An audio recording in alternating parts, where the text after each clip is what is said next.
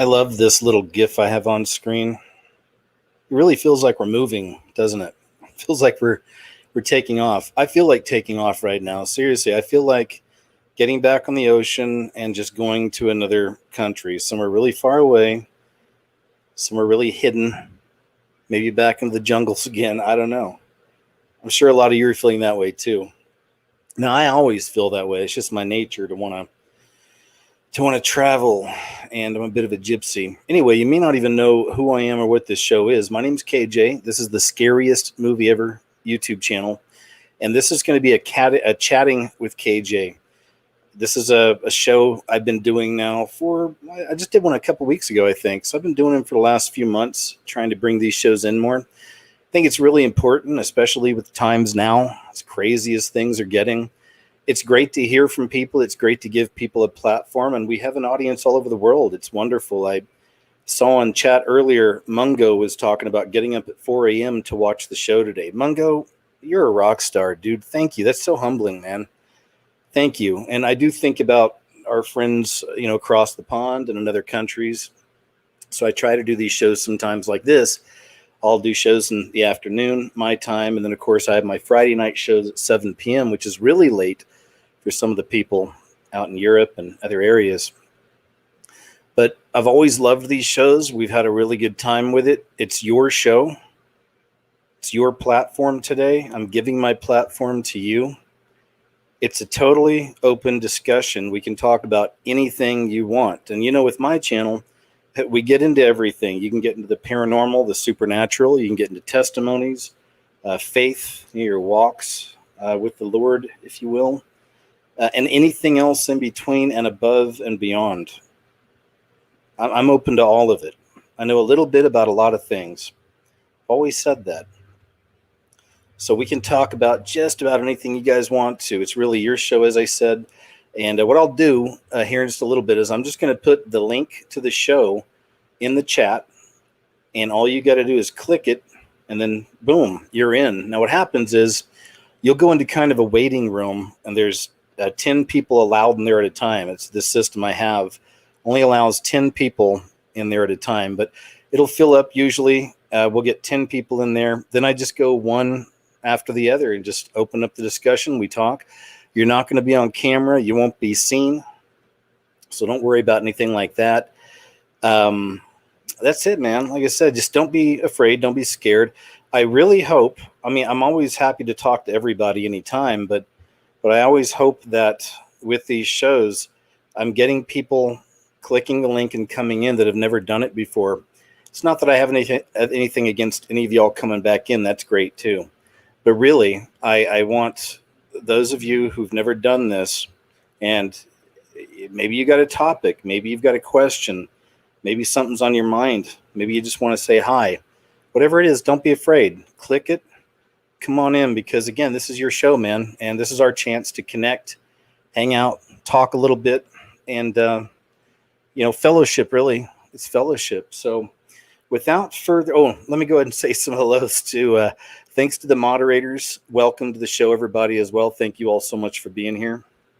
Big shout out to my Patreon and PayPal supporters.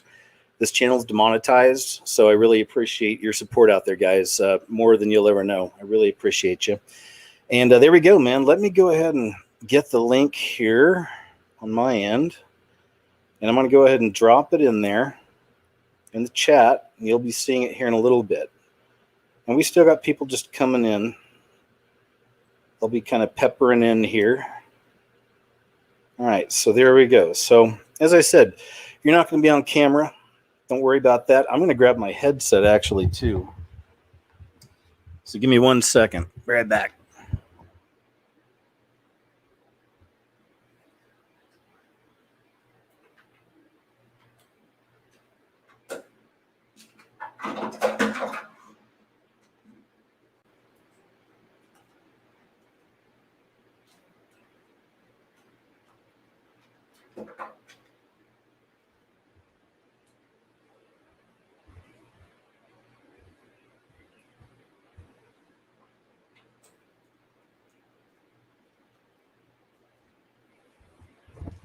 Cool, man. I already got people coming in.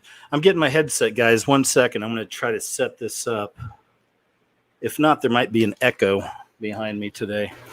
So let me make sure I got this all good. Cool, man. We're filling up quick. 1, 2, 3, 4. I got Daniel, Captain Conan, Beas and Butthead 2020, man. They're coming back.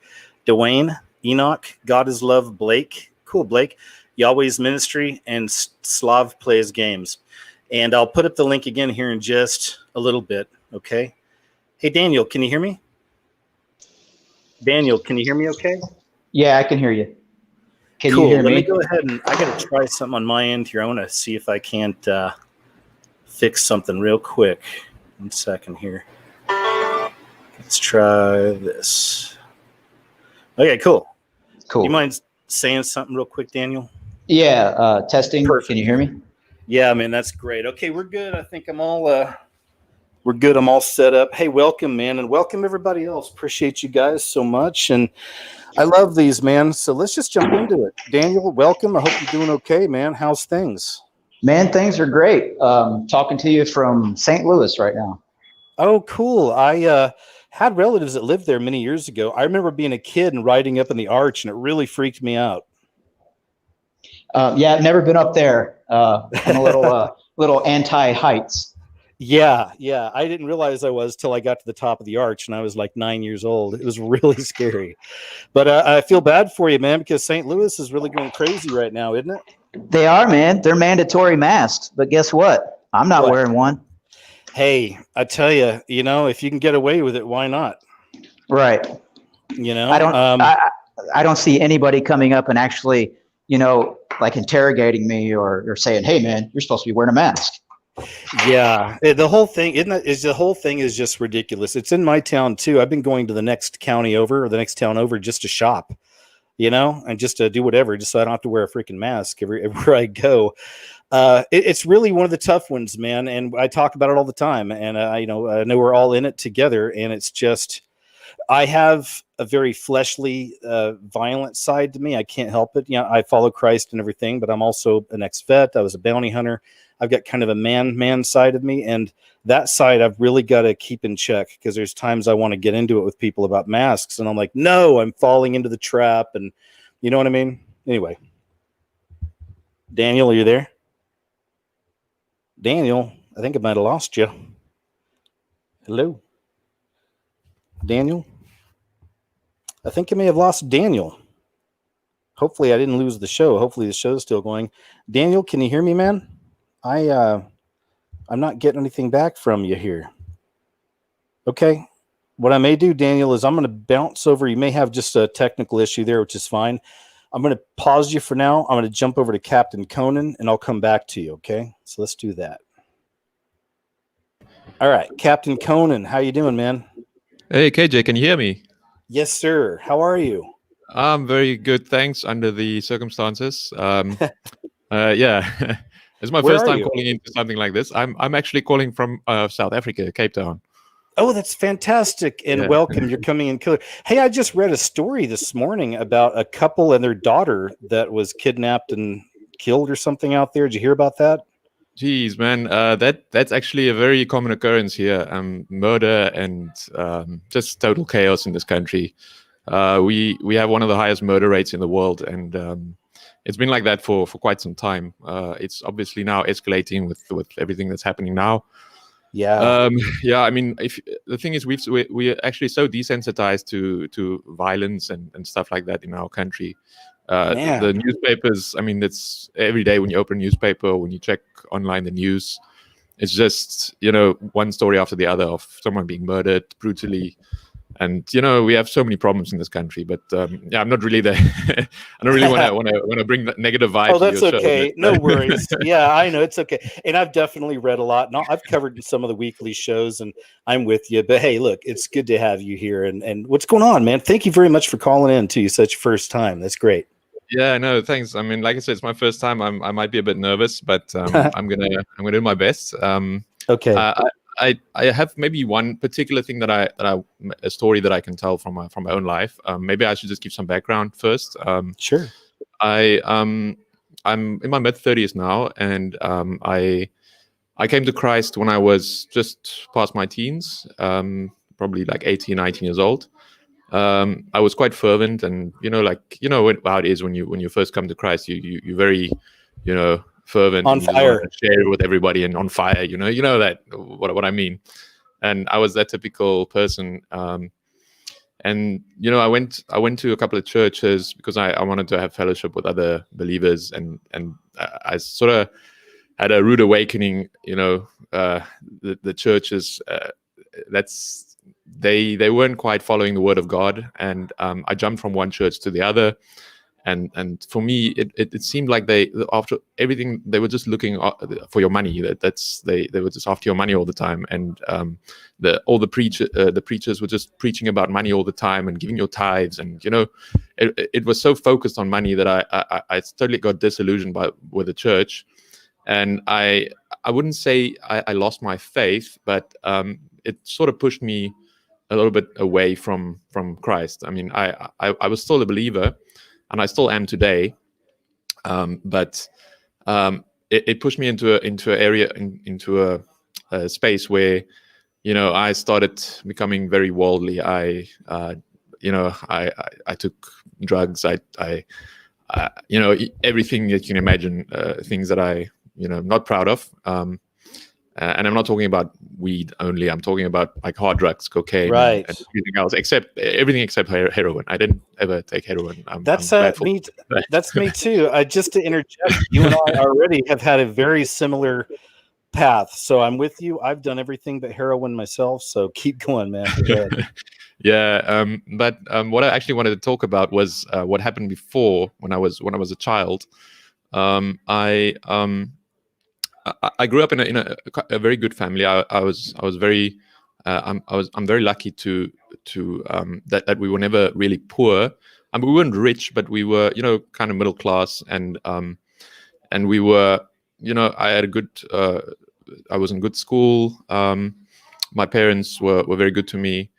I had a very close relationship with my mother. My father as well, but I was more fearing my father because he was the authoritarian in the house, and I mean I love my father very much, but he was kind of a dictator when when I was a child. And but my mother was kind of the softer one, so I had a very close relationship with her. But I also know that she, in her past, the stories that she told me when I was a child, she had a very rough upbringing. She grew up in a poor household, and her father committed suicide before I was born. And she also told me that he and some of the other family members on my mother's side of the family were kind of involved in occult stuff. They did the Ouija board things quite often, and kind of other gruesome stories that I'm not going to go into all of that right now. It's okay. I was actually going to mention that when you first mentioned South Africa, because I've found some of the craziest, of course, paranormal, supernatural videos over the years from that area. And then a while back, was researching a video on Satanism tied in with MS-13 and Mexican gangs.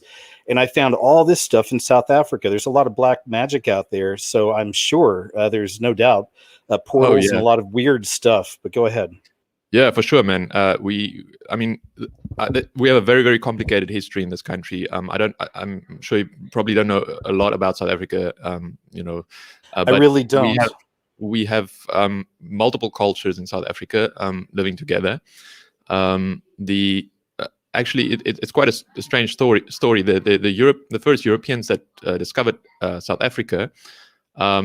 It was actually before, I think it was before America was discovered. So sort of we go a bit further back when it comes to that part. But in today's society, we're a melting pot of different cultures and different languages. I think we've got something like, if I'm not mistaken, it's like 11 different languages in this country. Wow. Of which I only speak 2. I mean, obviously, I'm going to learn everything, but so it's a very, very complicated country. There's in some cultures there's a lot of witchcraft going on. And I'm going to be upfront about my culture.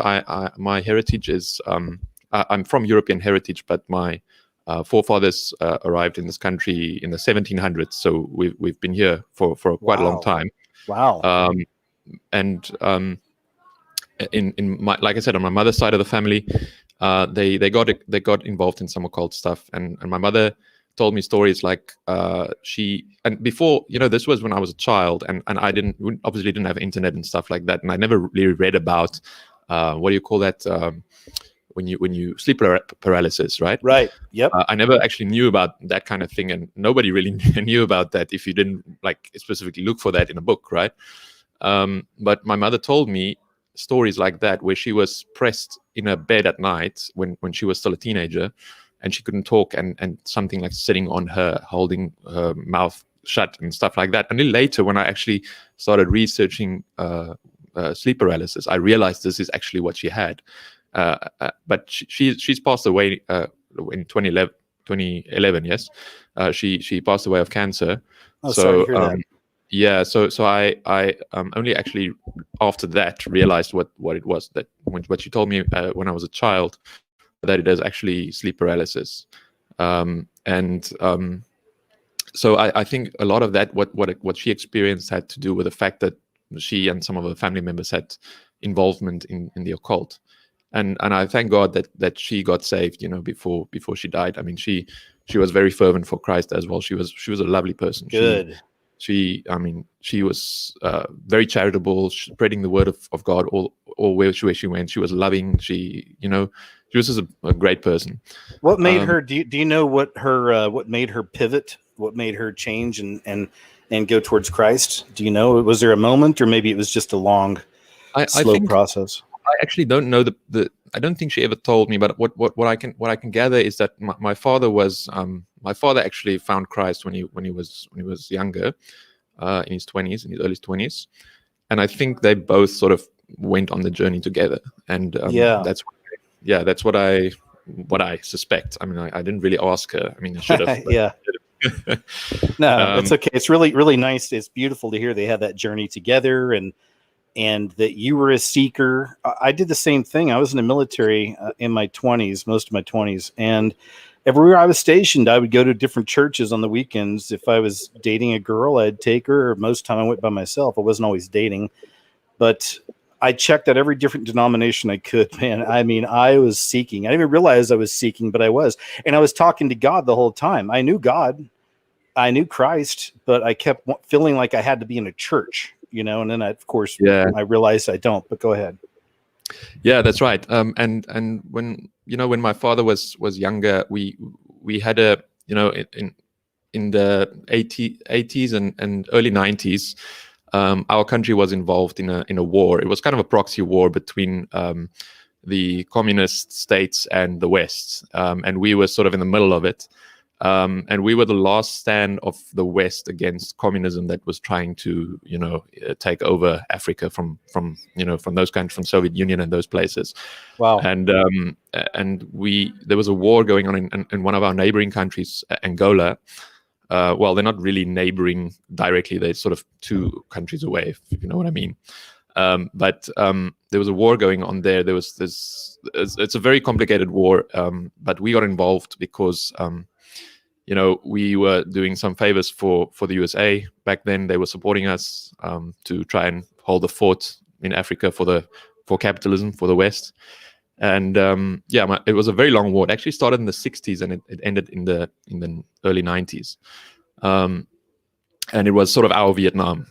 And all the men that went to that war, that was my father's generation and the generation before, and they sort of had the same symptoms of, what do you call it, PTSD, where they came back into normal life and they couldn't really cope with it. And my father was one of those people. He's a good person, but a lot of his flaws, and we all have flaws, and but a lot of his flaws came from I suspect that war. He saw things. Oh yeah, man.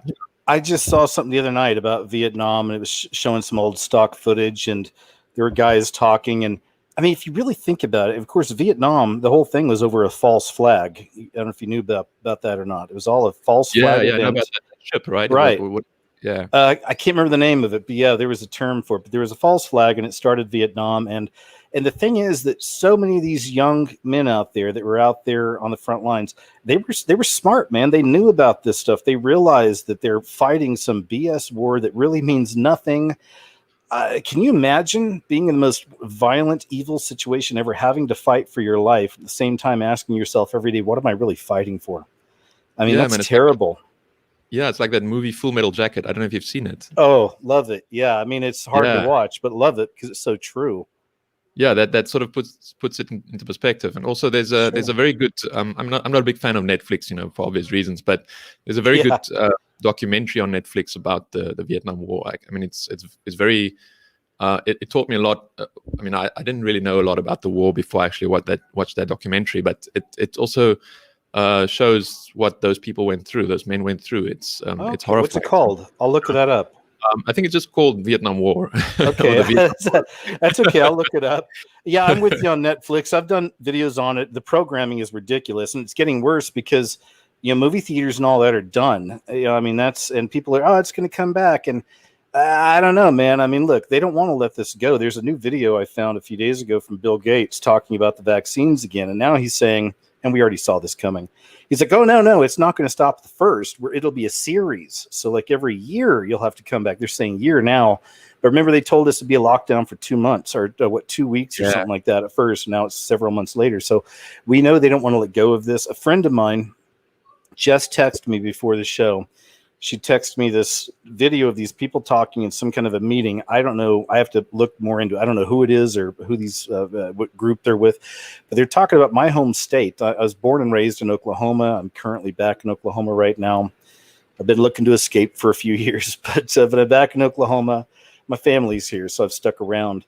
But the link had to do with people talking in Oklahoma, and they were saying that here in the Midwest in Oklahoma, they already have these laws that are set up for the vaccines, that they're going to basically lock down Oklahoma as a state.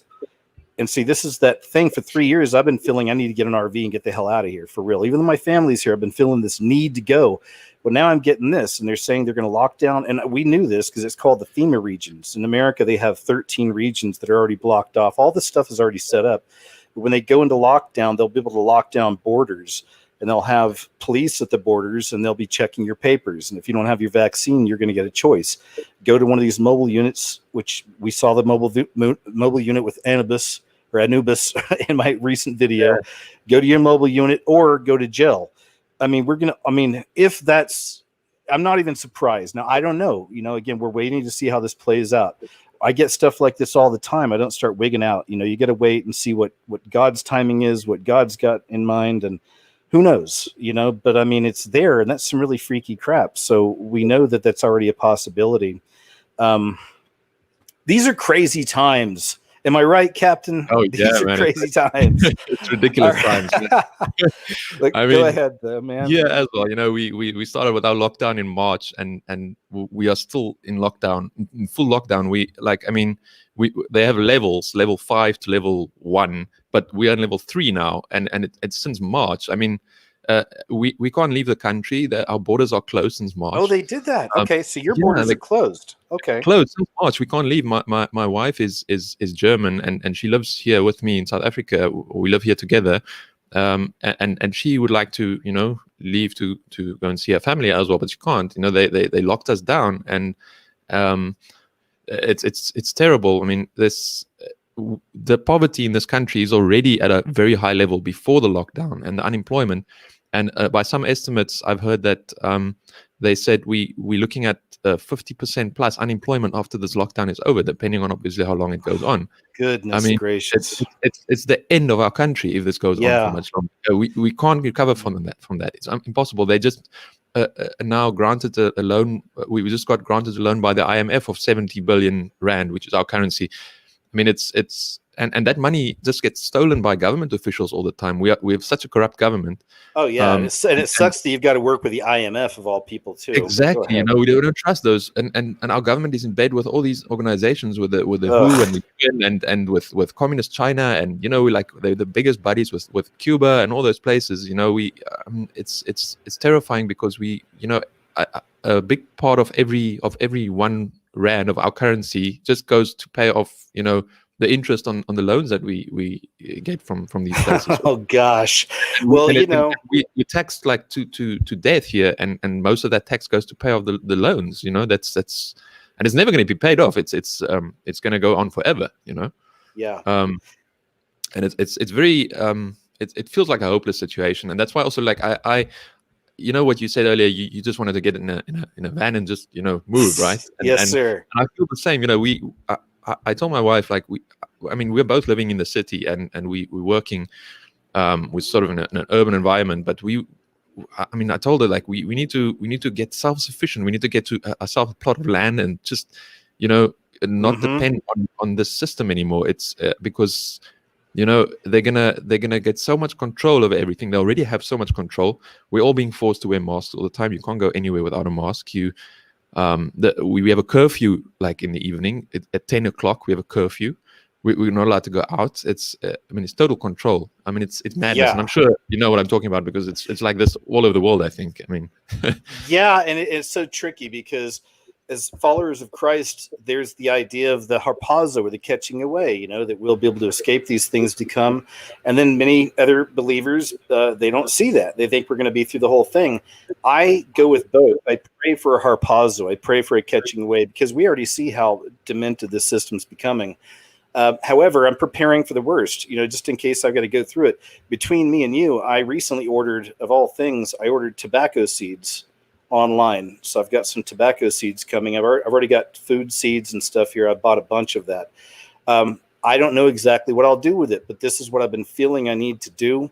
I keep feeling this need. I bought a rifle recently, which I had guns in Costa Rica, but they stole all of someone broke into my house there. But I went ahead and got a new rifle recently. So I'm just kind of getting things together. I've got my parents to get some prepping food. I have a sponsor, link below, folks, if you're interested, but I have emergency food supplies. It's very inexpensive, the special they have. So I got my parents to get some. I got me some. Just, kind of getting ready. Okay. I don't know, and I don't want to be a fear monger, and you know how I am, and I don't try to scare people, but we have to be, look, I've been showing people this for 14 years. I feel like I should have been ahead of the game a few years ago and already been bounced out, but right. But I struggle with the fact that I love my mother and father, and they're still here with me, man. So they're in another town pretty close to me, but they're all in on this. They don't get what's going on. They're all in on masks. They're all in on whatever comes. Hey, man, look, I just realized, Captain, I've got a bunch of people waiting. You and I have talked for like quite a while, about 20 minutes. I don't want to take up all of our time, but please continue if there's anything else you wanted to talk about before we go, and don't feel rushed. I just don't want to, jump over you.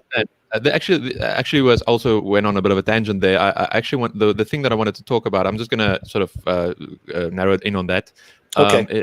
When I was a boy, I was like 7 or 8 years old. I had a knee operation. I was in the hospital, and it was like kind of it wasn't too serious or anything. And I was in the hospital for a day or two. I came out, and during that week, actually, while I was in the hospital, one of my family members brought me a comic book of some vampires, and I don't know, it was kind of a sort of the dark kind of thing, and I read that while I was in the hospital. And anyway, I came out, and the one evening while I was in my bed, I was lying in my bed, and I wouldn't say it's sleep paralysis, because I had full control over my body and everything. I could move. And my door opened, and I saw my mother come in. But the reason why I thought it was my mother is because the hairstyle, and also one of the dresses that she used to wear, she was wearing when she came into the room, and it was dark. There was moonlight coming in, so I could sort of see a little bit. And when she got into a little bit of light, I saw a face, and it was my mother. It was something else, That's scary. It looked like kind of a sort of a vampire or something, I can't really say what exactly it was. And she moved towards my bed. It was a female figure, and then, as a small boy at that age, what do? You pull the blanket over your head. That's about it. That's all you can do. And that's what I did. I didn't think of screaming or anything. I was just like so terrified. I just pulled the blanket over my head, and I lied there waiting for something to happen. I thought, this is it now. I'm done. And I sort of just lied on my blanket, and for hours I didn't come out. And eventually I think I just dozed off and I fell asleep. And when I woke up in the morning, I told my mother about that. I told her, and she was kind of shocked, you know. And I'll never forget it. And it was not a dream, you know. I always, you know, you always think it could have been a dream, but it was definitely not a dream. It was so vivid and so real. It was, you know, I remember every detail of that, you know. I believe you. The minute you told me that, I mean, these things are tricksters and shapeshifters. So how creepy is it that they understand to kind of take the form at first of your mother? You know, so that's just so like, exactly, it's really, you know. And I wonder if it doesn't have something to do with you know, with her past or anything, or maybe the comic book that I was reading or not. I was always trying to think what caused that, and I never experienced something like that again in my life. It was the only time, but I will never forget it. It was very intense, and that is my story, man. That's all I wanted to share with you guys. Actually, I got on a bit of a tangent earlier, but that was the main thing I wanted to share with you. Man, that is okay, Captain, because I really enjoyed our tangents and I really enjoyed talking to you. And that's one of the hardest parts about doing these shows sometimes is I kind of wish I could just talk to all of y'all for an hour or two, but I've got to keep myself in check. And I know there's people patiently waiting. But you have been a real pleasure and a wonderful first guest, Captain. And thank you so much for everything, man. Telling us a little bit about where you're at. And telling us your story too, man. Thank you so much. I'm glad that never happened to you again, by the way. Yeah, thanks, KJ. I really enjoy listening to your YouTube channel. I only discovered it around a month or two ago. Actually, I was always listening to Jeff C. And then one time when he was on your show, I sort of got a link then, and I watched that, and it was quite interesting. And from then on, I'm always like watching your shows and everything. And I really enjoy it. I think you're a very genuine person, and you know, from what I hear, you care a lot. You know, and that's what I like about your channel. And yeah, I just wanted to give you thank you. Kudos for that, man.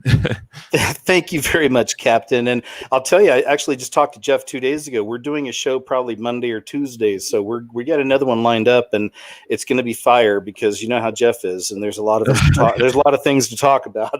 All right, Captain. God bless you, and take care of yourself. Okay, thank you. All right, thanks, KJ. Have a good evening, man. I'll be listening to the rest.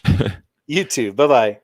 Hey, all, thanks so much for waiting. Before I go to the next, I'll tell you who's in line. God is Love, Blake, Yahweh's Ministry, Kelly, Beavis, Daniel, and Enoch. And God is Love is next. I'll put up the link again in just a little while, guys, because we have a full house here right now. I'm also going to say this real quick to you guys. Let me see here. Never mind. I think, okay, I've got it. All right, we're good. Okay.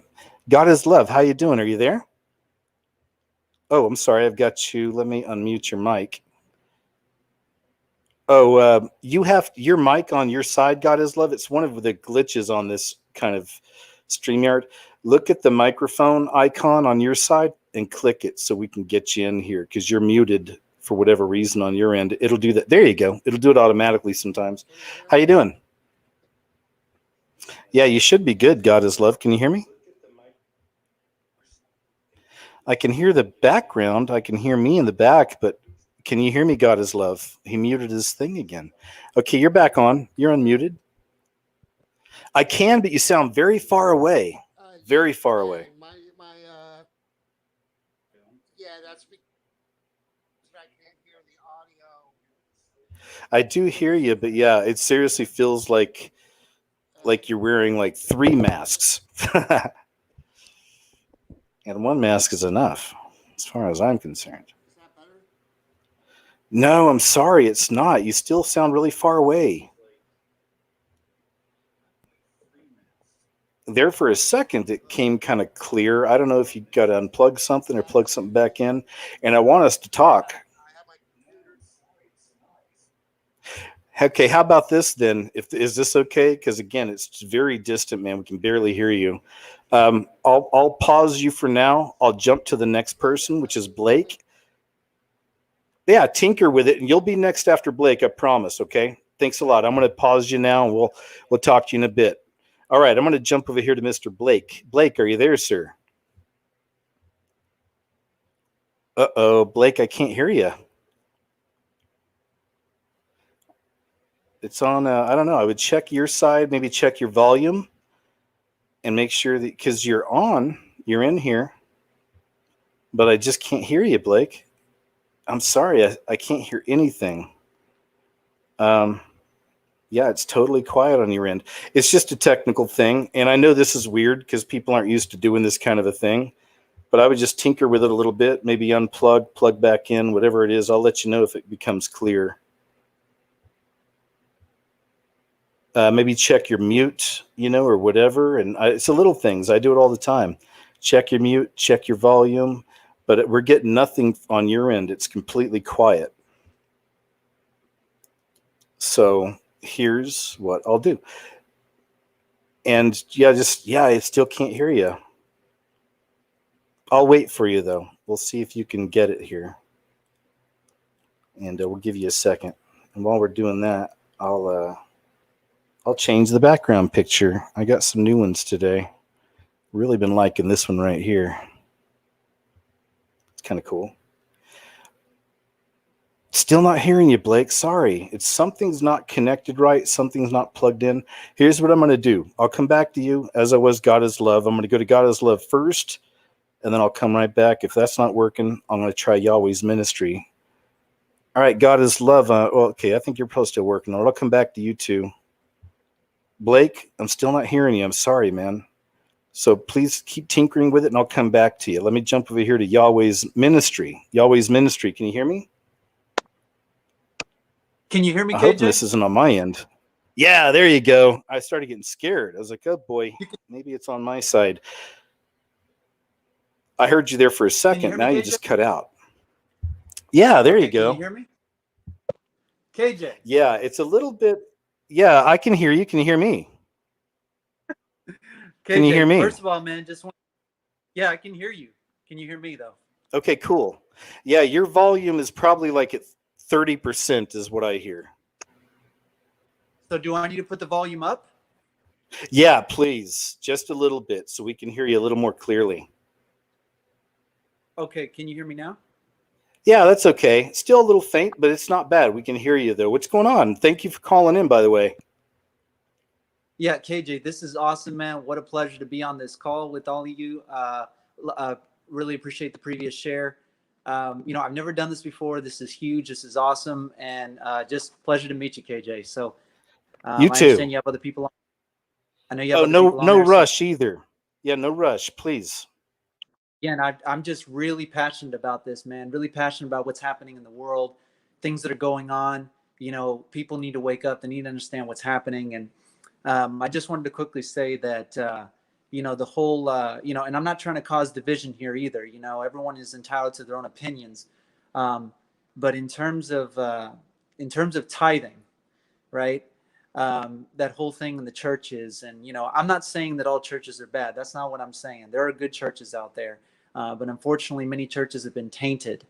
And when it comes to tithing, it actually, and I've read actually in the Bible where it speaks about what tithing really is about. It's for the Levitical priesthood, okay, which we no longer have. We no longer have the Levitical priesthood, and the tithing is actually the first fruits, okay?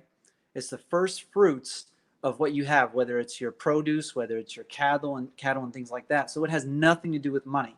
So there you go. Just to blow that out of the water, that, when you hear about this whole thing about giving money and everything, they just want to put guilt in you. So you give them money, but I'm not saying never give money. You should definitely give money. I'm with you on that. I don't know about you, but I give money. We're not even supposed to talk about it. I won't give you specifics, but I mean, I give money to other people on YouTube. Even some people who don't follow Christ, but they're on the right track, But anyway, there's somebody I recently did send $100 to them, and that I don't do it all the time, because I'm living through people's generosity. But if I got it, man, I'll definitely help people out. I do it in real life. Give someone $20 if they need it, or if I go through a Starbucks or something, I'll ask how much the person is behind me, their thing, and I'll pay for theirs and just bounce out, stuff like that. But enough about me, man. Exactly. Go ahead. You're right. I'm with you, though, is give the money to the people. Give the money to those who need it. Give the care, the food, or whatever. Sorry. Yes, sir. And so I just wanted to mention a little bit on that. And then the previous share with the whole Ouija board. Unfortunately, when I was younger, I think when I was maybe 12 or 13, I was exposed to the Ouija board, and I didn't know what it was. And we actually did some things that we shouldn't have done.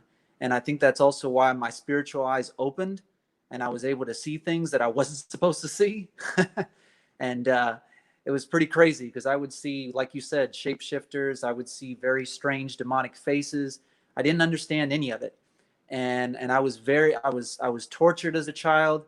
It was crazy, you know, like doors locking on me, lights going off and on, you know, like that Paranormal Activity, you know, movie and stuff like that. Oh, that's scary. Yeah, that always scared me because I know that stuff happens to people. The poltergeists, it's a different form of, it's just a different form of what they call ghosts. But the poltergeists are the ones they say can grab you. I think, of course, it's all demonic. But yeah, when you hear stories about these things scratching people and touching them and moving their stuff around, that's scary, man. Yeah, it is. It really is. But it just, you know, I'm getting like chills just talking about it right now. But yeah. Well, luckily, you know, we're totally protected, but we have to call on Yeah. it. You already know this, and we have to understand Yes, it. we are. Go ahead. Yes, we are. And I might as well jump into this too. So when I was at the old house that I used to live in, because this is my second house currently, and I did not know this, but we bought the house and we were kind of surprised that it was so cheap, right? Well, it turns out that the family, the husband, actually killed his wife, all right, in that house. And there were like a lot of satanic rituals that took place that I wasn't aware of, right? And so very strange things started happening in that house. It was crazy. It was really crazy. I could go into more detail, but you know, I don't want to.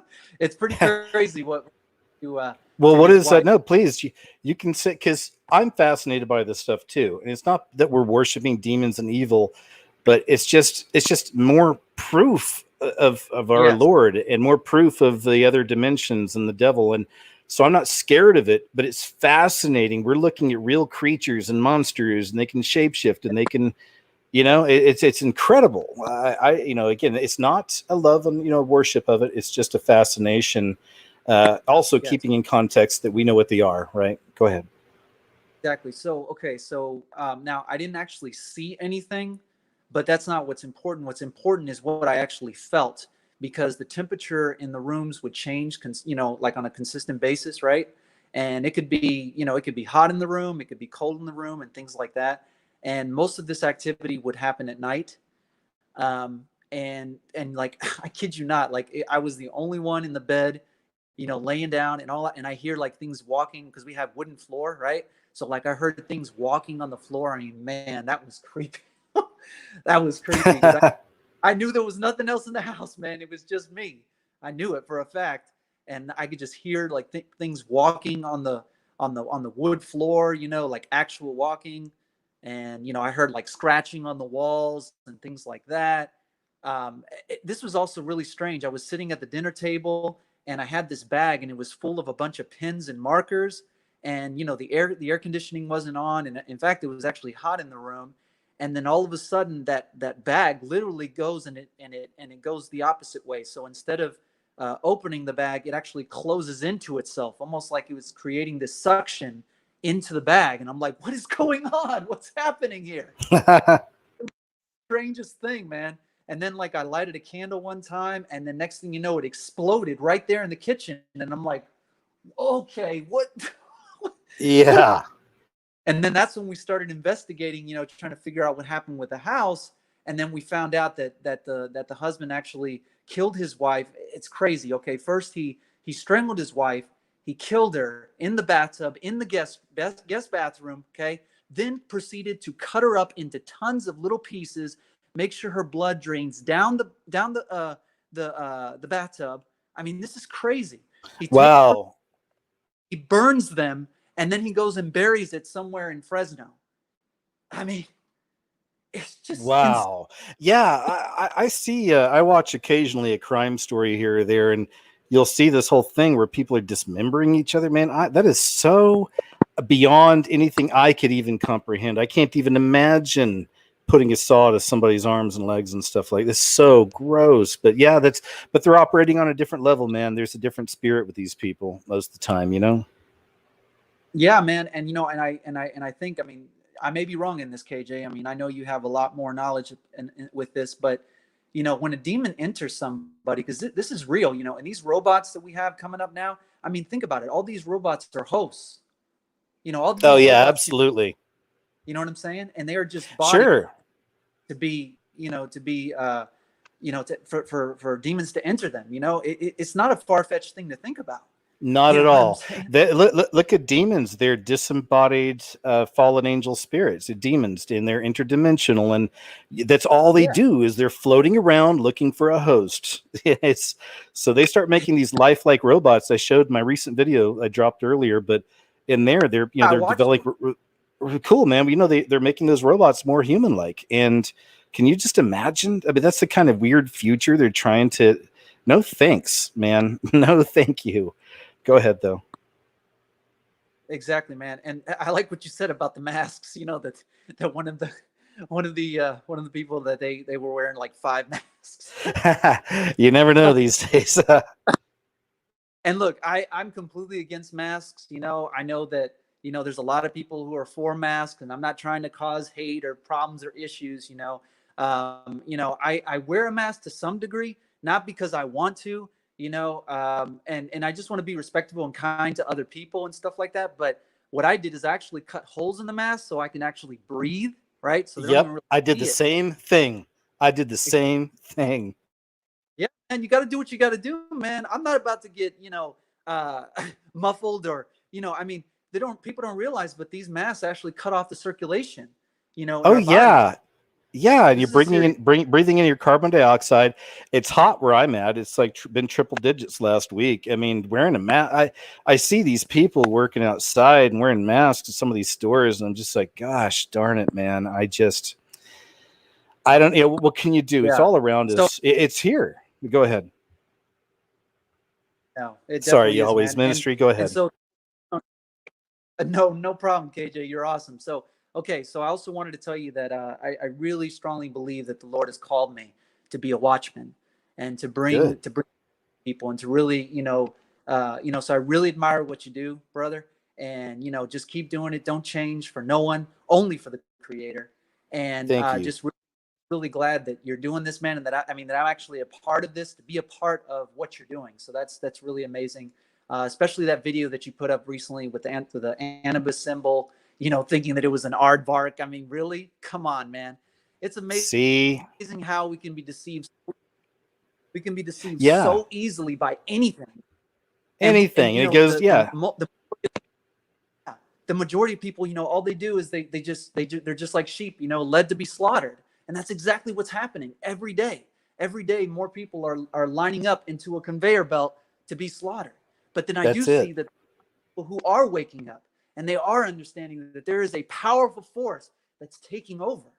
And, man, the whole thing with COVID-19, man, I mean, I could really go deep into this, but I don't know if you heard this, KJ. I'm sure you have, but I don't know if the other listeners have.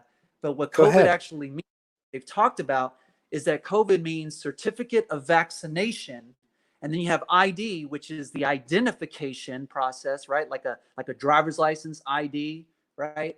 And then you have the 1 and the 9, which really is AI. If you match it up with the letters, I mean, these are not coincidences. I don't believe anything is a coincidence, KJ. That's why you're able to come up with the amazing content that you have, because there's so amazing, situations that are taking place that the Lord is showing you so that you can show the world.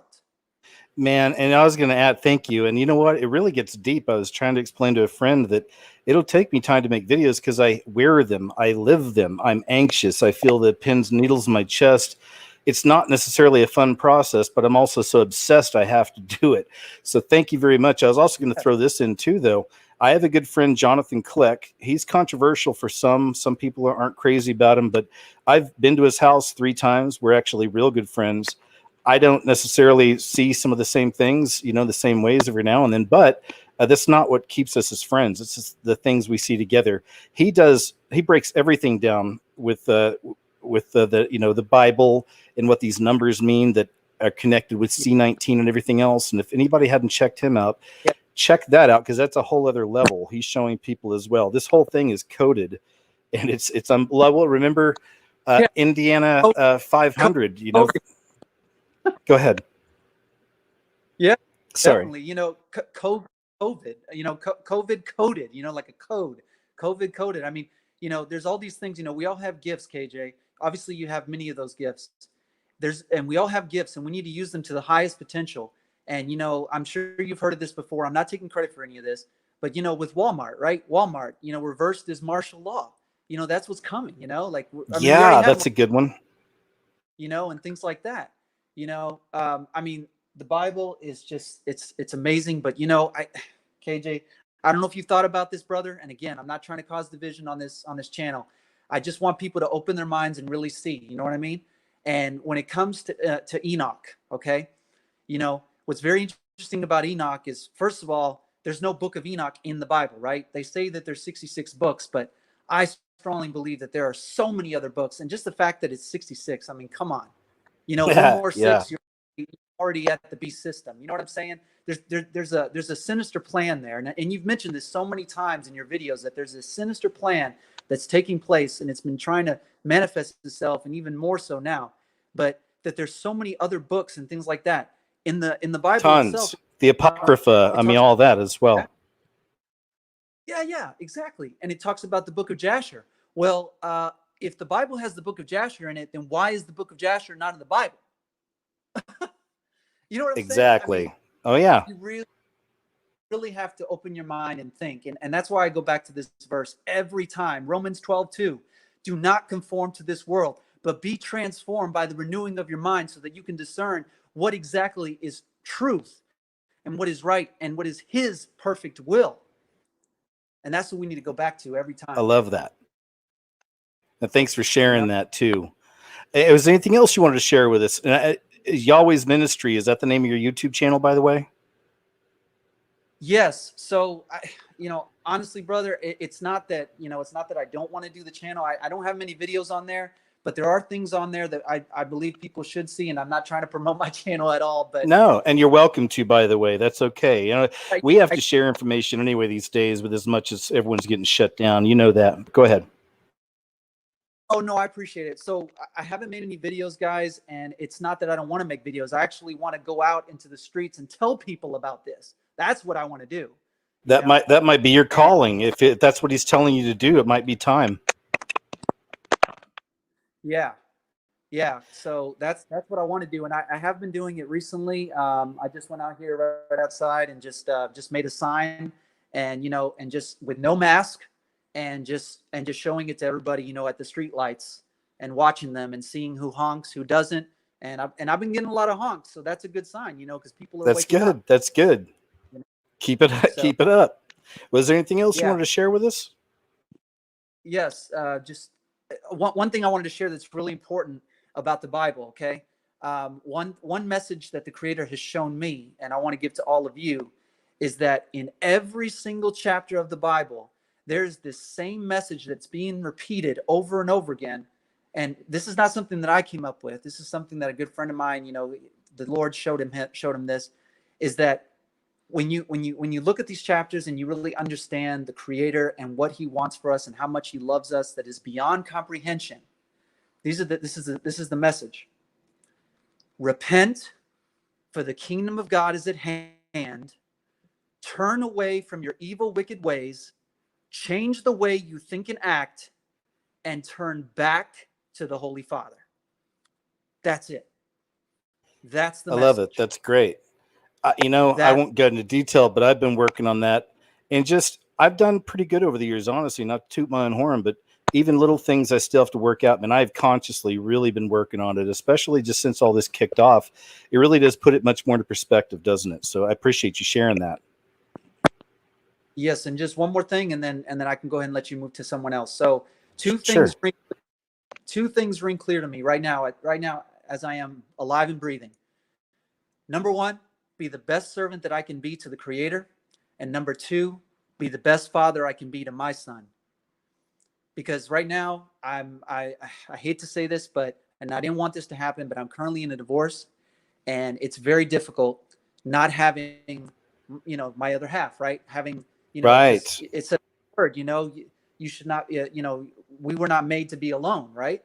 And it's just really hard for me, KJ, but you know what? I'm sorry, man. Hey, Will, people are praying for you out there right now. I guarantee you. So I hope they are. I'm sure they will now. Go ahead. Yeah. So I'm just, it's hard, man, because I just hope and pray that my son, Isaiah, that's his name, Isaiah, and his middle name, Enoch, just want to make sure that, so when he gets older and people ask his, they see that middle name Enoch, oh, hey, that starts a conversation, doesn't it? So yeah, so I'm all about that, man. And yes, pray for me, guys, because and I'm praying for all of you guys as well. We're in some really crazy, difficult times. But what's amazing more than anything is that he's given me this sense of peace that goes beyond understanding. Yes, love it. I know that peace. And I pray it all for you as well out there. Thanks. Listening. Hey, thank you. And man, thanks so much for sharing, and hang in there, because those kinds of stories are becoming more commonplace now, not just your situation, but anything tragic you can imagine. I'm not trying to paint a horrible picture. I'm just being honest. I mean, that's what time we're in. It's the great division, but hang in there. We're praying for you. It's been a real pleasure meeting you too. And thanks so much. Yes, thank you, Yahweh's KJ. Ministry. Yeah. Hey, you're welcome. Take care, and we'll talk to you next time, okay? Yes. Okay, bye-bye. All right, I'm going to try. Now, Blake, on your side, it says your guest will need to connect their mic or cam before you can add them to the stream. So your devices still aren't connected. So I'm going to let you still work on that. I'm going to bounce over here to Art of Music. Art of Music is on the show, but they have to unmute their mic on their end. You'll see a little microphone on your end. Hello. Okay, there you are. And Blake, I saw you jump back in. I'll come back to you after this. Art of Music, how are you? Good. Great. Nice to meet you. Nice to meet you too. How's it going? What's on your mind? Oh, I've been stuck with the mask situation as well. Oh boy, what's happening? Here they require a mask, and if you don't do it for the grocery stores or anything really, you get a $300 fine per offense. Oh my gosh, that really makes me sick. I don't know if it'll help, but I mean, I took a razor blade and made a small slit in my mask. No one can really tell, but either way, what state are you in? Who's doing this? No, I'm actually near Toronto area, so Canada. Oh, Canada's doing it too, huh? Oh Yeah, my they're all doing gosh. Yeah, it's everywhere. Well, how are you dealing? You sound younger. How is your kind of peer group? Because I'm guessing you're probably 21ish, 22, 20? 27. Oh, no way. Well, you got a really young voice. That's a great thing. Well, still, you're a young man and you're in the millennial generation. What is your peer group and your friends, even your coworkers? What are their thoughts on everything, including the masks? I'm just curious. Well, my family around me is they're, I guess, more on the conservative side. Most people around here are like, oh, I'm scared. Oh my God, it's the Black Plague and everything. Yep. But we're like, nah, like a 4% death rate officially, if you count those official numbers. Whereas the Black Plague was way worse. This is not the virus I was scared of. Although I did see something like this happen back in 2008 when I had a really bad fever. Right. Yeah, I think I had the swine flu back then. Right before. Hey, man, you might have. Right before, and I had this weird vision back then too.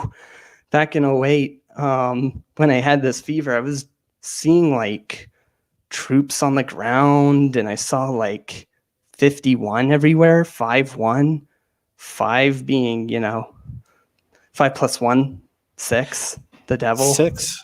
And also, I wonder if 5-1. I wonder Area what the 51 biblical meaning is there. There's Area 51. That might be interesting to look up Bible Hub or something and see what 51 is, the symbolic meaning of the Bible too. But yeah, interesting. And that was many years ago. And now, isn't it kind of crazy? You look at the world today, and it's not such a crazy idea to see troops in the streets, perhaps. I know. It's like I was telling my music teacher years ago when I was back in 2011 when I first had a music teacher, and she's like been Facebooking me back, and she's like, wow, everybody was saying the Mayan calendar was ending in December 21st, 2012, that whole shenanigans.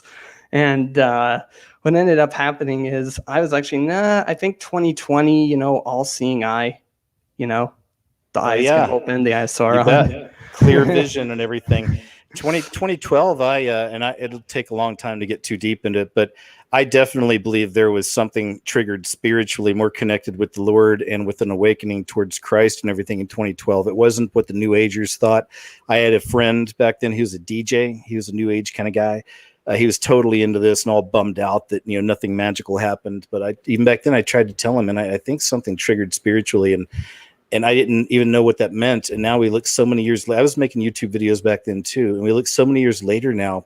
And just even on YouTube alone, we saw the mass awakening of people to the symbols and to the beast system and everything else, not just through me, through tons of people.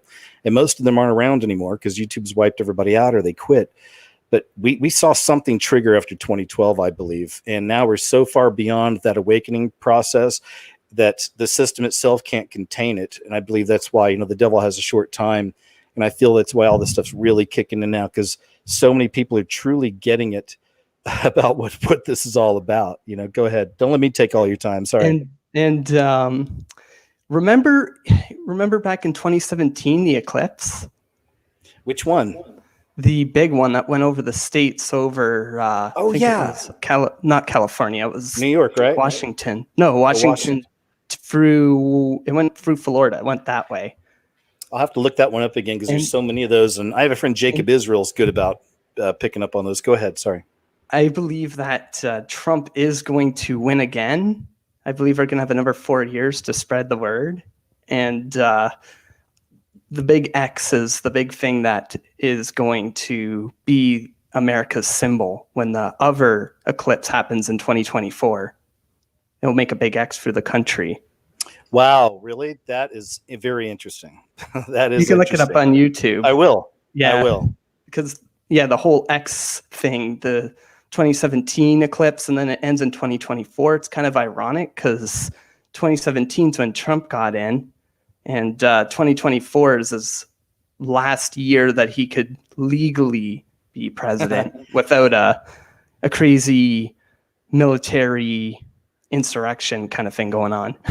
Yeah, and the left in America are already openly talking about that if he's not going to leave and in the election, then we're going to take him out with the military. I mean, they're already setting it up. We know this. Now, here's the thing, even I'll tell you, with Trump is such a complicated figure. I actually went to the rally. I saw him in real life. It was really kind of cool, honestly, like actually seeing this person in real life. But I'll say this: I've got friends that think he's full on in. Mike Pence, I don't like at all. I've seen him doing his Freemason handshake, so I immediately don't trust him.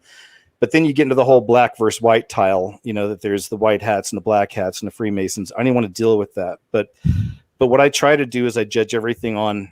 I don't know everything that God would want, but I try to think: is this something God would want for humanity? No matter who the president is, or congressman or senator, that's how I try to judge it.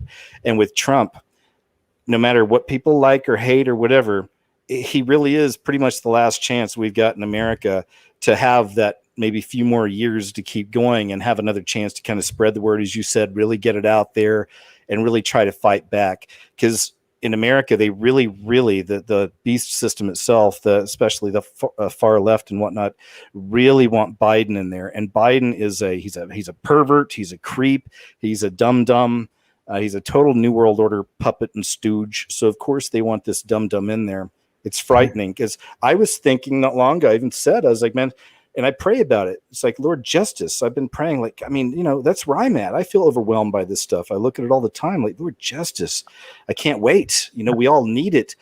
But we'll see. I just pray that because if they throw Biden in there, and obviously they could, and just say it was the voter, the mail-in votes or whatever is how they're going to do it. They've been doing it for years here. Right? I mean, we'll see. But either way, America is going to face some serious, crazy attacks around November, no matter who wins. I think it's going to be insane. You know what's ironic? I believe this century is going to be just like the 14th century. In what way? These things happen every 700 years, I believe. These cycles. Oh, okay. I can see. Well, think about it too. America's only been around a couple hundred years, so it's not very long. Well, go ahead. You think about it. Jesus came in the year 0 AD, right? Or the 1st century in this cycle, or 7th century in this cycle. before he died, and that marked the beginning of the new Roman Empire. They died in the next time there was a 700-year period. That's when the next empire started, and that was the Muslims, right? 700 years after the death of Jesus came the Muslims, and the cycle before that, the century before that, before Jesus died, and then the 700 years after that, there was another plague event that happened during the in the Arab area. Yes, the Arab Peninsula. And I have seen the cycles of plagues, like the last 400, 500 years. Every 100 years, there's another, right? Every 700, there's a biblical event. The 700 biblical, but even with the plagues, there have been like every 100 years for the last 400 years. Around this time, another plague came around. You know what I'm saying? So that's beyond kind of what you're saying. But I love that. And I feel like I've heard this about the 700 years before. But don't let me stop you. Please continue. Go ahead. And the Black Death happened around the 14th century. And the funny thing about that 14th century one was the right around the beginning of the century, which would be the 1300s is the 14th century, there was actually a book burning that happened, and that makes it harder for us to find out what Jesus actually said. And that's also when the Holy Bible was actually created en masse for the Catholics in particular. So the Catholics got rid of the old Armenian texts around that time. I wonder if that was around the time they got rid of the Apocrypha and Enoch and Book of Mary and all that stuff. But anyway, go ahead. And what's ironic is that happened at just the turn of that century. And you think about 9/11 was another period of them trying to hide things and sort of do like out the old, in with the new kind of book burning event, trying to change history. Right. It happened 700 years apart. And now that's very interesting. And now we have this, I don't call this the plague. This is not the thing I'm worried about. I'm more worried about the 5G potential plague that we're going to have. Yeah. The cancer plague and the antibiotic stuff that people don't seem to be talking about. We have antibiotic resistant bugs now. Like I feel like it's going to be a MRSA or staph infection that's going to do the real damage, and they're not going to tell anybody about it. But they'll keep, pushing this COVID thing. But meanwhile, the real virus that's going to kill people, they're just going to be like, there's nothing there. Sure, they could absolutely. Now that they've released it, and a lot of people are getting it, and they're not necessarily getting sick from it. They can certainly trigger something else, like a second wave of a real virus that'll kill, or as you said, maybe it'll be a 5G connection. I saw a thing a couple days ago, and I haven't had a chance to really dig into it, but it was a guy that was saying that it's nanobots is what's going to be in the vaccines, and the 5G will be able to activate these nanobots. I don't know how real and true this is. I think it's fascinating. It's interesting. Interesting. It's very interesting. I'll look more into it, but heck, who knows? I mean, it's really, we're in the age of anything goes, we're in the age of chaos. It's all coming together, and it's fascinating. And I try not to ever let it be scary or anything. It shouldn't be scary to us. I know some people might be in some fear, but remember, we were told, 364 times in the Bible, not to be afraid in different ways. So keep that in mind, just let's go with the flow. We have our community. We'll be keeping each other abreast of what's happening out there and praying for each other. And that's all we can do. And who knows, right? Go ahead. I find it's kind of ironic with the whole, since we're in the seventh, you would say the seventh age, I would say the seventh part of this cycle, and we are actually ending the seventh kingdom, and we are in the seventh day. If you look at Julian calendars, so 777 and 7 on the seventh day, God rests. Yeah, right? That's great. Yeah. So maybe you that's think 1,000-year reign of Christ, perhaps. this is the day that God rests, and us, the people, the flesh, will have to figure this out without God, like looking at all this craziness with the trannies and the Yeah, it's inversion. That's really all it is.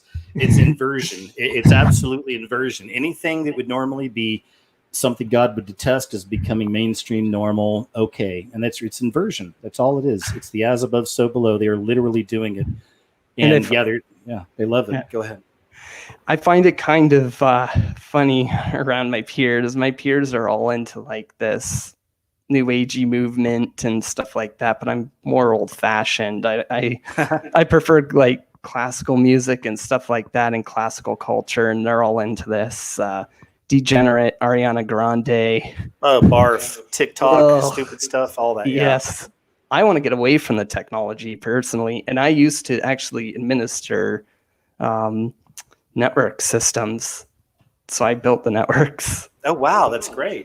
You probably know how to hack a little bit too.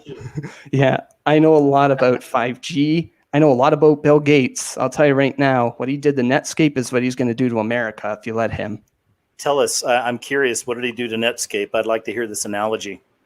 Netscape, he actually in his memos back then, he was also pretty evil to Apple, but in his memos for Netscape, he was saying things like cut off their air supply and stuff like this. If you were to look up the Computer Chronicles or those kind of channels that are about technology and talk about vintage technology, he created a whole antitrust suit against Netscape, and there was a lot of nasty language that he used with the internal Microsoft employees about we need to get rid of them. Well, I'm not even surprised. Just look at what he's done over the last couple of months. He did a virtual reality promotion for Microsoft, and they put freaking Marina Abramovic in there, the witch, and then his wife goes on Good Morning America with an upside down cross around her neck, but she's wearing a pink shawl and her hair's all done up and looks like a nice little church lady. We're dealing with some of the most demonic, evil monsters that have ever existed in this earth. That's the time we're in. It's absolutely fascinating. But again, we can't be afraid. But man, every day I always tell myself nothing's shocking. I've been in this so long, I don't get shocked anymore. I still get a little surprised. I'll tell you, it's like, wow. And they're just going for it. It's all just lies. It's just everything's lies, so that's why, isn't it crazy? We're just bathed in lies, go ahead. I've kind of always had this sort of higher feeling of things since really September 11th, 2001. And also, I don't believe Trump is the last great American like people say. I think America died around the time that Johnny Cash died. I believe Johnny Cash really was the last great American. That's kind of when the media industry went down. That's kind of when the sentiment around America went down. And that's also when Bush got reelected and the Iraq War happened. Oh, gosh. I'm really ashamed of myself sometimes because I'm a veteran. I'm not ashamed of being a veteran. I was in for 8 years.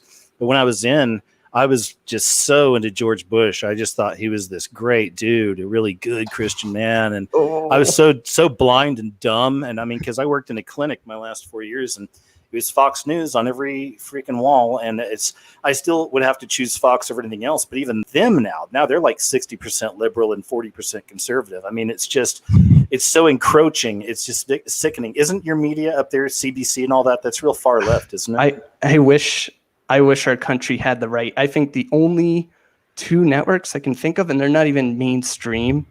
All the mainstream networks up here are completely just left. Total New World Order, right? Oh my God! and the only two little networks that try to fight them back and keep getting banned from YouTube, at least the Press for Truth does, and the Rebel hated Media. Seeing that. Yeah, I saw Rebel Media too. Hey man, Dan Dix. I love Dan Dix, and I've mentioned before in one of my shows that he's the only person that's in both of my scariest movies ever made. I put him in both. I found him probably 2010 or 2011, but I've always loved Dan. He's the ultimate investigative reporter, citizen outside the mainstream, and I just hope he's hanging. I'm sure he's hanging in there. He's got a following. I'm still watching his stuff on BitChute, but yeah, that really sucks. So he was a really big deal in Canada, I guess, right? Yep. Yeah. Wow. Well, and then they got Stefan Molyneux recently. He also, I don't know if you know who that is, but yeah, I do. He's He's sort of known through the manosphere as well. He's kind of like half Right. now. Right. That's probably one of the reasons he was targeted. Well, hey, man, is there anything else you wanted to share with us, my friend? Not really, but I hope you enjoy your day, and I hope Jesus keeps you feeling well, and I hope your family stays well, and yeah. Thank you, man. That's very kind, and I appreciate it. And same for you. Hang in there. Let's not let fear get us, and even though you got to wear that dumb darn mask, just, it's a good thing we have Christ, right? Because we can keep our peace and, hopefully be a light to the friends of ours who are still in the dark. And it's been a real pleasure talking to you. Take care, man. I appreciate you. All right. You too. Okay. Bye-bye. All right. I'm going to try Mr. Blake one more time here. Blake, can you hear me, sir? So I clicked on you, Blake, and you're online here with me, but you may have stepped away for a second. I do want to talk to you. So Blake, can you hear me? I still can't hear you. I don't know what the issues are. I've never been on the other end of a StreamYard session, so I'm not really sure. But your microphone's not muted or anything else. So Blake, I'm going to bounce over to Beavis for now. I love it, Beavis. Ha, Beavis. And I'll be back, Blake, okay? Let's see if we can't get your audio fixed there. All right. Thank you. Beavis. Hey, Beavis, are you there? Yeah, I'm here. Oh, I love it. Great name. How you doing? Oh, good. Yeah, I use Beavis. I mean, I grew up in that generation, so. He's bringing it back this year. There's new. I know. It's I know. I crazy. can't wait. I know. We need Beavis and Butthead in 2020. We also need Bill and Ted. I'm actually looking forward to the Bill and Ted movie. Oh, yeah. I'm really, really excited about that. I can't wait for that to come back. Right. It'd be nice to see something dumb, fun, and goofy. We need that. Yeah. So, Something to how turn you your doing? mind off. Yeah. I'm all right. I'm a little nervous because I'm talking to you for the first time. I've been watching your videos, and I'm like, oh, my God, I need to talk to this person, and finally talking to you. Yeah. Well, thank you. Don't be afraid. You're good. Yeah, I'm afraid to talk to people. I'm afraid of everything going on, even though you say not to be afraid, because like I do understand what's going on. I see everything's going on. It's like people are talking in opposites, and I'm like, what is happening here? Oh yeah, it is that inversion even in people. I don't know where you find your peace. Here's what I'd tell you, because I'm not telling you what to do. I do it too.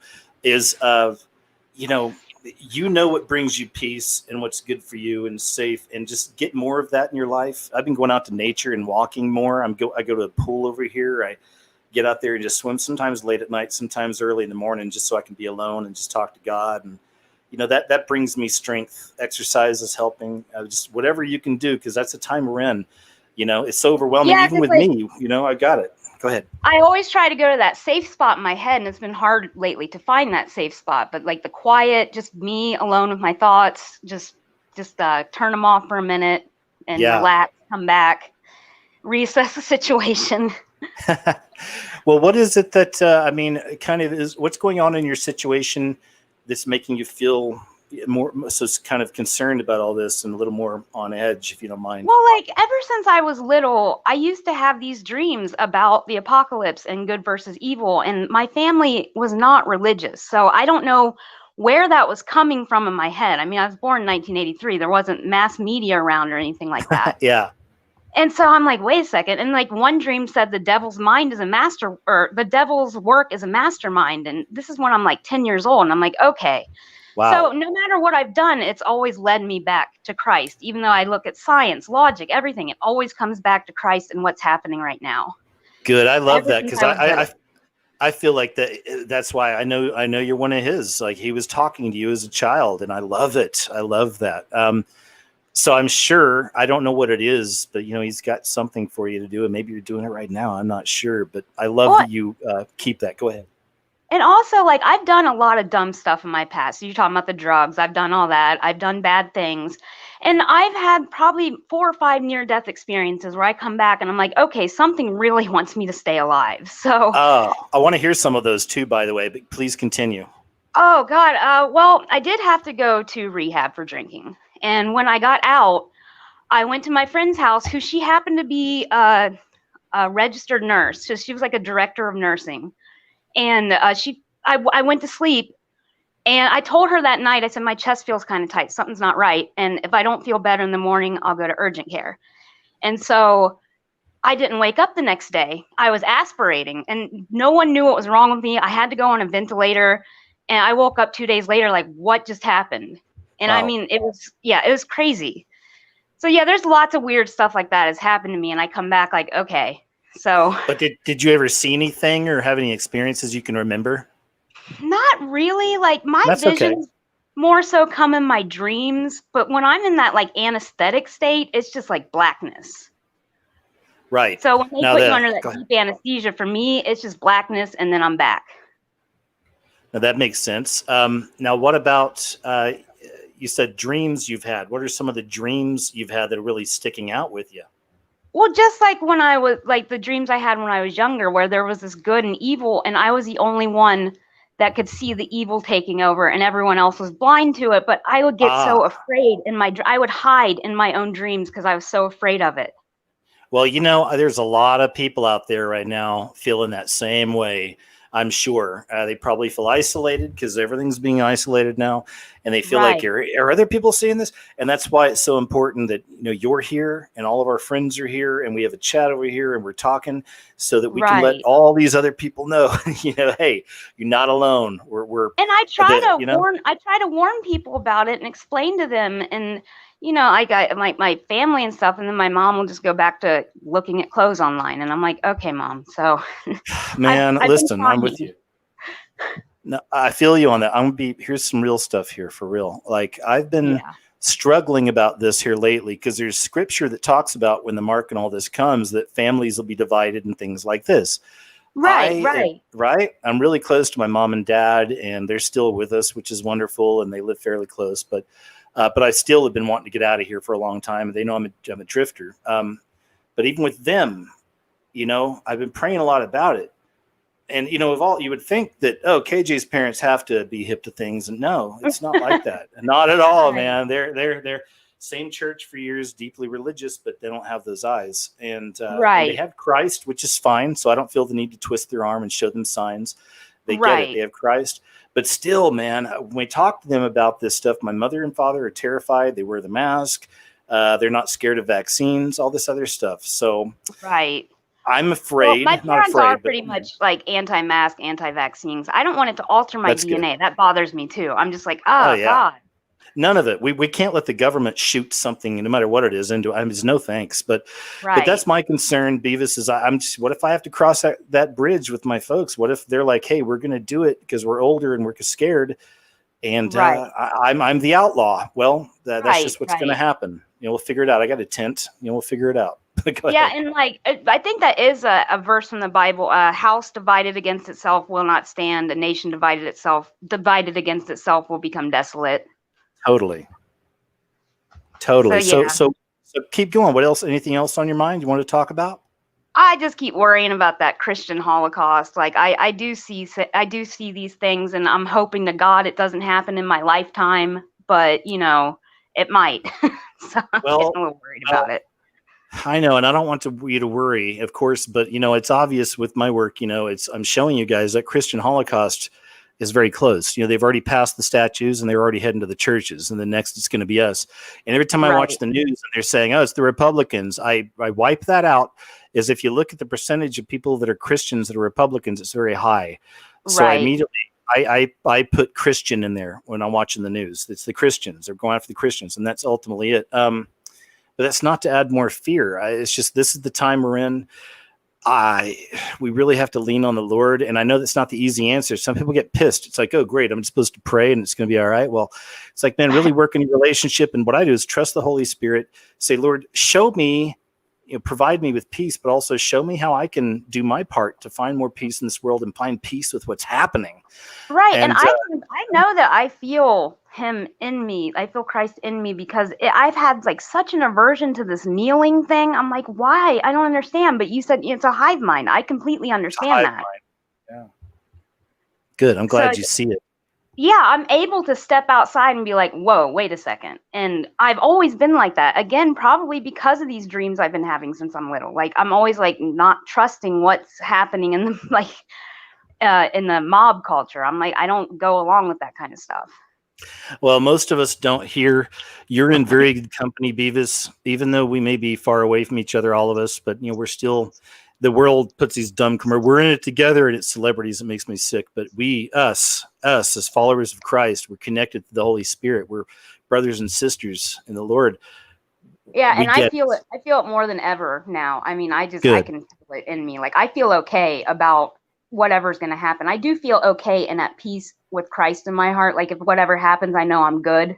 So what are your thoughts on, what are your thoughts? And that's good that you got that. What are your thoughts on the rapture then? Because, a lot of people are really banking on that. And as I said, I plan for both. I would love it. I don't want to be here for this. Okay. Right. Well, but if I have to be, like the Great Tribulation, which is supposed to last 7 years, I think we're headed into that situation as we speak.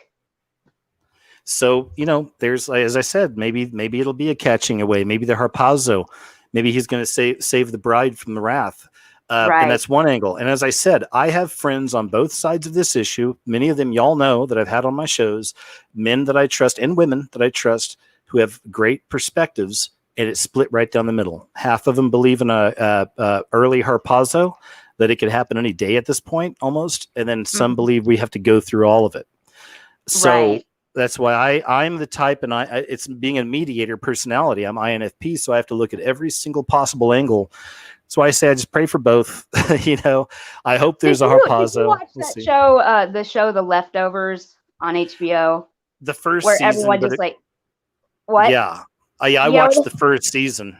But then they made it all scientific, like they went into another dimension or something, and I'm like, of course.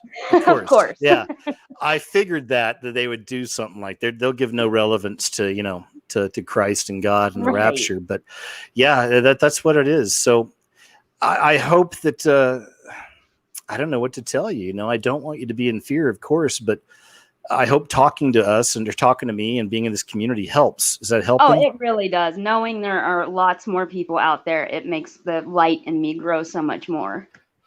We'll be okay. And just remember that no matter what happens, because I was talking earlier about this thing with Oklahoma's talking about potentially locking off the borders. It won't just be Oklahoma, and you can't drive and all this stuff. But, it hadn't happened yet. You can't live in fear of it. We can't be scared. And we have to know that God is as the ultimate winner. God is it's a creator of everything. We're connected to the creator of everything. Right. And he loves us so much, man. So we're going to be okay. He'll figure out a way. And just look at some of these biblical stories and some of the madness that these apostles had to go through. But they made it. Well, of course, most of them died in the end, but still at this point, I don't know about you, but I'm not holding on to this life. I'm ready to go. Oh yeah. You know what? I have been like that. I'm like, you know what? If the evil people want to have it, just take it. I'm ready to move on. Like, I'm done. Just let them have this corner of the universe. We'll go somewhere else and it'll be better. So. Yeah, we'll come back as it'll be amazing. We'll come back for 1,000 years. Well, anything else you wanted to share with us, Beavis? Anything else on your mind? Just one more thing about the mask thing. Again, wear it because I have to. But apparently, I must look really angry and upset when I go into these stores because my face, even I can't see my mouth. I've had managers look at me and be like, "Are you okay?" And I'm like, "Oh God, I didn't know I was walking in here so angrily." Well, I think it's hard not to have a, if you will, resting bitch face with one of those dumb masks on. You know what I mean? So I guess I use my scornful eyebrows now. Yeah, exactly. Well, hang in there. Thank you. That's all I had to say. I'm so glad I got to talk to you. Hey, me too. It's been a pleasure, Beavis. You're awesome. And we'll watch Beavis and Butthead when it comes out soon. All right. Talk to me in the comments. All right. You have a good evening. Bless you and everything, all that. So hey, you too. All right, thanks. Bye-bye. All right, man. That was great, man. As always, awesome guests. I'm telling you, man, it's you guys. Blake, I'm going to try you again. Are you there? Okay. Hey, yes, I think I hear something. Yes, I could maybe a little louder if you could, maybe. I gotta take this mask off a little bit. Okay. I'm at work. Oh, well, man, I'm glad you called. I'm glad, and thanks for your patience too. Oh yeah, no problem, man. I've been wanting to let you know, man, about your channel, man. Your channel is awesome, man. Thank you. The scariest movie ever. That was the first time I ever, when I first found out about the code with the music industry and everything. When I watched that movie, man, It opened up my eyes a whole lot. Thank A you. whole I'm lot. glad. Yeah. Thank you. Yeah, no doubt, man. Yeah, but I just wanted to comment on the fact as far as, you know, how I don't know if people realize how strong our words are, you know, but in the Bible it does say that you know, our tongue is it's like a sword, you know. The power of life and death is in it, and a lot of people, man, you know, they speak things just not even thinking, you know, and the words, they can't just take them back, you know what I mean? Have And you ever listened to the YouTube channel Unplug 'Em with Brother Theo? Brother Theo, It's the YouTube channel is UNPLUGEM. He lives in Detroit. You've got to listen to him because he goes into depth, even with the biblical knowledge about how, everything you said. right. Words are spelling, and you got to be careful what you say. Hey, this is Mhm. why I've always had an issue with the people believing that they can manifest whatever they want in reality. Law of attraction. I never liked law of attraction because I know that's real, that you can. We are, in a sense, co-creators of our own reality. But of course, the New Age nabbed it and took this thing that I believe is actually real and a real spiritual thing that can happen through the power of our words and the power of our thoughts and intention. Anyway, don't let me take your show. Go ahead, Blake. No, it's your show, man. I'm blessed to even be here, man. Seriously. You know You're what I'm saying? I okay. mean, seriously, man, because I got my little channel. I'll be trying to get it out. I jump on other people's channels and leave some comments and things, but you know, a lot of people don't really take heed to what's going on out here, man. I just want to state, as far as the main one that I want to say, is how people don't understand is that the goat, you know, the goat is basically considered opposite of the lamb, right? Right. So you know what I mean. So, and a lot of people, man, don't get this, but I'm gonna put it out there anyway.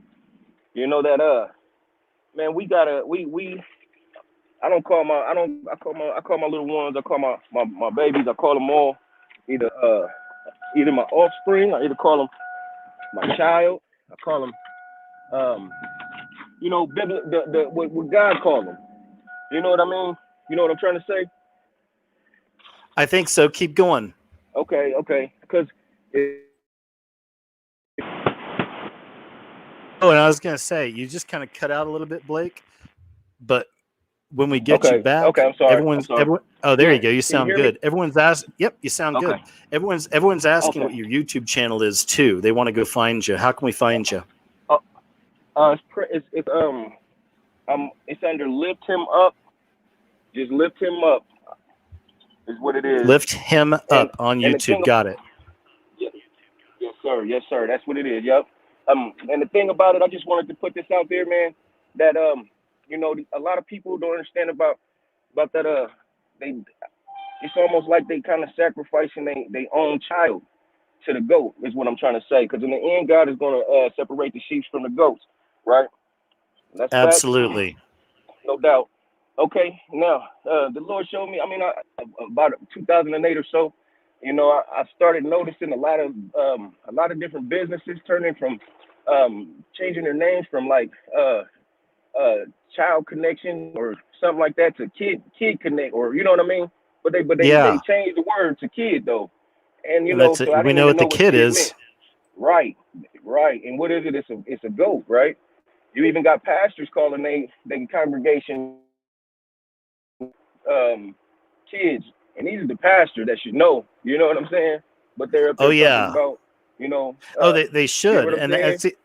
I do, and that's even when they started doing Greatest of All Time with Goat, right? I made a video on that back then too, and I showed all the other weird news stories about goats, like goat yoga. Really? Okay, we're going to do goat yoga, and we know what that is. Those are just more signs of that demonic, beast system manifesting, because it is all about the Baphomet. Go ahead. Exactly, man. And I'm just saying, it's like a lot of people don't realize that that's the reason for you know, they're basically like handing their babies over, man. If you think about it in such a way, man, you know what I mean? Instead of even giving them to the Lord, you know, and letting them be lambs, you know, they rather, you know, that, because I spoke with people in my family about this same situation, and the thing that the number one thing, the number one answer I get from them is, you know, well, we've been calling them this for this long, and I'm just like, well, take it back a little further then, if you want to talk about how long you've been calling. Oh, sorry, Blake, you just cut out for a second, and that's okay. You'll come back. While you're out, I'll say this. I'm looking at chat over here while we're talking, and people are saying they can't find your channel. Here's what you do, guys. I mean this. This isn't just because it's a sponsor of mine. Look out underneath the player. Check out the Brave browser. All right. It's a free download. You get DuckDuckGo. What you do is when you find anything on YouTube, that's what I did to make the last movie. I go on DuckDuckGo. I type in his Blake's channel, lift him up, and then type in YouTube after and press go. And you'll find anything you want on YouTube. I've found going through DuckDuckGo, typing in even like, you know, reptilian newscaster and then YouTube, and you'll find all the videos. Okay. Bypass all the BS on YouTube. So check it out. Seriously, Brave browser. Blake, are you there? You're still kind of quiet on your end, man. I think we may have lost you. Blake, I'm sorry, man. I think we lost you again.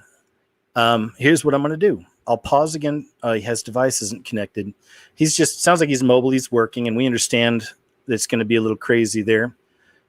So Blake, I'm going to go ahead and pause you for now because we still have things to talk about, and I'm going to bounce over to Daniel. Okay. So sorry about that, Blake, but hey, man, the little bit we got to talk, I'm loving it. So if you can hang out, try to. I know you're working. It sucks to try to line all that up. I understand.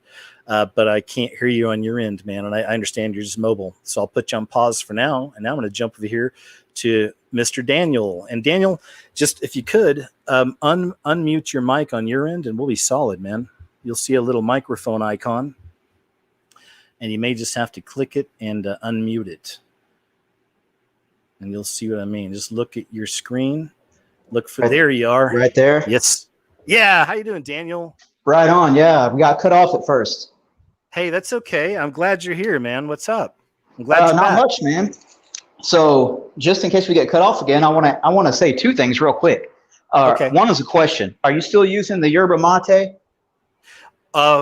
Not as much, because when I lived in Central America, I was able to buy the stuff from Guatemala. I mean, it was the real deal stuff. Now here in America, occasionally I'll go to a natural food store and buy a can of it. Why? What you got? Actually, I go to a store called Fresh Time, and I get it. It's like, I think it's pronounced guyaki, and it's in a yellow bag, and it's loose leaf, and that's what I want. Yeah, it's just straight loose leaf, green. You know, it looks like shake in the bottom of a sack. Yeah, that's it. Well, and you know what? Go ahead. It's just super powerful stuff. You can have 2 glasses or 2 cups in the morning, and it keeps you going all day. I have sworn by it for years. I just wrote that down, so thank you. And you know, it's interesting, and this isn't to make me seem like a bad guy or anything, but the original yerba mate was created in Central America, and it would always be this kind of mix of different roots and just whatever they can get their hands on and herbs. But they also would mix in certain parts of the country coca leaves, cocaine, and also marijuana, and they would put it all together, and they would create this thing. And with the cocoa leaves, with the marijuana, of course, extract or whatever in there, they were able to work on the fields all day long. They would just be drinking yerba mate out there all day long, just working, farming. So I don't know if it's probably not the same thing we're getting here in America, but still. Anyway, you still there? Man, darn it, Daniel, I think I lost you again. I lost your audio because you're still on the show, but I don't see your audio here.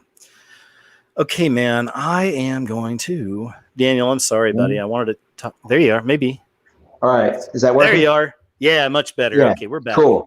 Right on. So, yeah, but it's if you want to write it down, I think it's Guyaki. Got it. Thank you. Yeah, and it actually says it is from South America. Oh, Yeah. That's should be the good stuff. Yeah, I just remember you saying it when, you said, man, you might want to look into it. And I thought, man, all right, cool. I typed it in, used Brave browser right away, typed it in, Yeah. boom, there it was. Great. I'm glad you And- like it. I still love it. Now that I can find the loose leaf, I'll look back into it. So thanks. Yep. Hey, man. So I've been listening to you since you lived in Costa Rica. Great, man. That's Yeah. a long time. 5 years now. Oh, yeah. Yeah, I've been, I don't know. It's been pretty cool. Pretty cool. You've been Thank you. Steady, consistent with your work, and spot on, and always mentioning Christ. And you get down on the real world. You put the jelly on the bottom shelf is what I like to tell people. Thanks. It's not funny, but it's something I seriously struggle with. Is I constantly feel, even back in Costa Rica, I felt this way, that I'm not doing enough.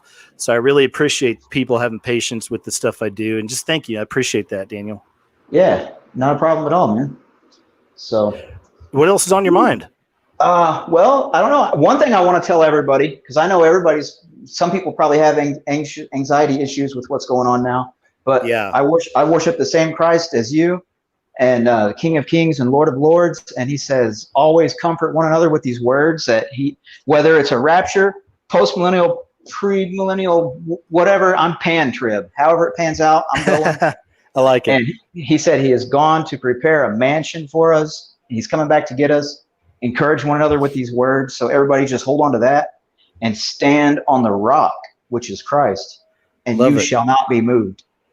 So that's perfect. People need to hear that for sure. Man, I needed to hear it. It just came out of my own mouth. So that's great. Thank you. Hey, you know what else they need back in 2020? King of the Hill. I would love that. Yeah, man. Mike Judge is great. In fact, I think Mike Judge is one of us. I think he's one of us. Could you imagine? Here it is. Here it is, everybody. Here's my Hank Hill. Peggy, Bobby's on Pornhub again. Oh. So yeah, there he is. Perfect. Great. So what else, Daniel? Anything else on your mind, man?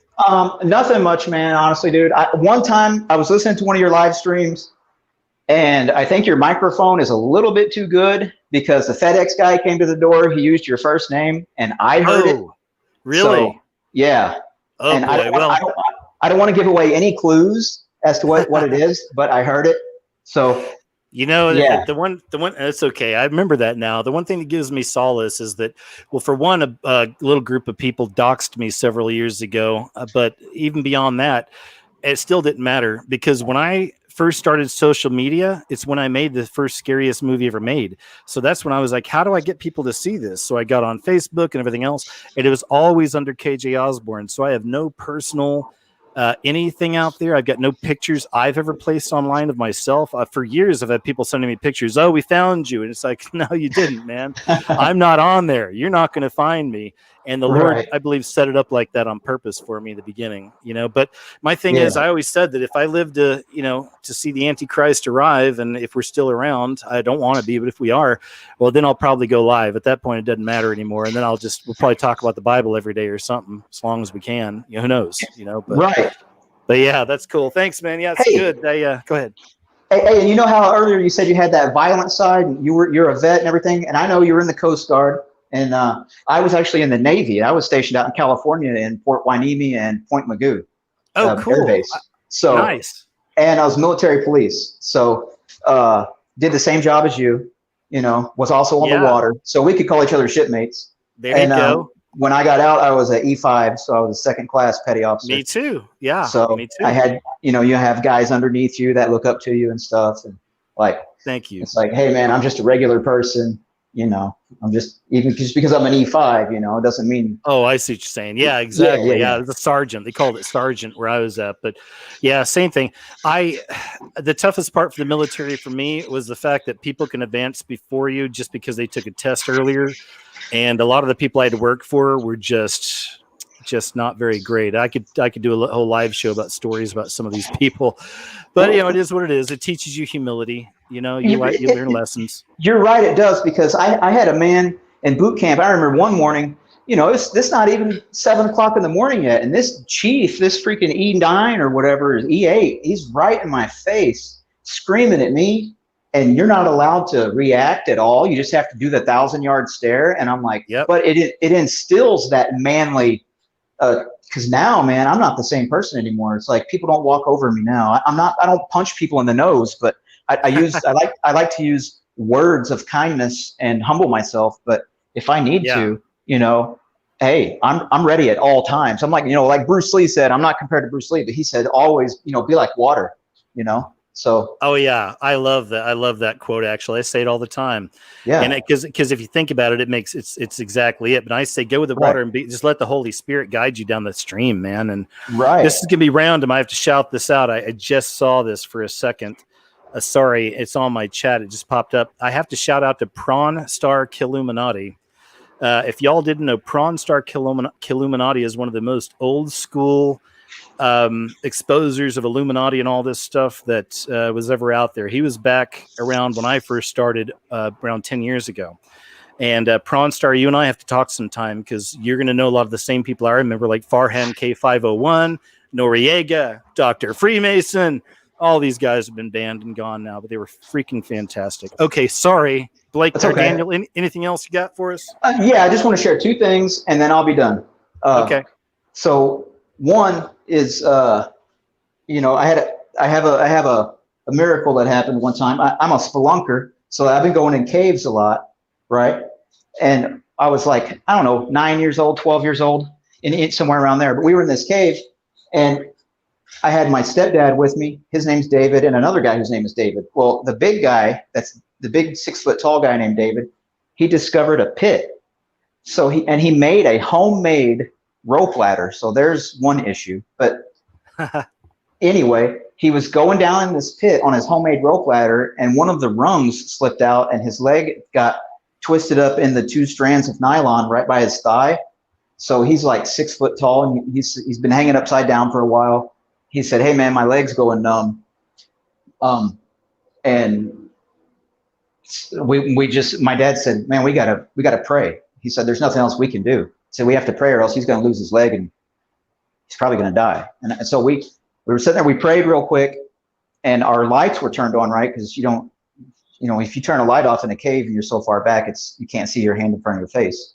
So all of our lights are on. Well, our lights went out, and this took like 2 seconds. Our lights went out, our lights came back on, and the guy who was hanging upside down stuck was already up at the top of the pit with his hands over.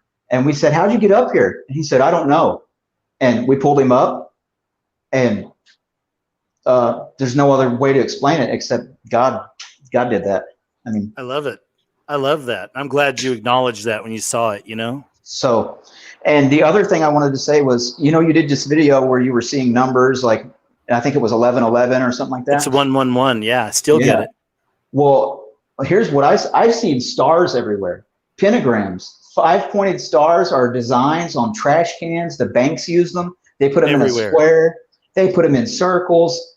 They're on police cars. They're on gas pumps in the state of Oklahoma, because I went there. You got the eyes to see the beast system. That's what it is. Right. The state seals. I mean. Yep. It's everywhere, man. They're everywhere. And hey, man, it's been awesome talking to you, dude. And Daniel, you too. I want to say also to people that see this paranormal stuff, and it's real. My mom experiences this stuff. She's always seen them since she was a kid. And I think honestly, Christians can be harassed by these spirits, but not possessed. So, and it seems like they follow her around. So, and because she said one time she did this thing where she went into a bathroom, turned off the lights, and said Bloody Mary 3 times in a row, over and over. And then she said when she did that, the door was locked and she couldn't get out, and she saw blood running down the mirror. Yikes. Yeah. So let's not do that again. Yeah. I don't know if that was, her aunt was into witchcraft and stuff, and she lived with her aunt for like about 6 months when she was a teenager. It's terrible, just living around portals to evil.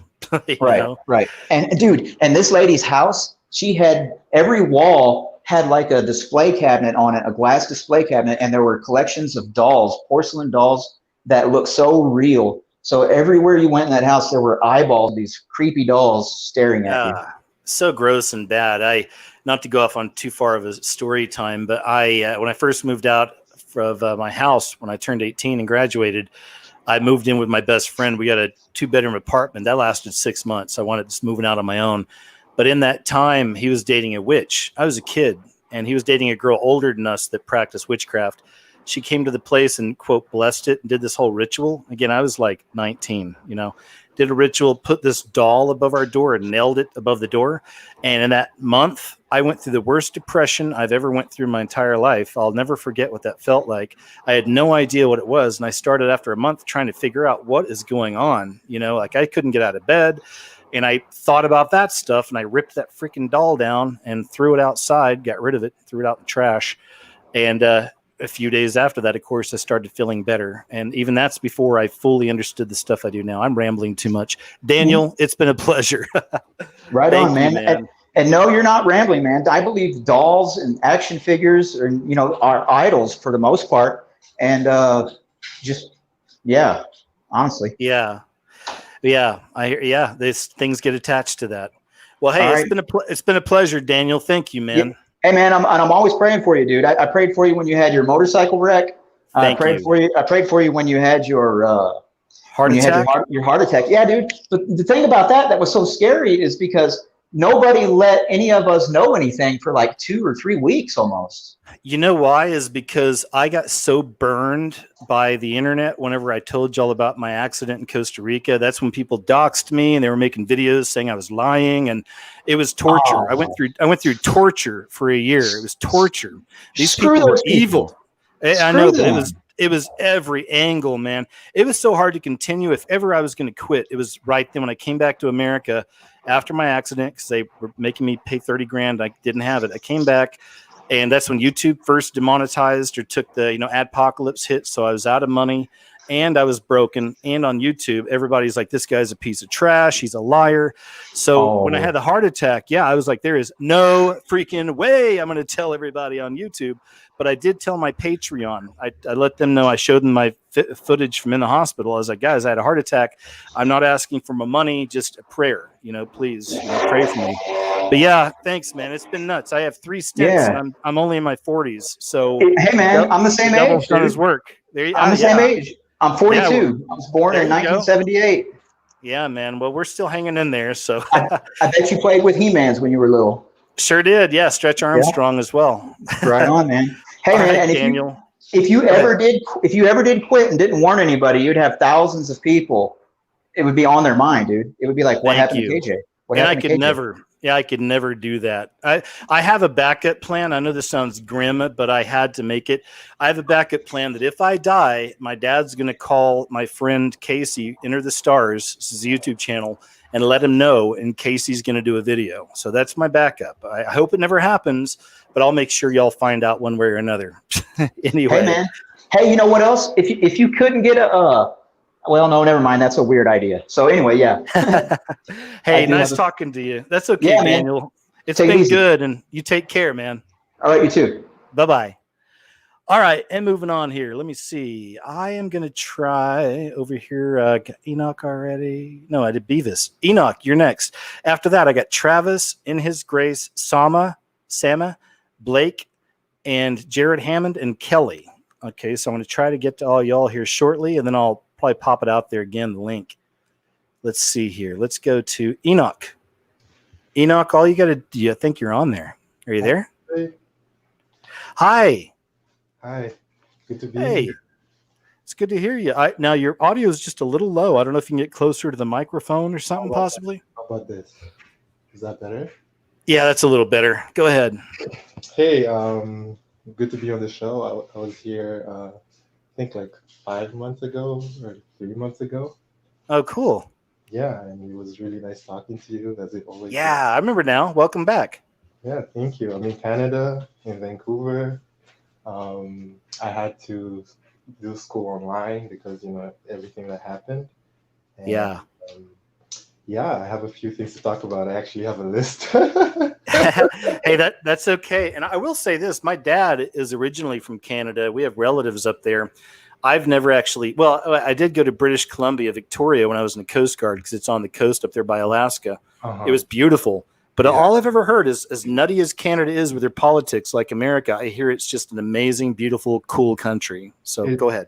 It's nice. It's beautiful, especially in British Columbia, closer to the mainland, lower mainland. That was so pretty. Wow. And but the problem is, it's like kind of getting like Sodom and Gomorrah, because it's like so liberal and it's inclusive, and it's just I lived in Vancouver the last 2 months, and my soul and my spirit was just drained.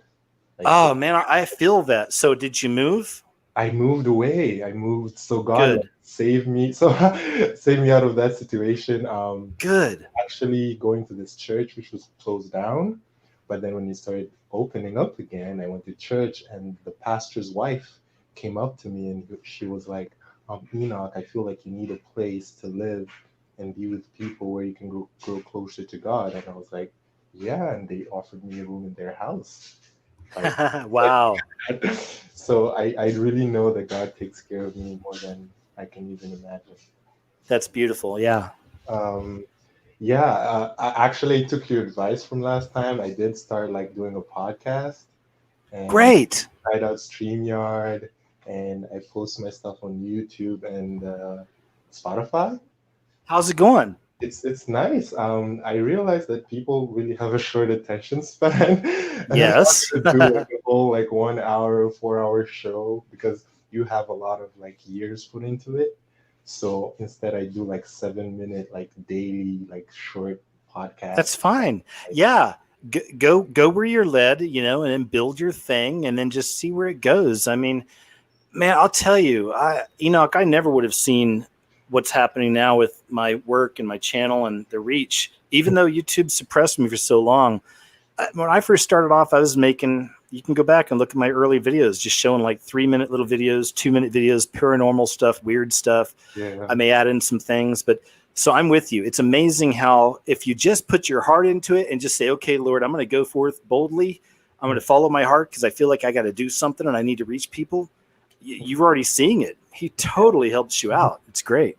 No, I've seen, I only have like 1 or 2 people who like comment and like actually enjoy and give me some feedback, but I love those people, because even if it's just one person, they get helped, and I appreciate that. Yes, and it'll grow, and it's not even at this point. None of us can be. People used to call me when I was in Costa Rica. I had these people making videos about me, calling me a conspiracy rock star and a conspiracy superstar and stuff, right? It's like, and I okay, fine. But, those days are beyond us. Like, the way the system's so set up now, it's really hard to grow and reach. That's why I think that no matter what, I pray about it all the time. Lord, just lead the people that need to see my work to me, please. And same with you and everybody else, And as you said, I love your attitude. Even if it's just one person, man, you may be saving that person's life. Yeah. And God will deliver that one person to you. And yes. All God gives you, and you're responsible for that, Yes. Yeah. So I actually got a lot of ideas of what I want to share from like the past people on the show. Okay, go ahead. So we're talking about sleep paralysis. So I've experienced that so much in my life.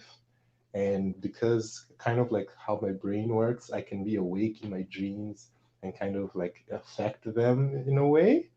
But when sleep paralysis comes, it's like I'm immobile. I cannot move. I cannot wake up, but I'm very conscious. It's like I can see outside my body, but my eyes are closed, and I have literally no control of how I can get out of the dream or even like wake up and like be mobile. So it's like I'm stuck, and it's so scary because you want to cry out, you want to say something, I remember it happened to me when I was at a hotel room with my friend, and I was sleeping, and they came into the room, and I wanted to say something to them. I wanted to just scream out. I wanted to yell help, but I couldn't. So you were actually experiencing it as you saw your friends come into the room? Yes. So wow. The thing is, my eyes were closed, right? But I saw them enter the room, right? That's deep. And I could see them clearly. So it's kind of like an out of body experience. Half of you were astral projecting. Yeah, and the funny thing is, I had an astral projection dream, or like experience when I was a kid, where I was sleeping and literally levitated out of my body, and was shot out into space, and I as I traveled far, and I got to this place which looked like a Rubik's cube, and it was like a puzzle. So I did the puzzle, I completed the puzzle, and then after completing the puzzle, the like you know how all the Rubik's cube have like a white middle square, it has the brand on it. Yeah. It was a door. And then after I fixed it, like the door lit up and it was open, and I was going towards the door, and then someone called me, was like, Enoch. And then I stopped going towards the door. I followed the voice, which took me to like a beach with some water and a lot of people on the water. And he told me to swim. And I started swimming, and everyone was swimming so fast because I'm a bad swimmer. Then I remember he came right next to me, and he was like, try swimming like this. And I tried it, and I beat all of them.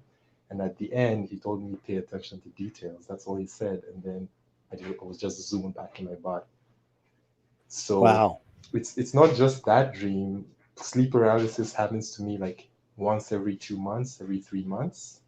And it's so weird because when I did some research on it, there are different dreams that have like sexual intuition, like sexual experiences. And right, succubus. Exactly. So they call it incubus and succubus. And the funny thing is, once I started going stronger in my faith, one time I got angry in my dream and I grabbed one of them, and I immediately woke up. Like I actually attacked it, you know? So the dream started, it was a woman and everything was going on. And then I realized, oh, it's a dream and it's the incubus. So I was like, all right, I'm gonna attack it now. And I attacked it, and it disappeared. Like I realized they're scared of us. They're not.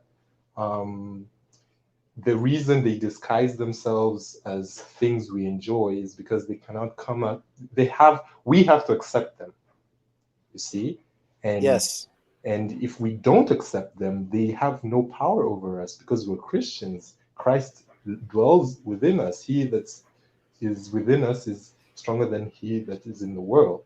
And we've been shown that very simple but brilliant concept for years through books and movies, and it's very simple. Here it is. It's the story of the vampire. The story of the vampire, right? You have to invite him in, right? And once you do, he can kill you. Yeah, that's very true. And it's Disney. You know, Disney is something so interesting. Do you know an old, like he's a scholar, preacher? His name is Chuck Missler. Do you know Chuck him? Missler is fantastic. I haven't listened to his stuff in a little while, but I was really getting everything he ever did back before I made the first Scariest movie ever made. He's one of the guys that helped me make that connection between aliens and demons. Even he taught me the word her part, so I heard you say it, and I was like, yeah, definitely, probably. That's it. Yeah, I don't like using rapture as a term. Yeah, it's harpazo. It's catching away. Yeah. So the funniest thing, there's a video on YouTube where Robert Downey Jr., the cast for Iron Man, said he loves him. He watches him. Now you got to think. Are you serious? Robert Downey Jr.? There's a video. Just look it up. Do your browser, YouTube. Just Robert Downey Jr. Chuck Missler, and you'll hear him say, "I love that guy." So I was wondering, why is Robert Downey Jr. watching Chuck Missler? Maybe he's learning his part. Like, well, maybe. Keep going, and I'm going to tell you a couple Robert Downey Jr. stories. Go ahead. So for me, the whole Avengers movies, it's basically God versus Satan. Like they're doing it in such a subtle way. Like Thanos is so much like the God of the Old Testament. If you see his opening scenes, if you see what he says, his purpose, it's God. He's also into depopulation, just like the New World Order. Yeah, definitely. So it's kind of like they're weird twisting it, like Iron Man, like I mean, Daniel 423, Iron mixed with clay. Like, it's so weird, that show. But I feel they know exactly what they're yeah, doing. I love it. Go ahead. they know. He knows his part. He's playing a part and a character, you know? And he has to learn his part, so he has to watch Chuck Missler to learn his stuff. Go ahead, KJ. Check this out, man, and that's great stuff. I love it. I really enjoy. I enjoy talks with all of y'all, and it's always in different levels, and I remember different things, and I remember us talking, and we got into a lot of stuff like last time. I remember a lot of stuff. Really I don't know if he's a good guy. We're not stories every there are good photographers. Yeah. Tropic Thunder. Mm-hmm. Yeah, the comedy Tropic Thunder. There's outtakes from that. I may have put them in my first Scariest movie ever made, if it's that old. But there's outtakes from there where it's Robert Downey Jr. and Ben Stiller, and they're both like acting off of each other. And Robert Downey Jr. is playing the black character while he's talking to Ben Stiller. And all of a sudden, he says the line, and they freeze for a second. And Robert Downey Jr. they're staring at each other. Robert Downey Jr. looks dead in his eyes. Ben Stiller, he says, "Don't you look at me with those Illuminati eyes." and they both start laughing, right? This was a long time ago. Now, here's the other side. I just saw this recently. In Avengers, there's a scene where Robert Downey Jr., Iron Man's looking down on his phone. He clicks it, and they show all these apps. Y'all can look this up. There's an app up on the top right corner of his phone, and it says Activate Illuminati. No way. Yeah. So then I went digging more. This is what I do every day. This is again. this is why I'm so grateful. I always say this. I got to shout out my Patreon and PayPal.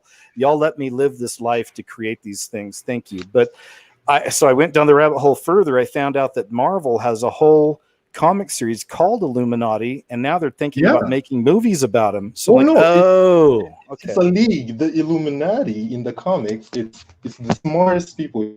It's Iron Man, it's Fantastic Four, Mr. Fantastic, it's Black Panther, it's all the smart. Spider-Man is part of the Illuminati. It's there. It's not even a myth. They know.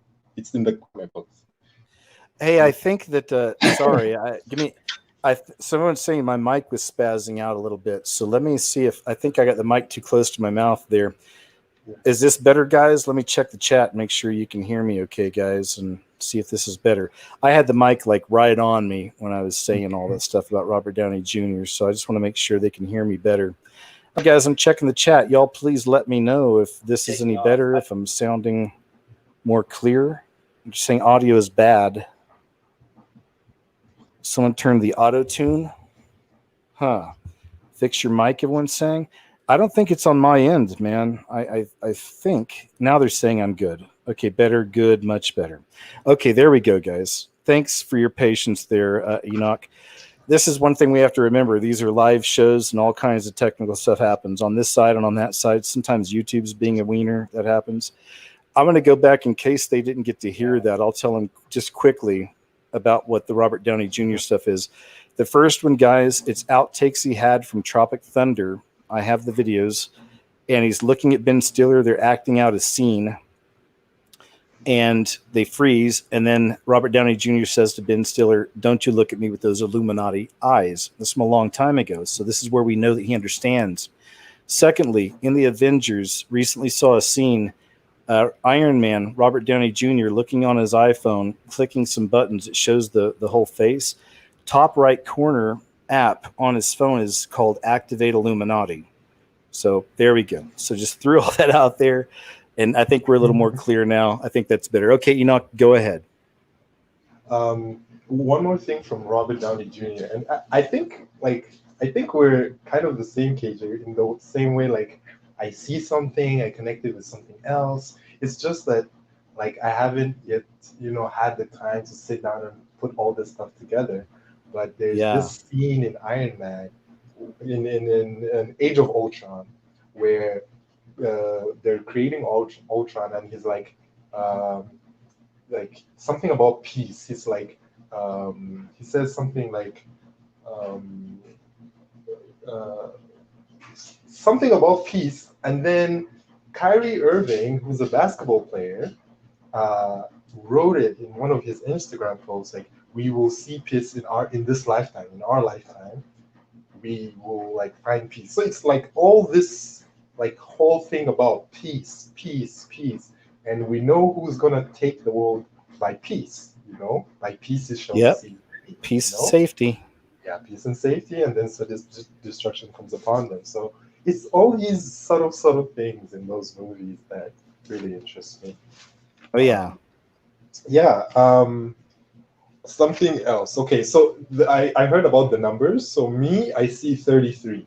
I see 33 or 333, or like every time like I see that number, and it kind of I understand like how the brain works. Like if you start looking for something, your brain will tell you when it's within like proximity, right? So you don't start like let's say if you realize that this word means this, if you see it somewhere else, your brain will immediately tell, oh, there it is, right?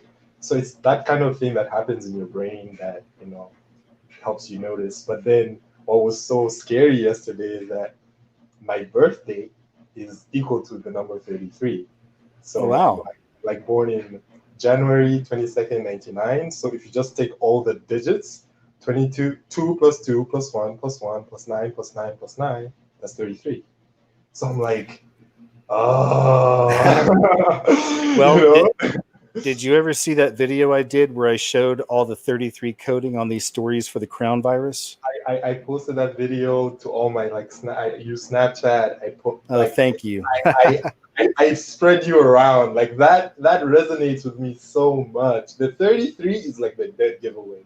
Like it's such a dead giveaway. So thank you for doing that. Man, hey, you're welcome. Thank you, man. So go ahead. Sorry, don't let me stop you. One last, a few more things. So there's this book I'm reading called God's War, and it's basically a story about like how the kingdoms of the world moved from because man was given dominion over the earth, right? And then Satan lied to man, and God, basically they lost the kingdom. But the kingdoms moved from different people. It was given again to Noah, and then Abraham, and then Abraham's seed, but then they lost it because they sinned, and then eventually God gave the kingdom to Nebuchadnezzar, right? Because in the Bible, he calls Nebuchadnezzar my servant, and he used Nebuchadnezzar to, do justice to all the world. And then it went from Nebuchadnezzar to Cyrus of the Persians. And then from there, people stopped acknowledging God as the ruler of the earth because all the kingdoms belong to him and we are his subjects. But every time a ruler of earth or the nation that God has given the sword to, be the ultimate supreme nation on earth, we lose it to Satan every time. So that's when Alexander the Great came, and his prophecies are goats, again with the goat, So it's funny because Nebuchadnezzar is a head of gold, and Cyrus is a ram, which is a sheep. So again, it's a good kind of animal. But then once the goat comes in, we fast forward to Jesus Christ, and when Satan tempts him and say, I'll give you all these kingdoms to you, he has a legitimate claim on every nation on earth and all the people in it. So he could not even offer Christ that if he didn't have a legitimate claim on us. But he only has a claim on us because he has a claim on death, because of the wages of sin is death. And since he had the power over death, he had the power over us because we're all sinners. But then Christ, not being a sinner, even though he died, was able to take his life back. And now believing in him, we can take our life back as well, because we kind of become like Christ by accepting him to be our Lord and Savior. Lord, because he's the king of the earth, right? He's promised a physical kingdom here. But the funniest part about the story is that even when Jesus died, he did not just die for sin, He died to take the kingdom back from Satan. And Satan was actually cast out. He's the prince of the power of the air.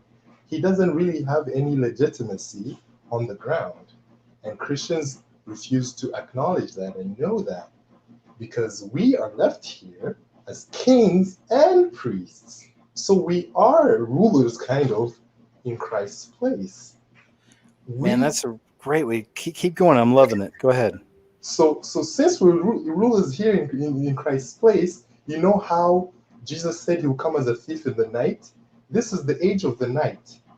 Christ is the sun, S-U-N, and we are the moon. We reflect Christ's light in the night, because in the night there's no sun, there's only the moon. So this is why the church age was a mystery, you know? So if we are the light of the world in this age, the moon, the bride of Christ, his priests and soldiers. In Song of Solomon, it says, my bride is only one, like an army with banners. We're warriors. So if we kind of sit back and say, okay, we know the Antichrist is coming. We know it's been prophesied. It's set in stone. But still, it doesn't have to happen this century or this year or this time. We can extend that as much as we want if we fight back. And I'm not saying we should fight back physically, because the weapons of our warfare are spiritual. It's prayer, it's fasting, it's reading the Bible, it's knowing the truth, you know? So my question to you and all the other viewers is, what do we do knowing all this in order to prevent our world, which God entrusted to us? Jesus Christ entrusted this world with us in order to protect it from evil, you know? But that's a great question, and that makes me immediately think that I feel really conflicted a lot of the time, because I think of exactly that, and the fighting, and we fight the system, but then there's also that side where it's prophecy, and we understand that destruction has to come, and we know why, you see? So that's where I don't understand timelines. I always see it as perhaps God is giving us at times a reprieve, a little more time to fight and to wake more people up. Not to fight, but in that sense, fighting to wake people up, to get more people on board with Christ. Maybe that's what it is, but I still struggle sometimes with knowing that destruction comes, you know, even though I know that it's a part of it, it has to come. That being said, clearly, and I'm not tooting my own horn, but I am doing what I can do. I'm fighting. Yes. And that's what I hope other followers of Christ will do. And I pray about it, even in some of my shows, is that, Lord, lead each and every one of us, and maybe, you know, show each and every one of us what we can do to help the kingdom while we're here in the beast system. And maybe that's something we can do. And I don't know what that'll look like. It'll be different for everybody, you know? Yeah. Anyway, I'm sorry. Go ahead. For me, my personal struggle, KJ, is I'm like really young, and I'm like 20 years old, and like I check the show. It's a lot of like older people. Like young people are not like, I don't know how many young people are awake, but very few. Like even in my circles, all my classmates, everyone who listens to me, apart from a few, like I'm a conspiracy theorist. Basically, oh yeah, of course. Like that's my label. That's who I am. Everyone knows Enoch, the conspiracy theorist. And I'm like, guys, welcome to the club. I love you guys. That's why I tell you this. If I did not care about you, I would not tell you any of this, you know? But, yeah. It's kind of like finding like also me as a young person, like what do I do? Do I abandon work? Do I abandon school and just go full time like exposure or ministry? Like I'm still like those are great questions. No? I love it. You're thinking the right way. Those are great questions for you to be asking him right now. Yeah. And what I always do too is just, and you probably do as well. If not, I think it's a great idea, and just pray for the wisdom to understand when he's answering it. Because I ask him all the time things, especially even lately, like, you know, Lord, do I need to bounce? Do I need to get out in the nature out in the country? and continue my work somewhere, or do I stay here when I see the bars are being put in place more and more? And that's my real question. I don't know. So yeah, I'm glad you're asking him that, and I guarantee you he'll show you. I know he will. And to the believers who like I have an interesting story. Christ actually sent me to jail because it's funny how like God knows people.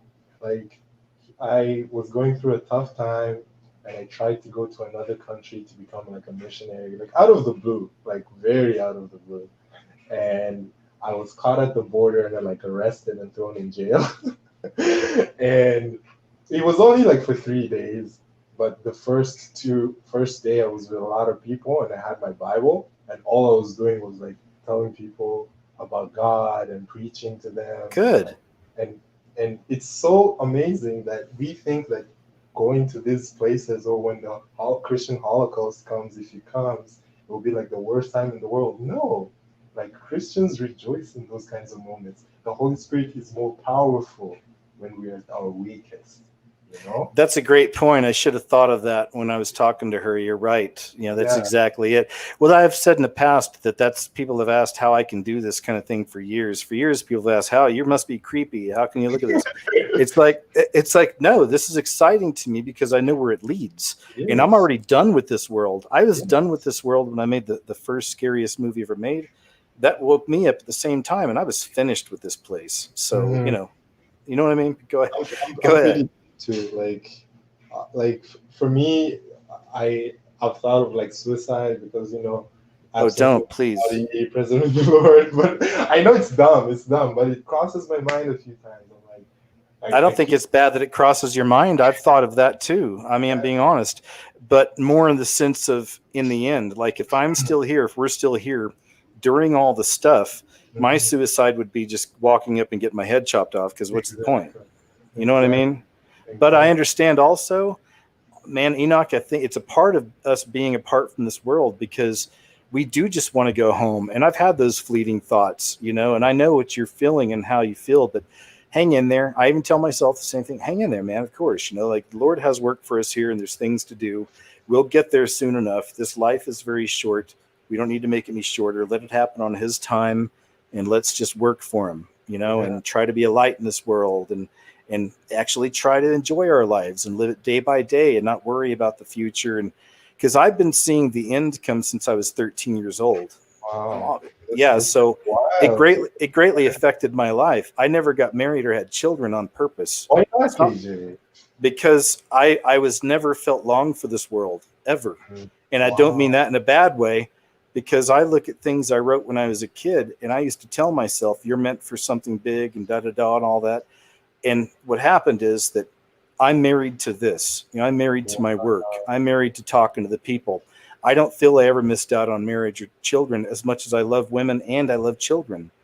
And who knows if we're still here another 30 years, which I don't see. But if it happens, maybe the Lord will bless me with that. But trust me, I've always been very much a drifter, a gypsy, a seeker. And that's why this job, what I do, is perfect. He gave me the perfect job, because I love what I do, and this is all I worry about and focus on. Sometimes when it's not like I haven't had relationships, I've had plenty, but sometimes when I get into those, it makes me get away from my work, and I don't like that. So that I'll end relationships just so I can run back to my work and just do this, you see. Wow. So this is my wife. This is it. A bit more interesting for me, because like being born like end of like close to the 21st century with like internet and girls straight in your face on the screen, like me, every longing is for like a wife, for like settling, for like kids and that kind of thing. And I feel like, again, it takes away from like a lot of my peace, because I have like a lot of frustration, sexual frustration. And it's just like, if you can pray for me or others can pray for me, just help me focus on like what God really wants for me. Then, there's a scripture on that, right? And it had to do with John, I believe. And the whole thing was, what do we do if we can't control our loins? We keep having these thoughts and these feelings. And Lord said, find a wife, get married, be fruitful, multiply. I mean, yeah. I want to, but it's so like KJ. The thing is, like, finding a girl that I is imagine that at least even has an idea of like my life and what I value and what I'm into. Man, I had a girlfriend. She just did not have. I was a conspiracy theorist to her too. So yeah. So it might take a while, but God's faithful. I know. Yeah, man, hang in there for that. Well, hey, Enoch, I need to go ahead and probably keep moving. It's not to be rude. We've been going a good 20 minutes, and you and I could keep going forever, really, like most folks here, but because you're all awesome. Anything else you wanted to leave us with, though, before we go? Yeah, I think that's it. My show is called the Y Series, so if you can check it on Spotify, or if you look up my name, Enoch Kisa, on YouTube, you'll find some videos that I put up. Just talking 7 minutes. If it's helpful for you, it would be nice for the support and getting started. Yeah, that's it. One last thing I wanted to talk about was Kobe. I'm an avid basketball fan. I'm a basketball player, and I feel like that whole delusion about the death and how everything happened was like the spell they needed to like usher in this whole like coronavirus. Oh yeah, I'm with you. I think really it was the sacrifice, because I feel like the people who bought in to whatever happened to Kobe have also bought in to the virus, because I didn't buy it, and I didn't buy into the virus either. And all my friends that went through that whole Kobe phase are going through the virus phase. Of course. No, that's very, very observant of you. That's definitely Holy Spirit. I feel you. I did a few videos on that. The symbolism alone showed that. It's even had a Freemason square and compass on the helicopter on the animation. It's like, come on, guys. So, all right. Hey, you're welcome, man. It's always a pleasure. And just, I love it. You're a young man. You're awake. And just, again, know you're not alone. And hang in there. Of course, God's our best friend in this world. And I trust me. I know how you feel. I've never felt a part of this place. So hang in there, okay? Thank you. And have a good day, KJ. Always you nice too. talking. All right, take care. All right, guys. That was great. Let's see here. Let's move on to, I think it's In His Grace 007 is next. Hi, In His Grace. Can you hear me? Hey, can you hear me? Yes, you're coming in loud and clear. I've had audio issues on the other end. It seems the last 3 callers. It's not, I guess, just, again, it's such a, doing these live shows can be really random. Not everyone's set up, so I'm glad everyone's cool and patient. Still coming through good, but yeah, you're really loud and clear right now. Awesome. So what's up? I've been listening to you since 2014, and I must say I really do appreciate everything, all the videos that you post. So very helpful. Thanks. And can't say enough how I'm sure everybody appreciates it. I'm nervous. It feels like a first date. That's okay. Don't worry. It's again, no one can see you. We're just having a conversation. Yeah, we're just having a conversation, a couple of friends, and it's great. And thank you very much for that, by the way. I appreciate it. Hey, since I was 4 years old, I can remember having Satan and his demons have been, since the age of 4, trying to tell me that once we die, it's like turning off the television. Everything goes blank. And I'm glad that God had his hand on me, because I didn't, even at 4 years old and afterward as I grew up, I didn't fall for that. I didn't give in to the fear. I was raised in a Christian home, albeit I didn't publicly or even in my prayers say that I accept Christ as my Lord and Savior. It was just a given for me. He was my Lord and Savior. And I made a little list here just so I don't go off topic. Oh, that's okay. Yeah, no problem. And where am I? Yeah, That's all right. instead of being, when I was 4 years old, I didn't know what was going on, but I knew it was from Satan. I knew that was from Satan. It always fascinated me that I just knew. Yeah, I don't think that's crazy. We share that in common. I mentioned I saw the Hat Man. This is my one experience when I was real little, 4 or 5 years old, sleeping between my parents in their bed. Couldn't get away from them. Couldn't wake them up because I saw on the outside of their window outside. I thought it was a cowboy. I used to tell them the cowboy is outside, and it was a perfect silhouette of a Hat Man walking across because we had a light out there outside the thing. And a lot of other weird stuff I would see. Dreams with my. I didn't have dolls, but I had monster toys. So they'd be floating in the sky. I mean, just weird stuff. But the point is, even back then, I had an understanding of God, I feel, and of devil.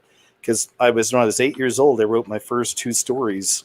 And my mom still has them to this day. They still have that little special kind of lines for little kids that you can write in so you understand how to keep in the lines. I mean, I was a little boy.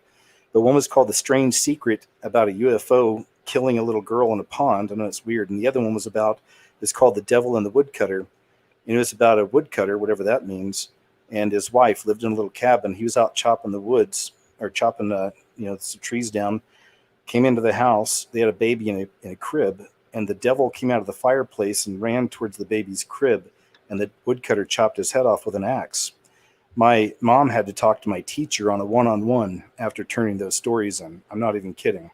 Like they were worried about little KJ because of the kind of things I was coming up with. I guess. Right. But the point is that when you're that young, yeah. Mm-hmm. Yeah, when you're that young. But I always felt that I'm with you on that. And I don't think it's weird. I think it's cool to accept it. And, it's okay. Anyway, sorry, I'm rambling. Go ahead. Yeah. Oh, you've got a great imagination. Oh, we know where it comes from. I know where it comes from. I've got a great imagination. Yeah. I've got an interesting imagination too. Are you an artist? I'm an artist, yes. I don't do much with it anymore, but I've been really busy with work and I have to be really interested. I'm a photographer, so I like doing that. Oh, great. I took graphic design when I was a youngin'. This was like 30 years ago, and it was too stressful to be a graphic designer. I wanted to live a long, happy life, and stress just would have probably cut that short. So that was my thinking back then. Life is too short to live a stress-filled life. Yeah, absolutely. That is so true. I like your channel because it brings in the realm of the supernatural and the paranormal. I've been interested in the paranormal since I was 4 years old, but I didn't start reading books about the supernatural and paranormal. I think I started reading stuff like that since I was about age 12. And as I grew older, I always had the hand of God was always upon me. When I was 16, I can remember playing with the Ouija board with some friends of mine, and it was after that I noticed that there was just a presence around me, a dark presence. And there was one time, you remember, I think it was Iron Maiden with the song 666? Yeah. And they sang about a ritual. Oh, yeah. I actually went in my hometown to Iron Maiden concerts when I was a kid because the horror stuff, I loved Eddie. And what's weird is I went through that whole satanic programming. That's the other thing. I'm going to do a big video soon about the last 30 years and how the layers of programming came in. But for a lot of us from the 80s, we had to go through that satanic programming through heavy metal and rock. And I loved all of it, all of it. But it was all, horns and every song's about Satan. And you didn't even see it, Anyway, go ahead. Oh, really? I didn't back then. I mean, I was still a church going kid every Sunday, and I was 13, 14, 15. I had Dio. I loved Dio, and you turn his name upside down and it spells devil, the way he has it written. Oh, man. So, so it was all that. But as a little kid in a comfortable suburban neighborhood, going to church every Sunday, I thought I was all good. But I listened to all that, went to the concerts and everything else. So but that goes back to the issue with churchianity. Again, love my mom and dad, and they're still in the same church. but they still have kind of that church idea. And that's what I was telling my parents last time I was over there. I got a little upset because I watched the nightly news with them, and they had like 5 stories on there, and all of it was orange man bad, Democrat good. And I'm like, guys, you're missing out on so much. And I tried to get into some of my stuff with them or whatever, but they just, they're just not receptive, and most people aren't. I don't want to beat them over the head with it, but that's what I told them. Is I said, the problem is, guys, your church isn't telling you anything. They're not telling you that we are in the midst of a takeover of humanity. They're not telling you that Satan is absolutely real, and he's the pit's about to be open, and that spirit's going to enter a human being in this earth, and he's going to run everything, and it's coming. And they look at me like, oh, KJ, Oh, put your mask on. I mean, I'm not to downplay my parents. So seriously, I'm a good son. I love them very much. They know this, but there's just no connection there. So anyway, go ahead. Oh, well, KJ, that's where I'm blessed. My parents know what's going on. They see a lot of my family. I have probably a couple of members that don't see it, but I'm really glad that my parents see it, and I can share that with them, because I don't have a whole lot of friends. Never have. It's never interested me. But for the most part, I'm really glad I have these end times to share with 2 people I love who know what's going on, and we can commiserate together. That's so important. So I'm going to finish my thought. When I was 16, my friend and I went to play pool with a couple guys that we met. I can't remember where we met them. Anyway, they picked us up, brought us over to their house, and I live in Edmonton, by the way, Alberta. Okay. Mandatory masks are coming here soon too. Sucks. Anyway, yeah. Oh, by the way, Judy Minkowitz has a really good book called The Case Against Masks. It's on Amazon. I bought it, started reading it yesterday. Really good book. So that's just a little aside. Okay, I put that in the live chat. Yeah, I like that. I've enjoyed some of her talks. Yeah, so figure I better mention go ahead. that before I forget. It's okay. Go ahead. In this, we had a couple beers, shot some pool, had some beers, and these guys were driving us home. While they were driving us home, I'm in the back seat, and all of a sudden, that song from Iron Maiden comes on. I've never heard it before prior to that day. And right away, in this trance, I don't think it lasted very long, but I was sucked into that ritual that they sung about in the car, that I heard on the radio. And I was in a desert with rocks around in a circle, like rocks that you can climb on and have fun. They weren't mountains. They were kind of big, hilly looking rocks. And it was nighttime. And in the middle of the desert there where we were, there was a big fire, huge fire, probably a pit that was, maybe 13 feet, 20 feet in circumference, big fire. And there were people in robes. And I was standing on one of these rocks in the background, maybe really close by, but I know it was hidden. And I saw them I'm not sure if they were dancing, but I saw them getting ready to sacrifice something. Don't know if it was a baby or a person, a human, an adult. But Satan was telling me, you know what? If you participate in this, if you do this, I can give you everything you wanted or need or want. And in that trance, and like all my dreams that I've been attacked by Satan, I just said, in the name of Jesus, I command you to leave me alone. And boom, I was transported or brought back into the back seat of the car, and the song was just ending.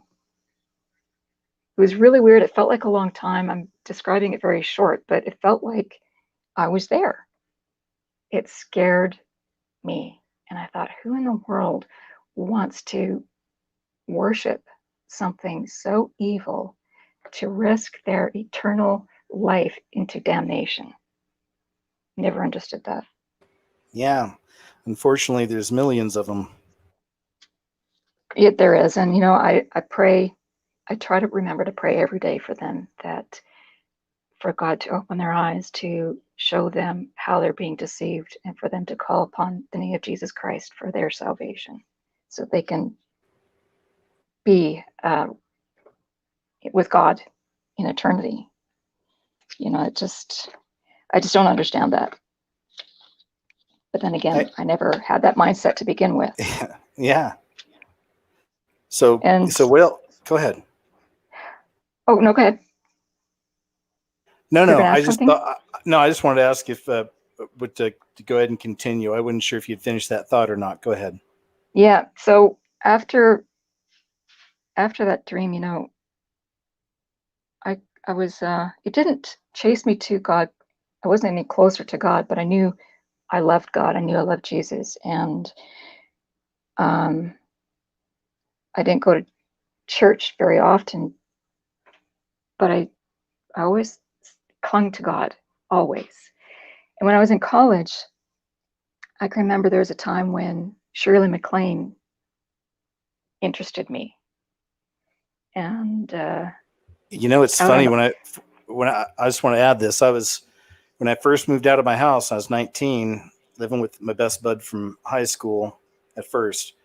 I got a book. I was into some New Age stuff. I was reading L. Ron Hubbard, Dianetics, all that stuff. Again, I was a kid, you know, but I had a book from Shirley MacLaine about astral projection, and that's where I learned about the silver cord that's attached, you know, to your middle section and all that. Yeah, it was deep. And I even used to try it when I was young. I would sit there in the room and try to astral project. I could never do it, but we all went through that. I'm glad I've got the history I do. I've always been curious, and I needed to check all this stuff out. Now I get to talk about it with some perspective, you know, but go ahead. You know, it's interesting how things that we've experienced, I mean, it's easier to teach about something when we've experienced it, as opposed to not going through it and telling somebody about it. That's true. Yeah, it's that the New Age movement, like Shirley MacLaine, I tried getting into it. I remember sitting down in a quiet spot and asked for a spirit guide. And at the time, I thought it was going to be an angel that was going to help me, but it was a demon. It was a demon that I invited into my life when I did that, when I meditated. And for anybody out there who's, you know, New Age, has looked into New Age, and is either a Christian looking into the New Age, or whether you're in it right now, I didn't delve that far into it because, again, I was raised in a Christian home, believed in Christ, loved him with all my heart. So when I got just a little bit involved, I was still in the wading pool of New Age, so to speak, not in the deep end. A demon attached to me, and I just realized, you know what? I can't handle this. There's no way. It's like when I was 16 again, Satan's trying to entice me and bring me away from God. I can't do that. So after that, I figured, you know what? I'm going to declare my my love for Christ publicly. And I went to a local church, Sherwood Park Alliance here in Sherwood Park. And it, I have something else to share with you too. Anyway, so I went there, publicly baptized, and man, it felt so good to share my testimony. And for anyone who's in New Age, God loves you so much, and he sure would love to see you with him rather than spend your time in eternity being in hell. Don't know what that would be like, which hell will you be in, but God loves you too much. He doesn't want to lose you. And speaking of Sherwood Park Alliance, I reached out to a pastor recently, last week, in fact, asking if there was ever going to be a posting of any of their sermons regarding the end times, because I wanted to have some community with fellow fellow Christians here where I live. And in my little email, I mentioned, are you going to be teaching about the end times, what's going on, this, the mask wearing, the fact that, the new world order is coming. And I mentioned, I should have mentioned Chuck Missler, but I didn't. But I mentioned Pastor Charles Lawson in the States that I listen to a lot. And yeah, he's great too. The whole Bible Prophecy Club crew from the old days. Yeah. All good. All good. Go Man, ahead. I would have loved to hear that in the Lutheran church that I was raised in. That would have been great. But anyway, so I emailed him and he emailed me back, and I'm wondering if I can.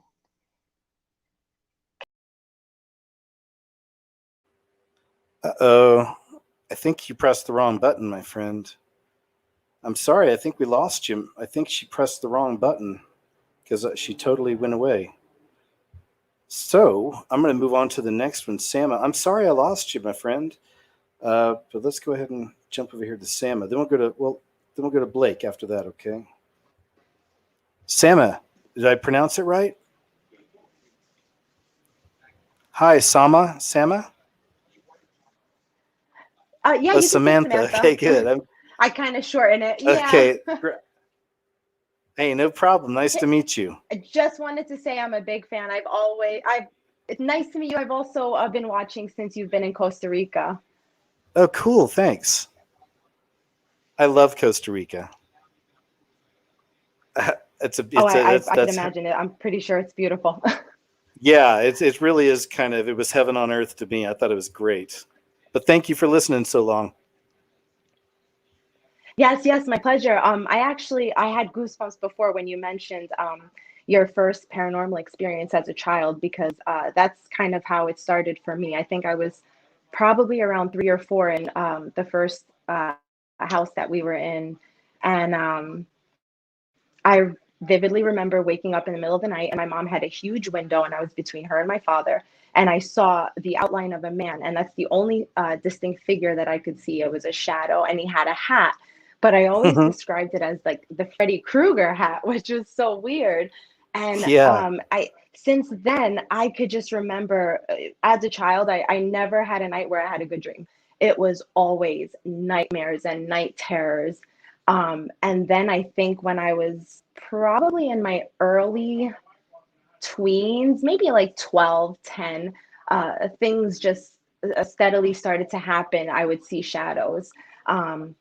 When I was 16, I woke up in the middle of the night and saw this, what I could only describe as like a hag coming into my room. And it was just so creepy. And then not only have I experienced things, but my niece also started experiencing things.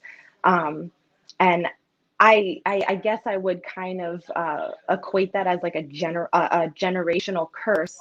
I do know my grandmother, my dad's mother, and her husband used to practice Santeria, and the same thing with my mom's grandparents in Puerto Rico. So I kind of have that on both ends, and I think I just got the bad end of that deal. But that's very wise of you to understand about generational curses and how that stuff really works. And yeah, it's absolutely true. And the hag, that's definitely one of the famous forms that these demons take. I lived in Hawaii for a couple of years, and there's a famous folklore out there because many people have experiences with them.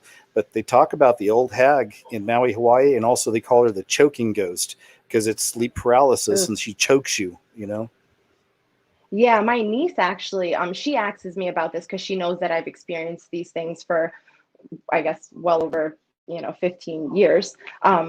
She experiences sleep paralysis, and I told her, I said, there's really no research you can do. I said, you have to call on the name of Jesus, and that is the only way that you'll be able to like come out of this, because there have been countless times where I'll come out of a nightmare and it's that feeling of someone being in the room with you, but that you can't see anything necessarily, but it's there, or you see something in the darkness out of the corner of your eye. And as soon as I say it, oh, Jesus, in your name, please protect me, boom, the feeling is gone. I feel like I can breathe again in an instant. Nothing has ever made it go away without saying the name of Jesus.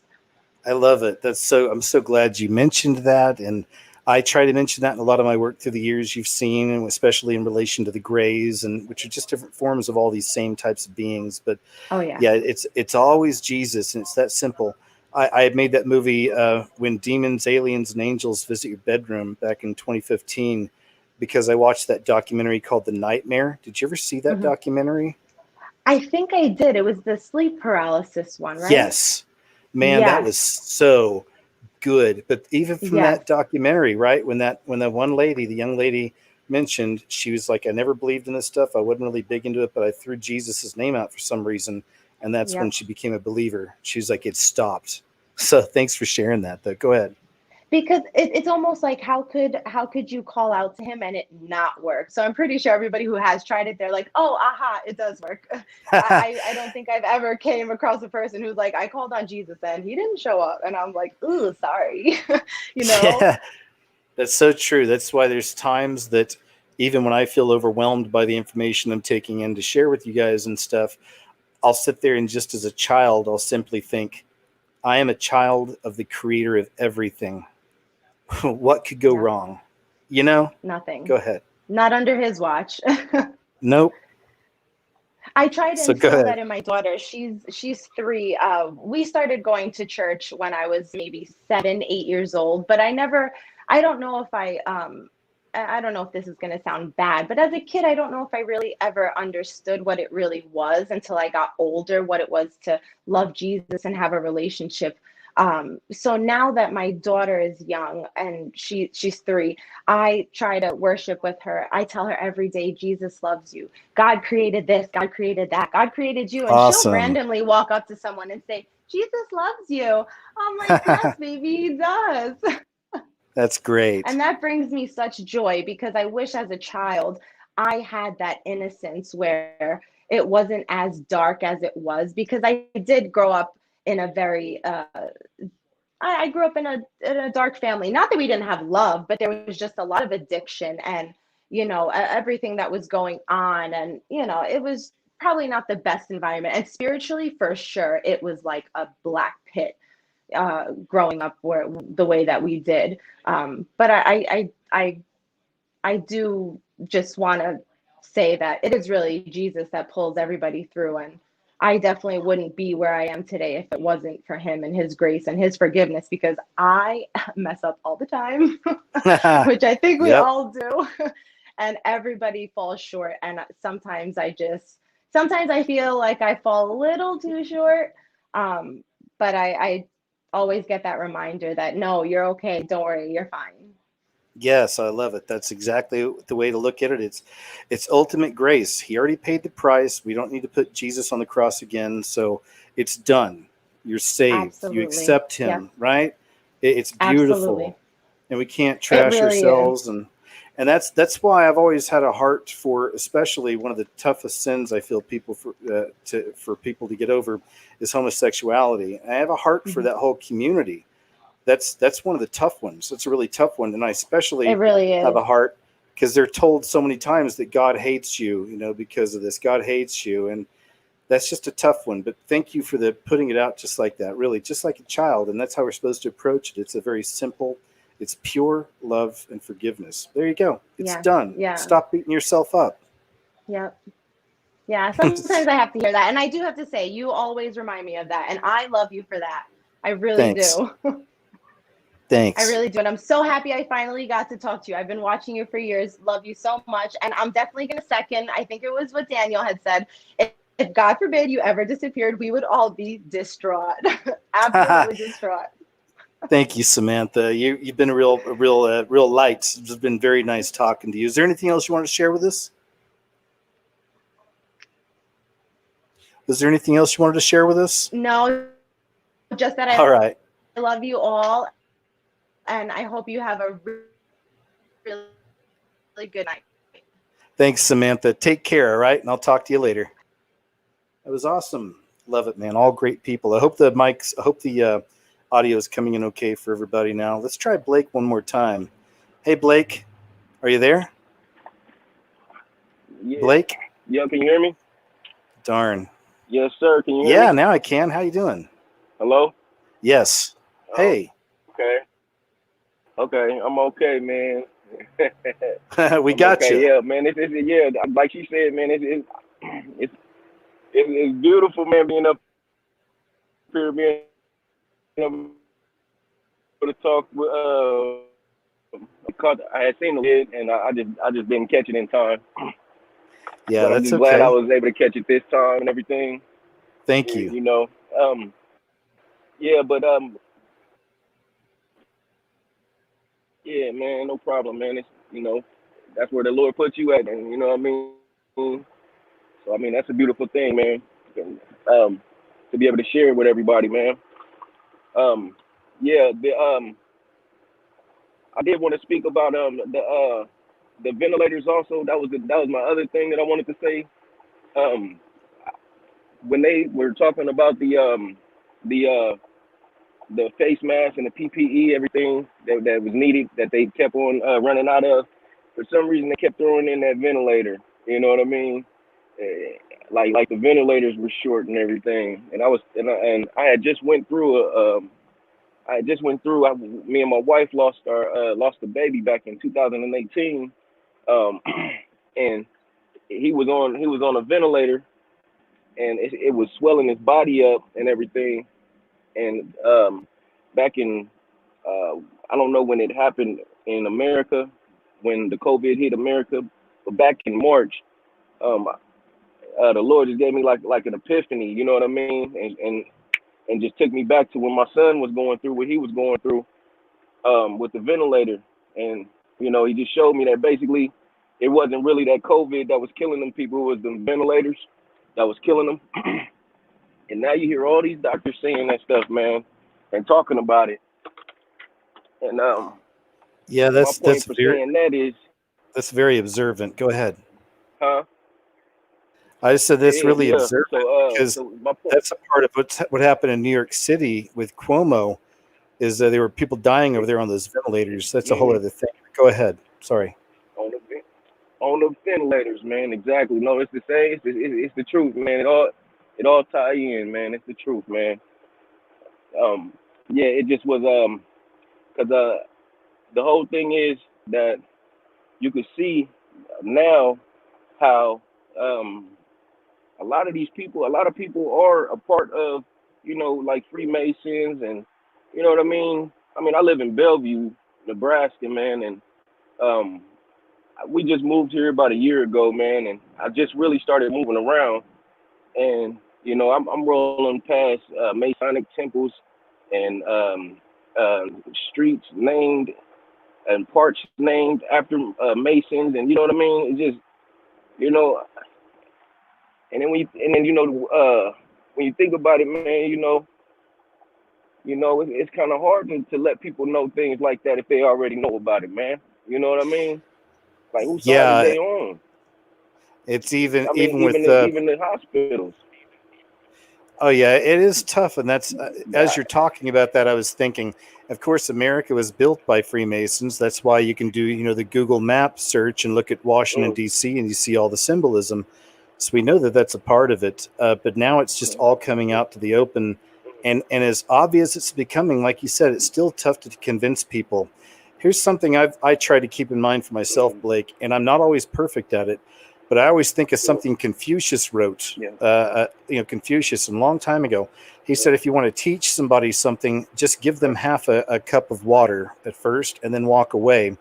And if they want the other half, they'll come to you. And if not, never approach them again. Does that make sense?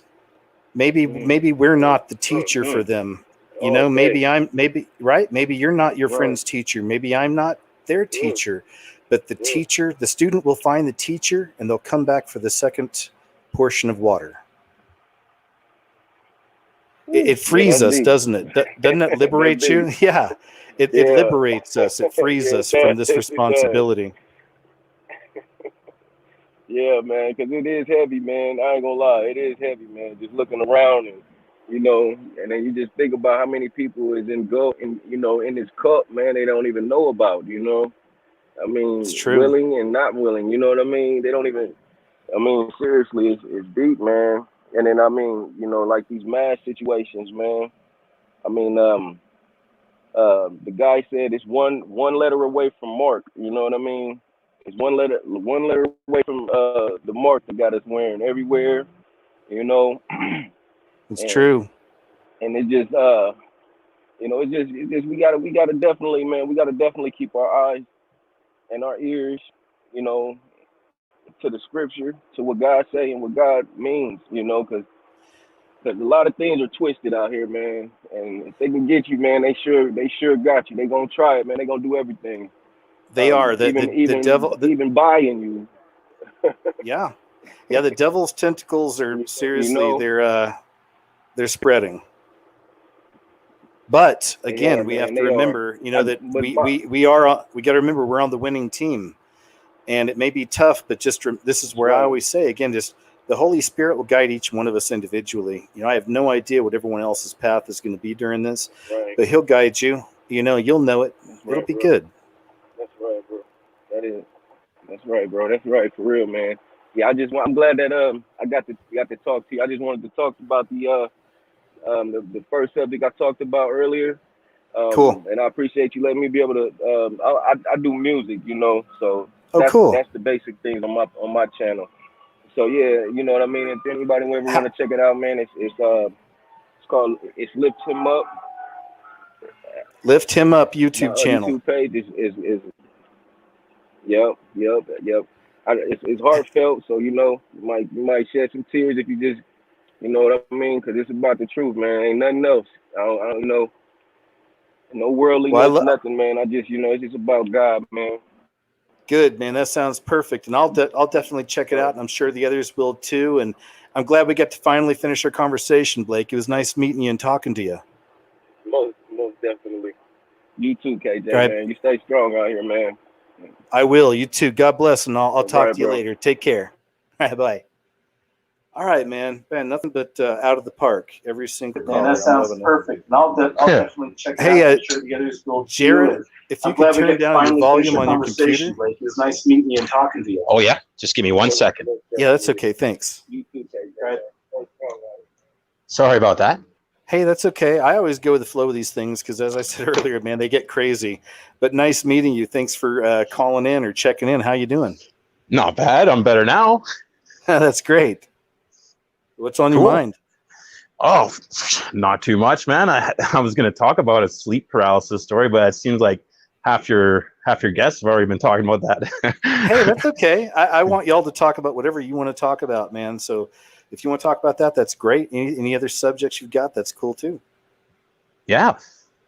Well, I'm genuinely, Jared, I mean it. And some people will talk to me on these, and some people would be nervous, but I really want everyone to know that I am genuinely honored to talk to each and every one of you. So thank you. I don't doubt that, man. And the same goes with me. It's awesome to be talking to you, bro. Thanks. But go ahead, whatever you want to talk about. Yeah. Well, I just wanted to say I'm calling you from Canada too, and I live in Red Deer. I won't tell too much about myself, but yeah, I was going to just let you know it was a sleep paralysis that pretty much got me on the path that I'm on now, which would be path. Can I throw this? Yeah, I'm man, sorry, go ahead. Jared. There's a slight delay. I just want to throw this out, and then I'm just going to be quiet, and I really just you go for it. But especially after Sama and talking to some of the other Samantha and some of the other people who have had the same experience, I wonder if God allows some of us to be tormented by these things, as you know, as young ones or some people older. But I wonder if God allows that to make us turn to Him. I wonder if that's one of those, because it's a multifaceted system, I'm sure, and I certainly don't know everything. But when I see all these connections and start thinking about it, and wow, you know, it really did lead a lot of us to God, and ultimately, and at least open our mind up to it. I wonder if that's all a part of that process. Okay, I'm going to be quiet now, and now, Jared, you got the show. Yeah, well, I think you're totally 100% on that. There's so many ways God can work, and dreams are definitely a very powerful way. I know they're really hard to interpret. And even for me, like, actually, it's watching shows like yours and some of the other ones like Jacob Israel that I've sort of been able to actually interpret some of the things that really disturbed me in that dream. But I guess I'll just start by saying everything all started when I was really young. I didn't really think much spiritually about it. I was probably about 14 or 15 years old, maybe even a little younger. And that was the first time I experienced sleep paralysis. It was mostly just the in-between waking and dreaming, and the inability to move and breathe and even sort of speak or anything. So it was frightening at the time, but honestly, I never even told anybody about it for a lot of years because I didn't know what to make of it. I didn't know if it was real, if it was a dream, or I didn't really know what people would think either of me. So I just kept to myself until I had a really freaky one when I was a lot older. I was up working north in a camp. I used to stay in a camp when you're off shift, and I don't know if you know a lot about camp life, but it's interesting. A little bit. Big fan. Yeah. Yeah, I'm sure everybody that's been there is. And yeah, it's interesting. It's isolated, and a lot of people, a lot of different types of people obviously would go to camp to work, to get away, or maybe to hide, or even just to make a lot of money for their family. So I was like none of those. I was just there doing my thing. And a lot of people sort of pass away for strange reasons in camp. Some of them heart issues, like a lot of the people in my trade, they live rough lives. So of course, by that time in their life, their heart's weak and things like that. A lot of people have bad habits, and that can sometimes cause like death in the camps, a lot of overdoses and things like that. So there's a fair bit of death in the camp already, which I was unaware of when I went there. And I'm learning all this on the go. So anyways, I was sleeping one night, or about to go to sleep, when sleep paralysis, it struck me. And it was different from the first time, because this time I got the sensation everybody talks about with the pressure on your chest, but I also felt like prickling, like sensation, like there are hairs covering my entire body, really coarse hairs prickling me, and that really like disturbed me. And I don't know how it happened, but I was, from that paralysis state, slipped into a dream, which the dream, I guess it seemed like it was real. It didn't seem like I was dreaming. It seemed like I sort of just snapped out of the state I was in into another state. And I was sitting there in my room, and I was like, oh, that was weird. And then I had the urge to get up. So I got up and went to the door and opened the door and looked down the camp hallway, and all the camp lights were off, which was not normal. Usually everything would be on and lit so that you could see your way to the bathroom. And anyways, I was like, well, that's odd. Sort of had this really funny feeling and closed the door really quickly. And then I was like, that's just so weird. And sort of snapped out of it again, and then woke up. I was like, what the hell is going on? Sorry. Like, what's going on here? And something that caught my attention was every time I would wake up, I'd look at the clock, and it was 3 o'clock in the morning. And I don't know why that registered to me as odd, but it didn't. And I didn't understand that for a real long time until like symbolism and seeing what certain times and numbers actually meant, and realizing that that's like the witching hour. But anyways, totally oblivious to that at the time. And also there's a knock at my door, and I was like, what, 3 a.m? Somebody's coming to my door? So I went to the door and opened it, and there was a female there, and I didn't recognize her. And she's like wanting in my room, and I was just kind of like, it's 3 a.m. and kind of got to work. I'm sorry, Jared. Was this part of the dream, or was this after you woke up out of it and the woman was really there? This was the dream, but as far as I could tell, I was real, awake, right? Like a lucid dream. Like this is all real happening, and I was like, this is so weird. And then over the side of my shoulder, I could see some movement, and I turned, and there was somebody already in my room, a man, which again, I didn't recognize their faces. So I would imagine if I'm dreaming, I would recognize them. So this was kind of strange and off-putting. And she tried to force her way in as he was advancing on me, and they both came at me. So I had to sort of fight them off. And in the process of fighting them off, they sort of became not human, I guess. Their eyes sunk in and were really dark, and their face sort of drooped, and their teeth became really sharp and jagged, and kind of like I guess I don't want to use like a Hollywood term, like a vampire, but I guess they were a form, to me, they seemed like a form of vampire. And all I could do was I noticed on the nightstand I had a pen, and it seemed so weird to me afterwards, analyzing the dream. Like I grabbed the pen as my weapon and I used it and stabbed in their eyes. And like, you wouldn't think that that would affect, like, not kill something anyways, but it seemed to do the trick, and it killed them, or stopped them from advancing anyways. And then I woke up again and I was in the same dream at 3 a.m. I was like, this is starting to get weird. And if I had some inkling just to run to the door and hold the door. So I went and grabbed the door again. Something tried to force its way in. And there was a voice on the other side of the door, a female voice, and she knew my name, and she just kept saying, Jared, open the door, open the door. And she kept laughing and mocking me. And I was like, this is so insane. And finally I woke up, and this time I was actually awake, because I could tell I had the strangest feeling, like I had just escaped death. Like, I don't know if you've ever had a close call or something with death, or car accident, or you know, that feeling I'm talking about, where it's like, holy, I just escaped that one narrowly. Yeah, it was the weirdest thing. And I mean, that sort of got me started on a new path. Like, I mean, I was never an atheist or anything like that. I didn't realize how much occult was ingrained into my thought system. And like, it's not that I went out of my way and studied occult system, but once I started to realize like occult beliefs, I was like, holy, there's a lot of like tangents to what I actually thought was good, and it's so weird and creepy. Well, yeah, that's why I've always told people you got to be careful with looking into the esoteric and occult stuff, because it's very mesmerizing and alluring, and you can fall in love with the knowledge and forget Christ if you're not careful, you know. And that's, I think that's happened to a lot of people. There's people I still follow that are out there. I've read a couple books from some folks that, even a couple of them have YouTube channels that are very philosophical, but they're really deep into the esoteric and the occult, and they have no relevance with Christ. Whatever they think he's the whole myth thing, which I busted in one of my videos a long time ago, that he's Horus and all this other stuff. That thing is so filled with holes anyway. But these are people that I respect their knowledge on the esoteric and the occult, but I'm saddened for them that they can't find Christ. You know, they're excited about, or they're filled up with their own knowledge and the whole thing, and it's dangerous. But that's another story anyway.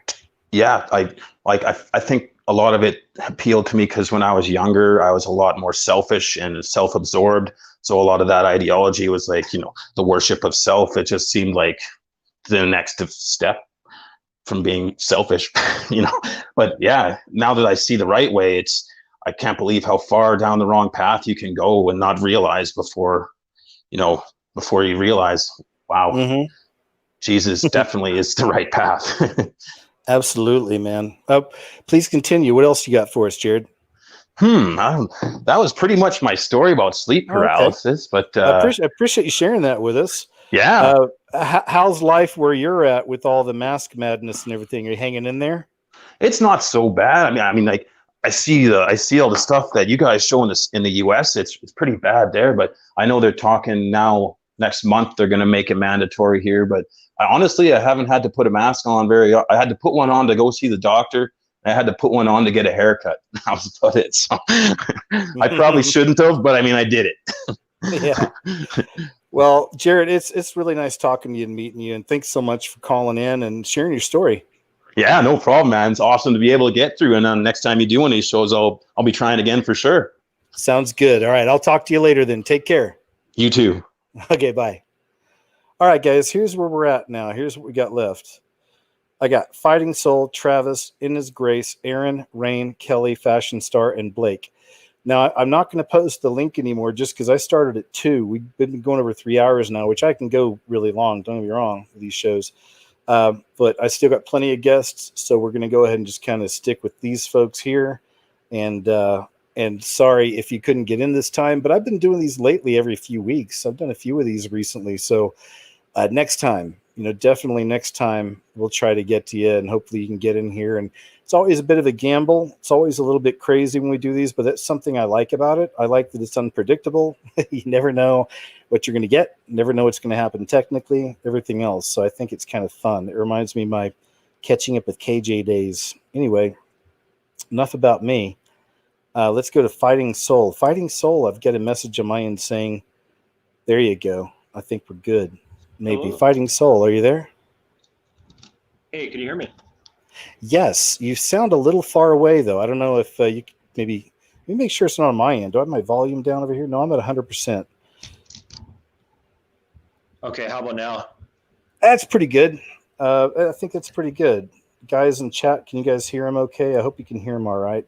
Most of the audio today has been a little low, but as I was saying, these shows are unpredictable. You never know what kind of equipment we have or situation y'all are in, and that's fine. I just want to make sure everyone can be heard. You know, that's all it is. So please continue. Thanks for calling, by the way. Nice to meet you. Yeah, nice to chat with you. It's been a couple years since we've chatted. But yeah, I've been listening to your show for quite some time now as well. I'm not sure exactly when, but it was probably 5-6 years at least. And Wow. so yeah, it's been a while. And yeah, like another gentleman mentioned earlier, it seems like you've been pretty consistent and you know posting some really good videos for quite some time. Thanks. Unfortunately, I didn't discover you 10 years ago or 15 years ago like some people, but yeah, you're one of the best I've seen on here. Especially since you're a man of God. It's hard to find a, if you want to call yourself a truther or whatever. It's hard to find someone that actually speaks about Christ and God as well, and that's very important because this all ties in to the Bible and the devil and God and Christ, and so it's important that you're a believer as well. Thank you. Thank you. Yeah, I agree. Well, you'd mentioned, I've been doing this for a long time, but my first probably 4 or 5 years on YouTube, I never mentioned God, Jesus, anything. I never mentioned my faith, even though I had it. But then as time went on and my work started changing, the things I was creating, the things I was finding and seeing, and it started getting kind of heavy.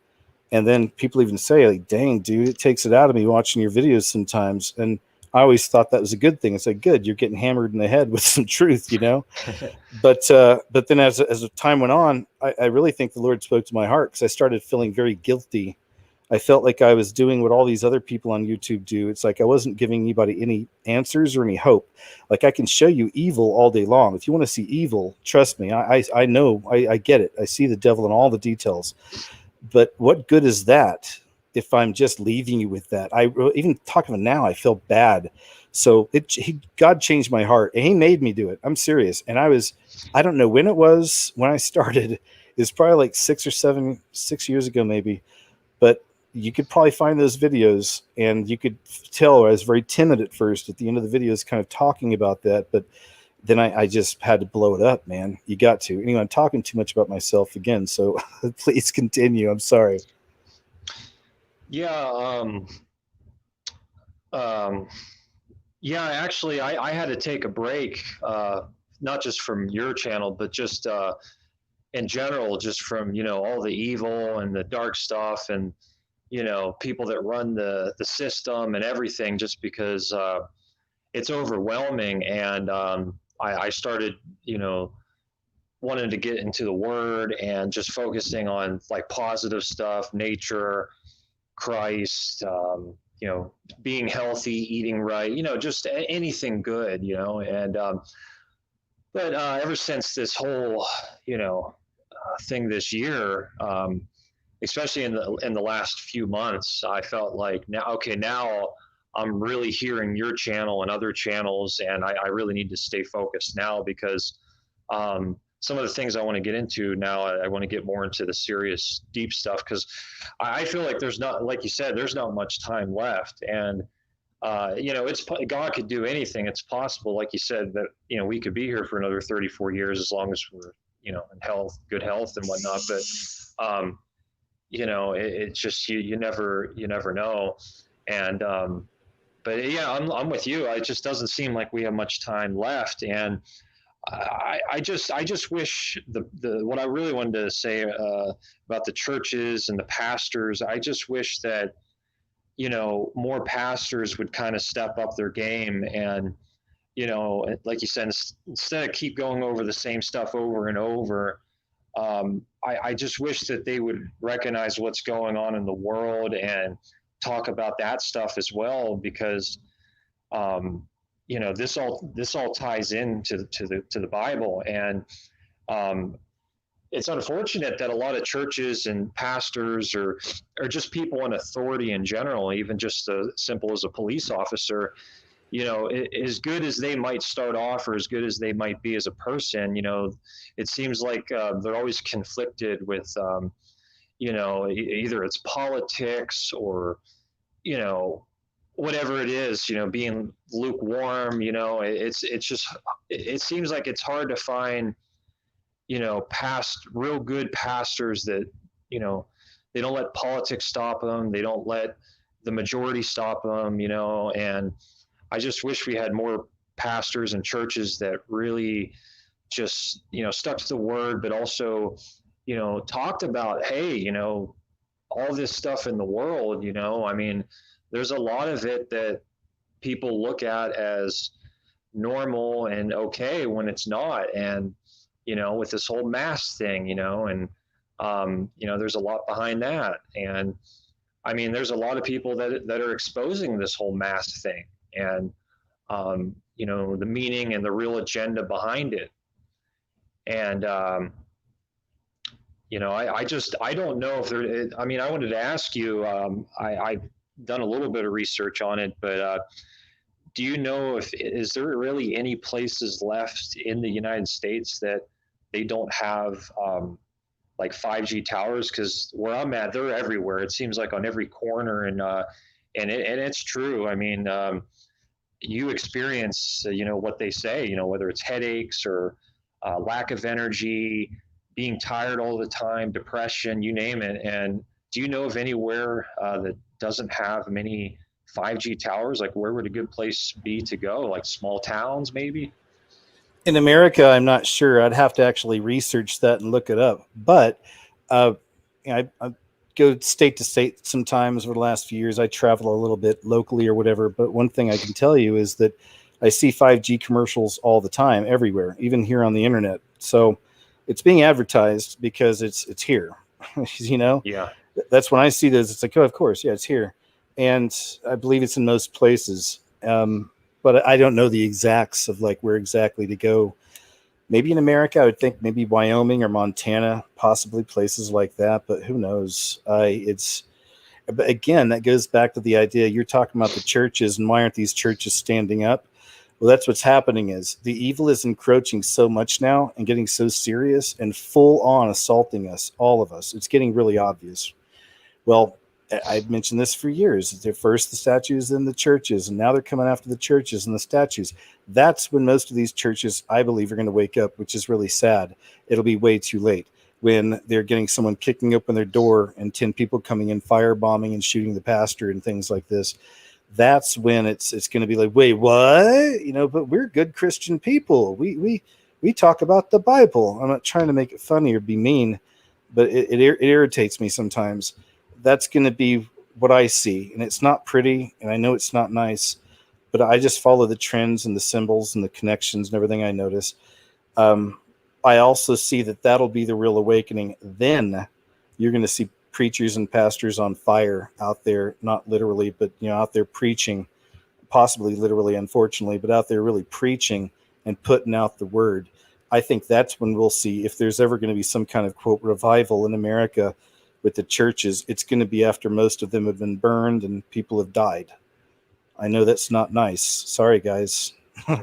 Welcome to the show. You know, that's just my thoughts. I don't know everything. That's my feeling. Go ahead. Yeah, it seems like one of the videos you posted about that pastor, it seems like he kind of nailed it, where the real problem is the lukewarm Christians, or the people that are going to church and, you know, aren't really believers, but they're going. Maybe that's where the real problem is, because you know, and especially, like I said, people in authority levels, you know, and you know, I just feel if everyone came together, you know, especially, you know, managers and then, a little bit higher up in the pyramid, as they say, police level and a little higher, if everyone would kind of say no to like mask and, certain things, I mean, I know there's always going to be evil people at the top of the pyramid. I mean, that's never going to change as long as the devil exists. And, but thinking of that makes me think back when I was first became a Christian a long time ago. I just remember reading about that, how, eventually God's going to put an end to the devil one day, and there's going to be that 1,000-year reign with Christ. And right off the bat, like in the first couple months of becoming a Christian, I'm thinking, man, that's incredible to think that one day, there's going to be no evil, there's going to be no sin, no devil. Love it. That's amazing. Can't wait. Amazing. Me too, and I had a feeling that, this was close to 20 years ago. I had a feeling that, it's going to happen in my lifetime. For me, I know you talked about when you woke up. For me, I woke up right around the year 2000, and I was still just a teenager, and it just felt like something was wrong. I got a little older, and maybe everyone's a little different. It hit me as a teenager that, I feel like I'm being lied to. I feel like I'm being played in a lot of different ways, and it just hit me. It hit me like a ton of bricks, and I wasn't even a Christian at that time, and it took me a couple of years to realize, okay, that's what I need. And oh, that's great. Well, somewhere somebody or something planted a seed in your mind, which led to your walk with Christ. I love it, but it showed you, and like as you said, you knew like something's not adding up here. Yeah. Go ahead. Yeah, I don't know what exactly it was. I think it's just getting older. Like as soon as I got old enough to really think, because when you're a kid, I mean, some kids are very smart. I wasn't as smart as a lot of people out there, and but as soon as I got old enough, I just started to think, and we talked about this all the time, how the system and the controllers, they don't really want people to think. They want you to just kind of be, think like them, and how they're teaching you to think like. And it seems like the few that actually do wake up and that do think, they're the ones that are always going to be criticized. They're the ones that are always going to be called crazy. And a lot of people are not going to really want to talk to somebody that really thinks and just really digs deeper.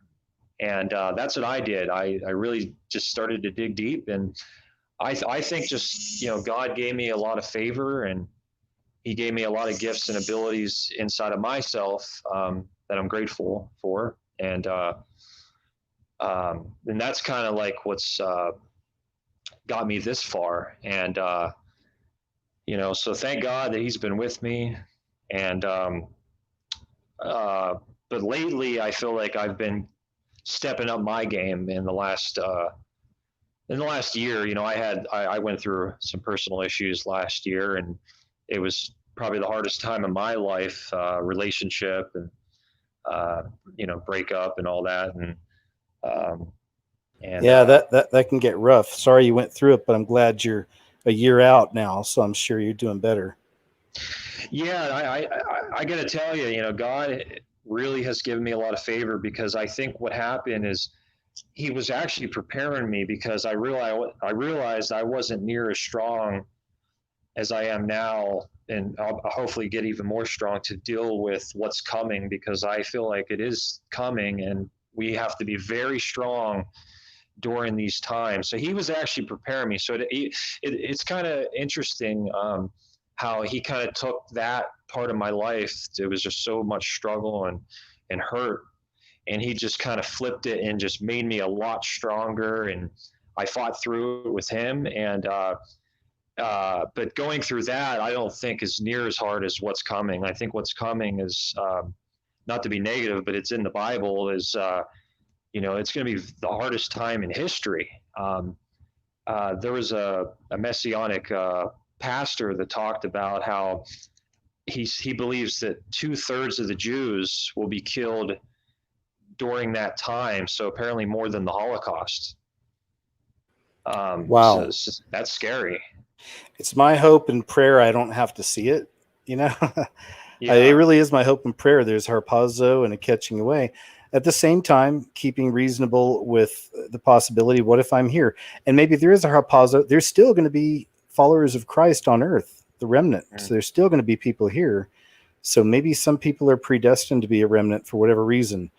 And if they are, I'm sure it's not just so they can go walk and get their heads chopped off, but to hopefully help other people, you know? Yeah. I think about it. I don't know. I like that you're talking earlier. You're talking about favor, finding God's favor. I had this thought just a few days ago. It's a good thing I can share it now. This is good. You made me think of this. I don't want to say I think. I want to say I know that there are many followers of Christ, if not all, out there that are still doing okay in other ways, even though the world's crumbling apart around us in so many ways. I feel a lot of people have found favor. Those of us following Christ can still live okay in this time, perhaps even flourish. That's my thought. That's my feeling. We're still having to go through the process of this and watching the bars get put in place, but God still has us, you know? Yeah, I have had a lot of favor throughout my whole life. I didn't really have a close family. I was somewhere in the middle.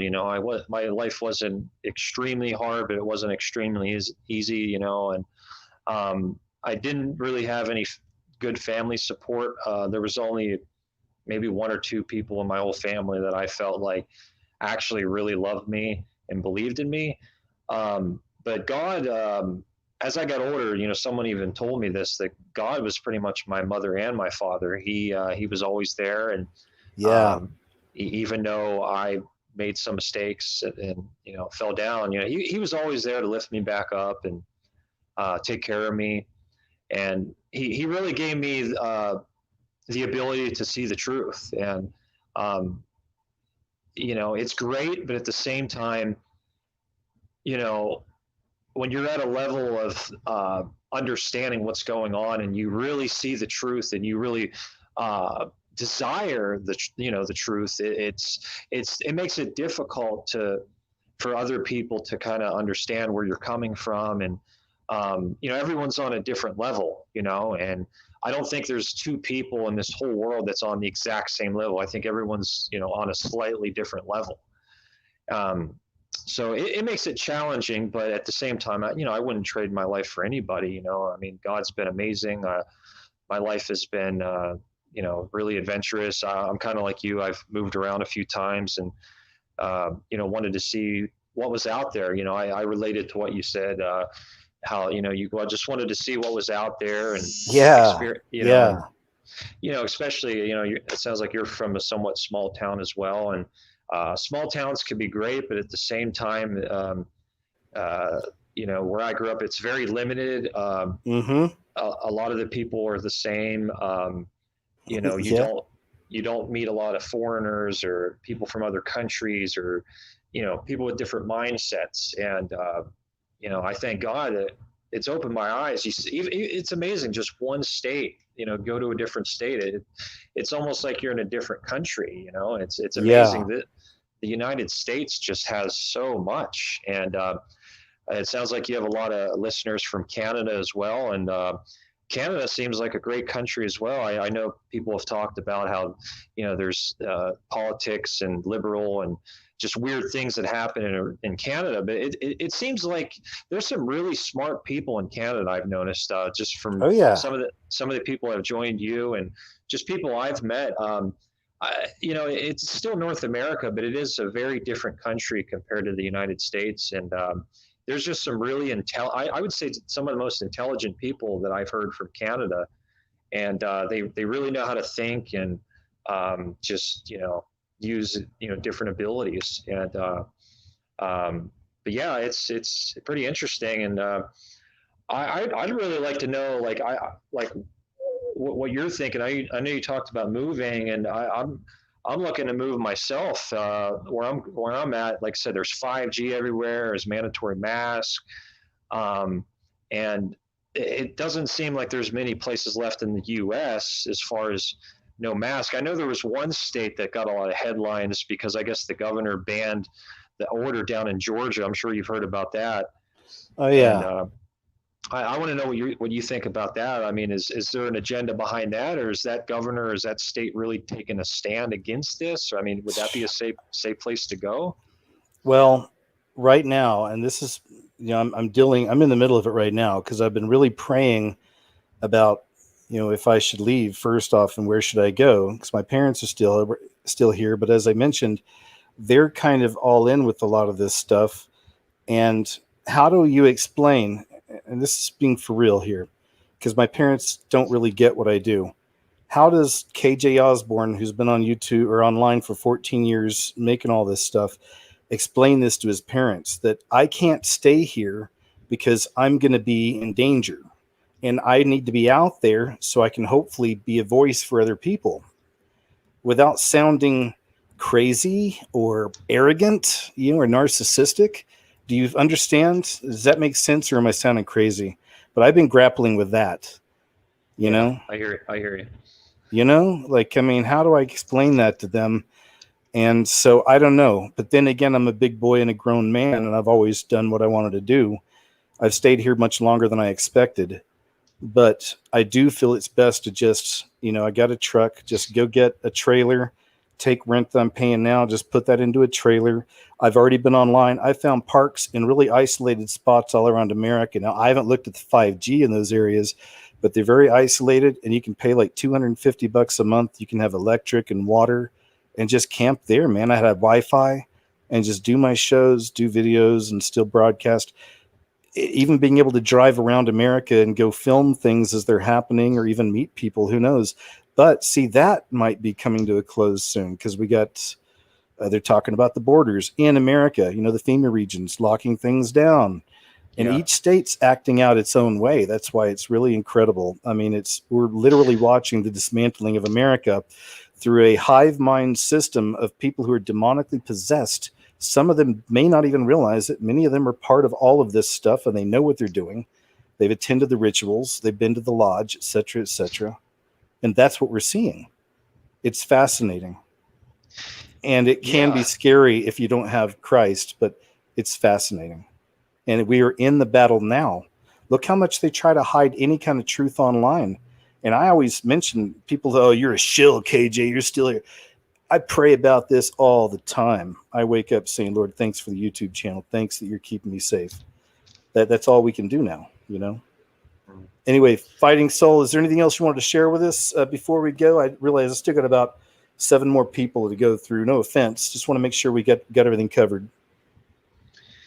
Yeah, for the most part, I just kind of wanted your take on where might be a good place to go, because, the 5G towers, I would say, is more of a concern to me than the mass, because I'm definitely feeling it, and I'm sure a lot of people are. And is there anywhere other than the U.S.? I mean, would you recommend any other country as far as where would you recommend, or do you think other countries might be better than the U.S.? Way better, man. Way better. I never would have come back to America if I didn't have my accident. I loved Costa Rica. I still love Costa Rica. And not only that, I love Central America. And I love the people. I love the way they lived. It was simple in a lot of ways, but they were always happy, and they were cool, and they would share. I mean, it was incredible. The weather, the vibe was amazing out there. The energy was great. I even said when I lived out there, I never saw a chemtrail, never once. Where I live right here, they're doing hashtags above our houses. It's crazy. So, I never wanted to come back to this place. I'm only back because my mom and dad are here. And I just have felt stuck for 4 years. You ever get in a place where you feel like you're just stuck? But then again, you have to give it and say, Lord, you've got me where you want me. Plus, he's blessed me with a nice, decent place. And it's safe. But it's like people like us, I don't want safe necessarily. I want to be challenged, Yeah, I heard someone told me Brazil right now doesn't have any 5G towers. So I don't know if that's up to date, but I would go check all of it. I mean, Panama is amazing. Brazil. I never went to Brazil, but Panama is awesome. Of course, Costa Rica, Guatemala, El Salvador. You could find some really cheap places in areas like that to live that are like 50 years behind the rest of us right now. So there, as far as I know, a lot of them don't have 5G out there. You can look that up.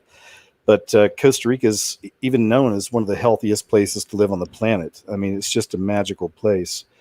I would go definitely, if I didn't have responsibilities here, family here in America, I wouldn't be here. I would have long gone, been back down to Central and South America, guaranteed.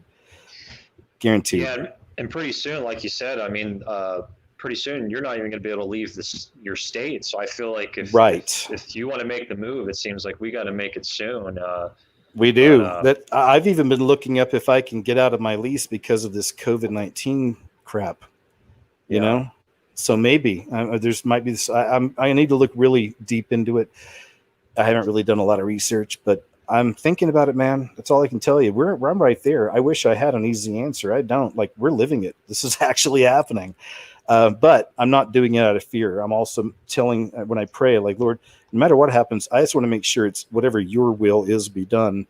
Please don't let me force my opinion on this and force something to happen when it's not going to line up with what you want. So that's the beautiful thing is you can just release it and give it to him. All right, Fighting for Soul, man, I think we got to go. We've been talking for quite a while, man, but it's been a pleasure talking to you. Absolutely. I enjoyed it and look forward to talking with you in the future. Okay, take care and stay safe out there. All right, guys, moving on. So I got Travis, In His Grace, Aaron, Rain, Fashion Star, and Kelly. Guys, give me just actually forget that. I'm just going to go ahead and move on here. I'm going to go to Travis. Travis, are you there? Hey, can you hear me? Yes. Hey, cool, man. So good to talk to you. Hey, you too. You're coming in loud and clear, sir. Oh, good. Yeah, because for a while there, I mean, I've been waiting since the beginning, and my phone was starting to die. So I'm like, oh, man, I got to get this thing on the charger. I know. I'm sorry about that. Some of y'all wait for a very long time, but I appreciate your patience. No, we appreciate you doing this, I mean, engaging with your audience. And it's just, it's the time we live in right now is, it's worth talking about. It's worth, trying to figure out. And it's crazy because it's almost like they don't want us to be social, It's like, no, sure. you gotta stay, you gotta stay in your house and can't, but yeah, I was going to say, now I've got a little list, but the second cup of water quote that you said, that was really good. I've never heard that before. So I wanted to start off by sharing my testimony. Please do. So I've been a Christian for about, I don't know, I'm 30 now. So back when I was about 20, 21, so about 9 years, going on 10. And my parents took me to, my uncle passed, and we were going to go to his cabin. And so we went to his cabin for the weekend. And I had never seen my grandpa on my mom's side was a Freemason. And my grandpa on my dad's side, my dad's dad was a pastor. So it was kind of, they never pushed anything on us, which was really nice. Now that I look back on it, but so anyways, we went to this cabin, and we were just going to stay the weekend because they planned on selling it. So it was kind of like a last hurrah in the cabin for the weekend. And so we're walking down by the lake there, and I found this coin, and I didn't think anything of it. I put it in my pocket. And I'm like, at first I thought it was like a $50 or something. I'm like, oh, cool. So I put this coin in my pocket, and we had never went up there like every weekend or anything. It was kind of like a, once in a blue moon type thing. But I asked my mom, I said, when was the last time I was up here at the cabin? And she said, oh, you were in my womb. You were, however many months old at the time. And it was so crazy. I pulled the coin out of my pocket, and it has Jeremiah 1:5 on it. And Jeremiah 1:5 says, before I formed you in the womb, I knew you. Before you were born, I set you apart. Oh, I love that. It's great. It was the craziest thing I think that's ever happened to me. And it's amazing how God can just take those small little things that mean so much to us, you know? Yes. So, I mean, for that, I mean, that's really the base of where I started pursuing him. And my wife she was my girlfriend at the time. She gave me a Bible, and from that moment on, it was like, wow, this is, you know, this is amazing, you know? Yeah, this makes sense. Yeah. So it was like the coolest thing that, you know, happened to me. And, I mean, I just wanted to share that. I wanted to get your word on. So have you heard anything about the year of 2020 being the year of perfect vision? I mean, I have now. I don't know if I haven't done a lot of research on any connections with that, but I mean, to me, it's clearly, you know, no pun intended, this right. is the most intense year, I think, in world history, because never in world history has anybody been able to lock down the planet. Exactly. It's fascinating, and that's where it's like, wow, we really are seeing the beast system, as far as I'm concerned, really manifesting, and those, you know, it encroaching on us. I mean, it really blew me away. I'm in the Midwest in a small town when suddenly my town defunds the police by about $1 million. They're going to have BLM classes for kids in school this year, they're saying, and they make us all wear masks. I'm like, what? Like, I thought if any place in America, you know, so wake up call for us all. It's crazy. It really is. But as I mentioned earlier, and some people think we're nuts for this, but I get excited by this stuff. It's like, wow, Lord, wow. Like, I can't wait to meet him. I feel like you know? Yeah, anyway, same go here. ahead. I mean, yeah, I definitely agree with you. I can't wait to meet him either. I mean, I think about it a lot. And I mean, I've honestly, because I share my faith with people and I kind of like it in a way, you know, I mean, sometimes it's hard and sometimes it's kind of easy depending on how comfortable you are. You know, I've been about, 9 years going on this, but the amount of time that I put into like studying and stuff, you know, I mean, it's interesting because I've given up friends, best friends that I've spent my entire life with. You know, they look at you like you're crazy, and you know, I guess you just got to move on. But yeah. Yeah, so I just found out that my best friend, his girlfriend, is actually a sex therapist, and I had nothing against her. She's a really cool person.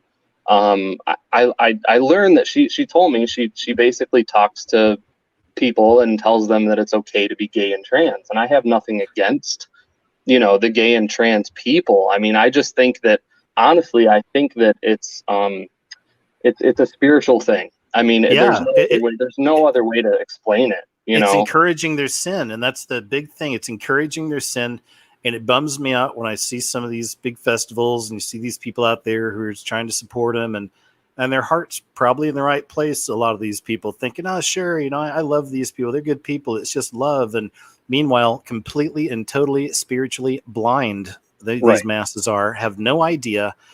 It's called gay pride, and pride, comes before the fall. It's just, and they took the rainbow from God, it's like, in a sense, I mean, ultimately, of course they didn't, but as a symbol, they've taken it from the Lord and turned it into something really gross, It's a tough one, man. But on the same token, I'm right there with you. As I've mentioned before, I have a real heart for that community because many of them, from what I've seen throughout the years and experienced, I worked with many gay people, have some families, things like this, but many of them believe that God hates them. And that's the devil, I'm sure, is just in their ear every day. Wow, look at what you're doing. God hates you. And you know what I mean? It's just, it's a tough one. Go ahead. Yeah, it's almost like they're trying to teach people that they're stuck, that there's no movement. There's no awakening, if you will. Look at how social media has shut down all of the gay conversion therapy stuff. Social media got together, right? And I showed a story. Sorry to cut you off, man. I'll just throw this out real quick. There was a story recently about a gay person coming out on Facebook and talking about how they, through Christ, came back to being heterosexual, and that was removed and banned. Okay, sorry, I'm done. Go ahead. No, that's all right. I was going to ask if you heard the story of Walter Heyer. I believe they took that down too. I mean, some of that was on YouTube. Did you hear about him? No, what happened? Walter Heyer. He was Heyer. He was a transgender for a long time, and he came to Christ. He'd actually retransitioned back to a male. And he was just talking about how, the suicide rates for the transsexuals and, I mean, as far as psychologically, you start, especially for a male, you start cutting stuff off your body. I mean, it's really psychologically disturbing, I mean, it's God gave men, a penis. So it's not, when you start cutting that off and hacking up the body, I mean, it's really sick, but it's terrible. It really is. And I picture Satan just giggling, just loving it. It makes me sick. Right. And go ahead. Oh yeah.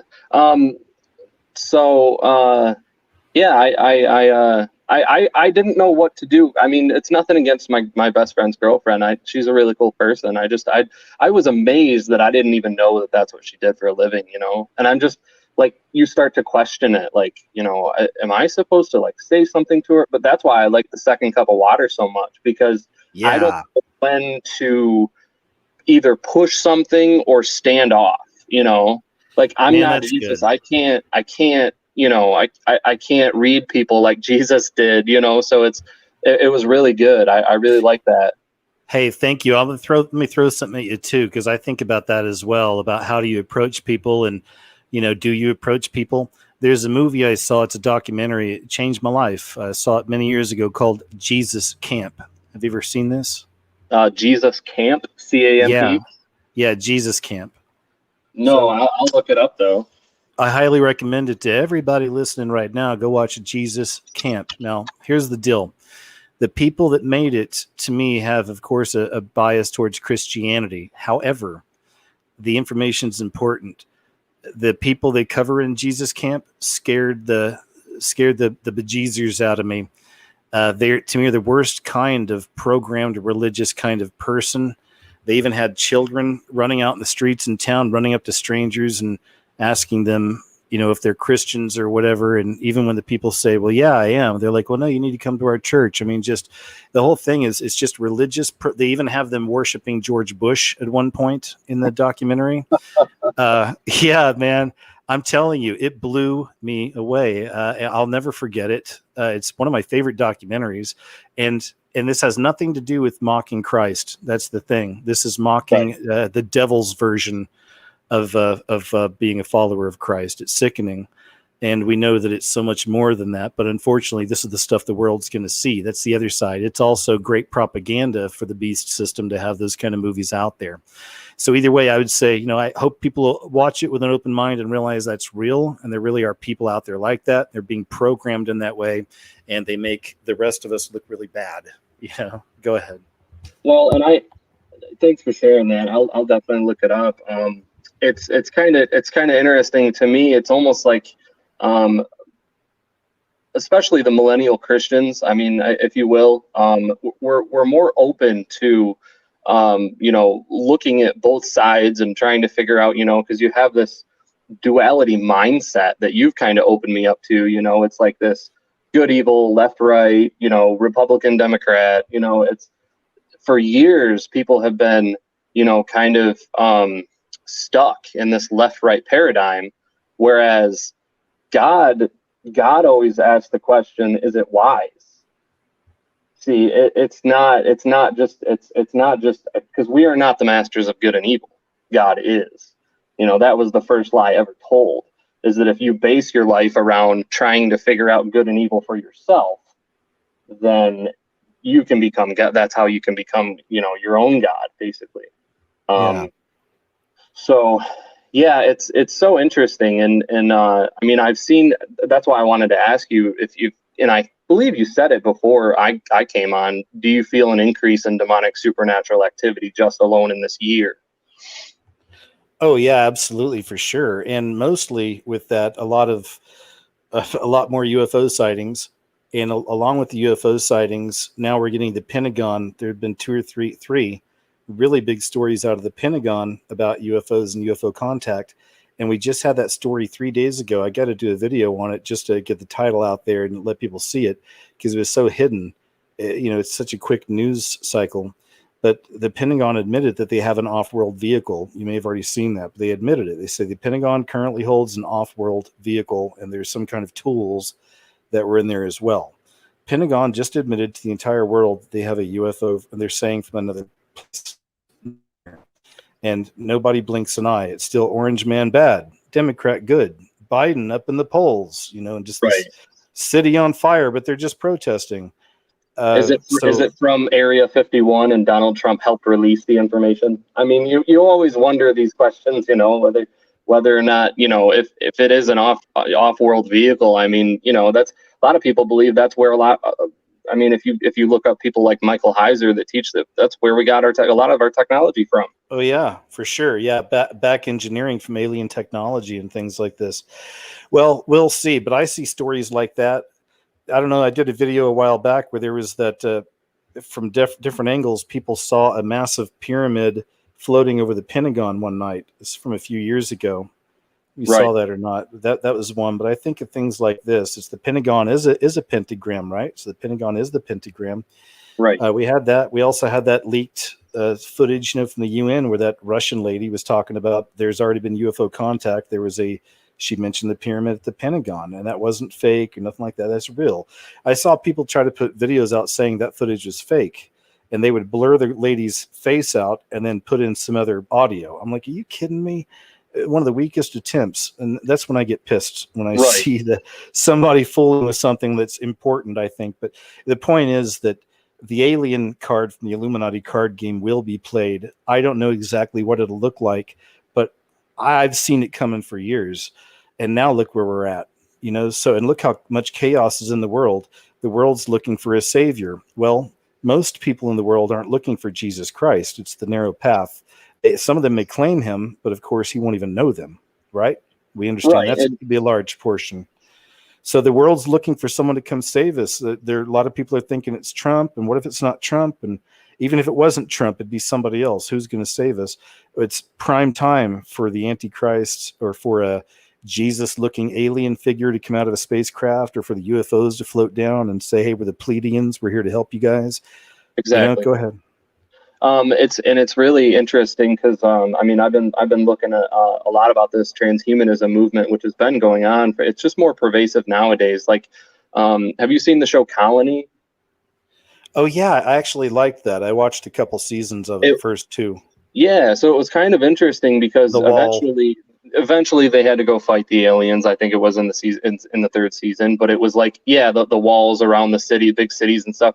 It was interesting to me because they had this alien technology that was inside of the drones, and it was almost like they could just explode, the humans with one shot of, and I don't, like you, I don't talk about stuff like this to freak people out. I mean, I do believe that Jesus is our only way out, but that's what the whole transhumanism movement is about, right? That we can eventually upgrade ourselves so much to become Iron Men and women, or Iron Trans people, and Man of Steel, and Women of Steel, and what have you, and become, uploaded to the evil AI, and we can, ultimately become gods and be able to, live life here forever. Oh yeah, that's so exactly. Well, and look at this. I'm working on a video off YouTube. I don't know. I'll probably just put it straight to my website. It's called Rise of the Rainbow Children. I always use that terminology. I'm not kidding around.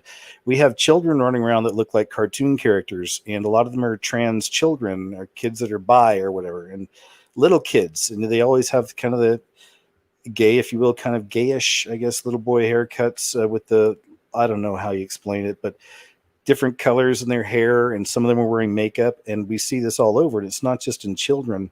We see it, and of course, in a lot of these so-called protesters, really the rioters, the BL+M, Antfarta, groups like this, all these people with crazy hair, and they just don't even look human. They have weird makeup and acting like animals and beasts and goofy and weird. And it really is a clown world, and there really is a rise of the rainbow children. It's all connected with that rainbow that's been taken over for now.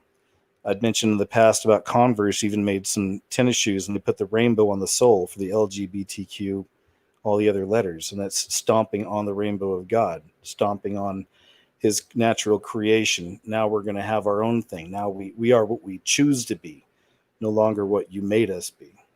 Right, and that's been the devil's idea from the beginning is, I hate the fact that you created these people. I want all humans dead. Basically, I'm going to have them worship me instead of you. Let's destroy together. Let's destroy God's creation for good. And it's interesting that the veil is lifting. Alone in this year, like you agreed that we've seen an increase in the demonic supernatural. For sure. Well, look at all the shows, of course, about it as well. There's such an explosion. I watch a couple of these shows, but even with that, I keep it in context. There's a new one coming out with the Osborne family, and they're talking to ghosts and dealing with the paranormal, and ultimately all this stuff is demonic anyway. So it's just a way to kind of season the people towards this stuff, towards the demonic, the strange, the weird, paranormal, because I believe that'll be a part of what's coming, especially with the UFO stuff, is people are going to have to be more open to the paranormal and supernatural than ever before. And they're already ready. People are primed and ready to go, Right. Teach them through programming, through the televisions and everything. And then, you have them right where you want them. Bet. So recently, it wasn't like a, I don't know if I could call it a daydream. Maybe I'll just call it a daydream. It was almost like I was in like a Roman Colosseum and they were just getting ready to chop my head off, and I was the next one on the line. And, I see this great big white cloud and this bright blinding light coming down. And I don't know what that means. I haven't thought about it a lot. I wanted to share it here just because I was wondering if other people had those types of dreams lately. It's interesting to me because I guess what it tells me is that, rapture is very possible, because if you study the Hebrew, you can actually look at, there's marriage language all throughout the Bible. And that's exactly what Jesus said. He said he'd go to prepare a place for us. And rapture basically means, simply means to pick your bride up and to carry her into the place you prepared for her. That's what they would do in the Jewish weddings. They would pick them up and then carry them under the threshold. So there's all this, marriage, language throughout the Bible. And that's what I love to look at, and study, because it's all right there, because you're talking about, stuff that we don't understand because it happened in their time thousands of years ago. So if we understand the history, then we can understand the stories underneath the stories that make the stories make more sense. Oh yeah. Yeah. I'm with it. I mentioned earlier, I have friends that I really like and respect on both sides that know the Bible better than I do. But the one thing, my friends that are more with the kind of that we have to go through everything, those friends of mine, one of their biggest issues is they're concerned that what if Christians are all about the rapture and it doesn't happen and then they're going to hate God. My thing is, I don't think it has to necessarily be that extreme. Perhaps that'll be because there are some churches that, and some people are raised in the church of years and years and years told about the rapture and the rapture and the rapture. Now with those people, if it didn't happen, it's something to think about. It's something to think about. I can see that argument, but as far as I know in the Bible, you don't have to believe in it for it to actually take place on the other side of that. So you don't have to actually believe. Am I right? For it to actually, if it's going to happen, it's still going to happen. Yeah. Ultimately, God does what he wants. He doesn't have to have our approval to do anything. And then exactly. And then with what I tell them is, I think we can have both. It doesn't have to be the extreme. And that's what I do. I tell people, I pray that there is a harpazo and that I get to go. And if there's not, then I just pray the Lord guides me and uses me any way he can while we're here and keeps me safe. Well, and that's what a lot of people, that's honestly what I believe. I believe that it will happen. A lot of people will disappear and they will be with the Lord forever. And then you will have still, it'll be exiting the age of grace, but at the same time, you will have people that God will allow to, come to him. He's never going to tell humans, we've never experienced heaven. We've never, the fallen angels did, and that's why I believe that ultimately God will not go, he will not save demons. They're already, they're already gone. Their chance has already been, they've caused so much chaos and they've caused so much pain that they're just completely, there's no grace for them. But for us, on the other hand, I don't think that just because the tribulation starts that he'll actually turn people away. Say, no, well, it's past the time. I don't think that's going to happen that way. Yeah, it's I like the way you're thinking there. Right. And let's see, have you ever heard of Shane Willard? Fred Willard?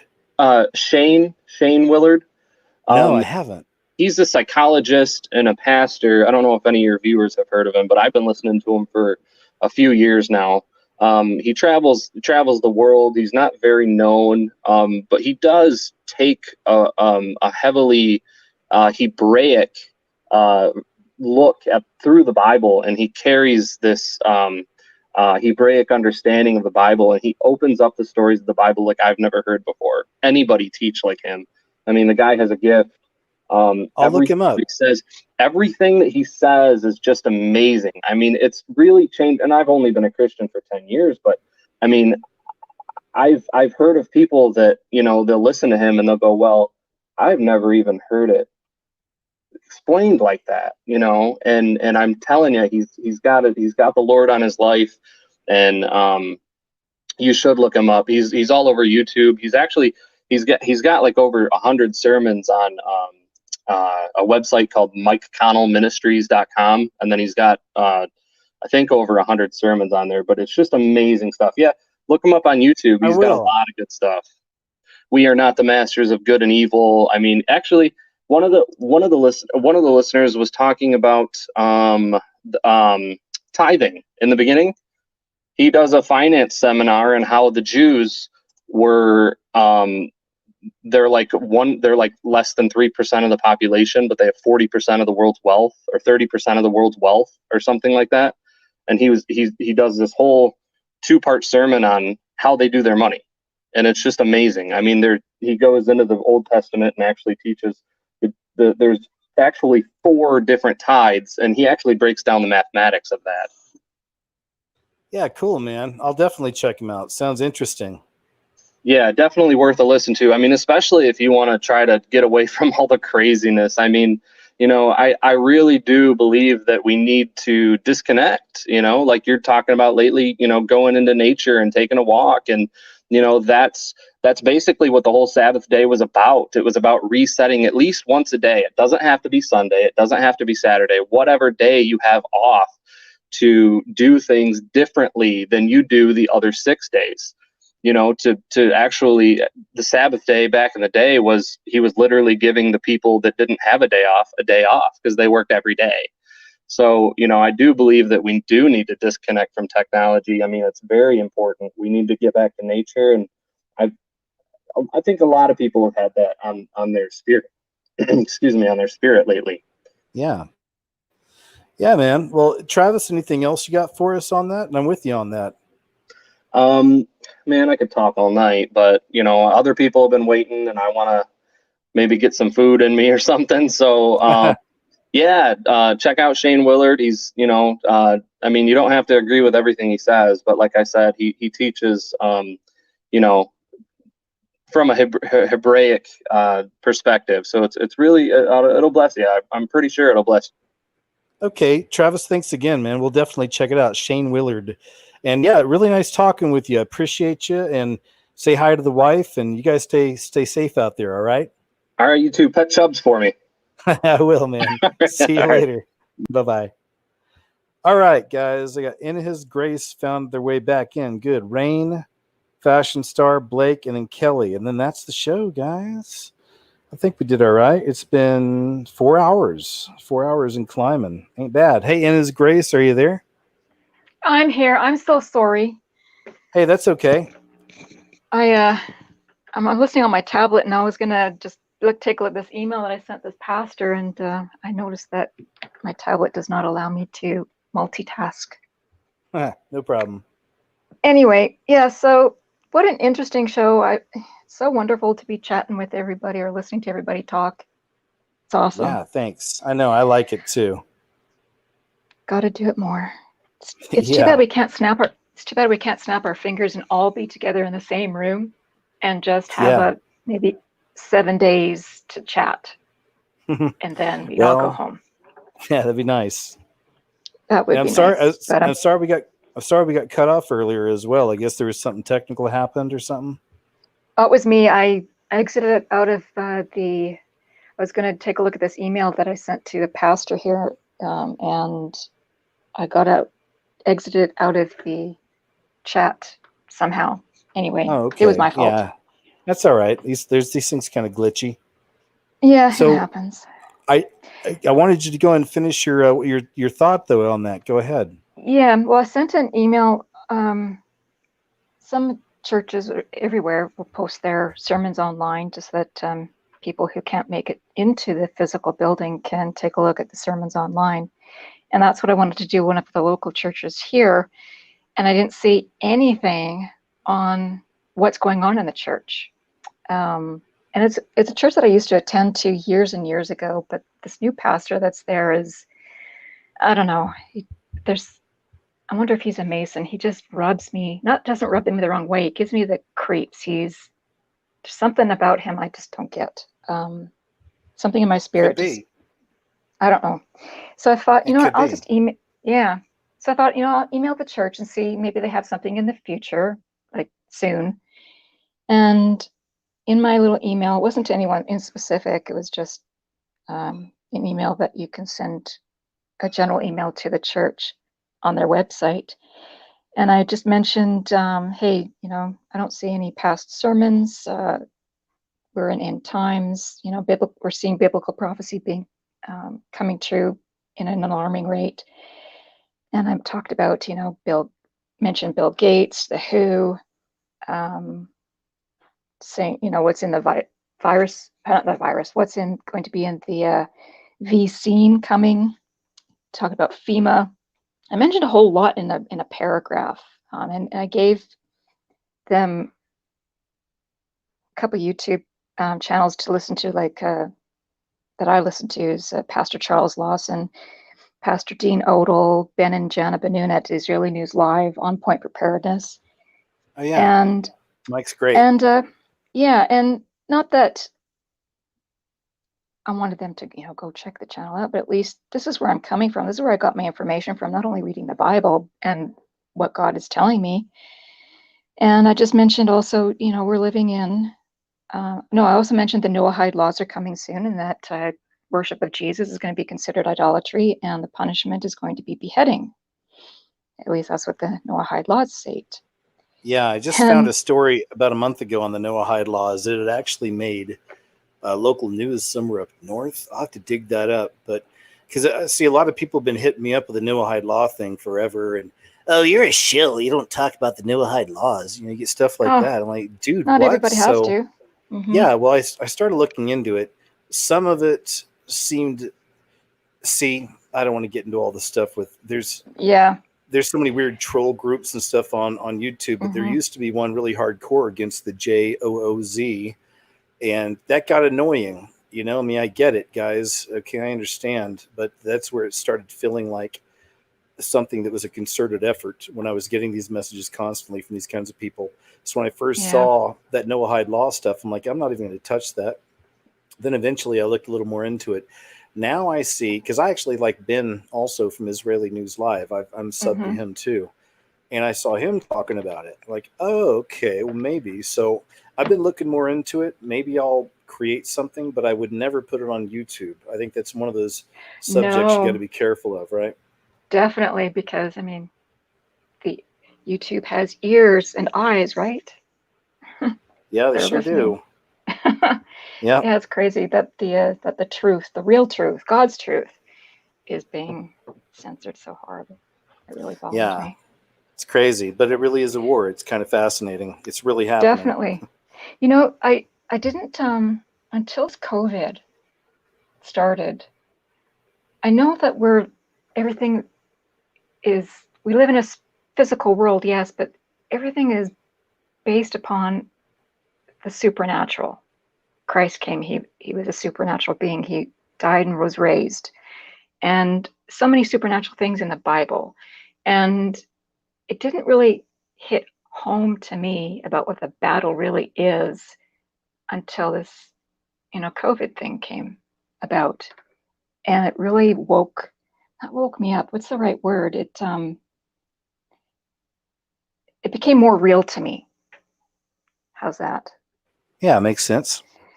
And it just brought me so much closer to God. And I've, a lot of folks here in this chat have been saying that they're anxious, it's worrying. And I started feeling so anxious that my heart would race and I would get sweaty, and I'm thinking, what, I can't go there. So what calmed me down is just remembering that we don't know the day or the hour that Christ is coming. We don't know if there's going to be a rapture, pre-trib rapture, post-trib, have no idea. And what calmed me down is the fact, hey, Jesus could come now, maybe tomorrow, but be ready. Just calm down. It's all in his control. You've said that too before in a lot of your videos. Relax, God's in control. And sometimes it's so hard to understand that when you're in the midst of an anxiety attack. But if you can remember, particularly myself, just remember, hey, calm down, relax, breathe. Yeah. It's all going to be good. Yeah, and remember that fear isn't even a real thing. I can't go pick up some fear and put it in a pail and bring it back to you. It's not even a real thing. It's just a reaction. And then think of all the years of all the things you've seen, not just through my work, but other people. But the fact is that demons and that demonic beings, they feed off of our fear. We've been programmed. They show us that in movies and TV. Of course, I know, but it's a real concept. So yeah, just remember, keep the demons away. I think like that. Try to, and I work at it, and I've got it to where I can do it. I really don't get fearful of things. I don't get scared of stuff. But it's just giving it to the Lord, having faith, and there you go. Go ahead though, please. Anything else you want to share with us today? Yeah, the response from the pastor. I'm just gonna. Do you mind if I read it? Oh no, we'll have none of that here. Yeah, of course, please. He says that I appreciate your conviction that these days share some similarities with historical interpretations of apocalyptic biblical texts. My caution on this point is that one can pick virtually any time period in human history and to make similar claims. Our world has been troubled and conflicted for centuries now, and I don't see anything happening at present which convinces me that our troubles and challenges are more concerning than those faced by those who preceded us. Robust and scholarly interpretation of biblical texts, that's hard to say, requires resisting the temptation to force the text into our context prior to discerning what the text would have meant for the original audience. In my opinion, you are being heavily influenced by extremist perspectives that aren't at all mainstream among reputable biblical scholars. It doesn't take but a few minutes of research into some of the names you've cited. This is Pastor Lawson and Israeli News Live and On Point Preparedness. I'm thinking, what is he talking about? Anyway, just takes but a few minutes to research some of the names you've cited to recognize that many of their claims are easily discredited. You're citing opinions and conspiracy theories which are circulating on Facebook and other social media, which I personally am not a part of. And he said, I would consider fringe, if he would consider fringe, he says, even manipulative. I strongly encourage you to better research the individuals and websites shaping your views. I've been listening to these people, KJ, for a long time.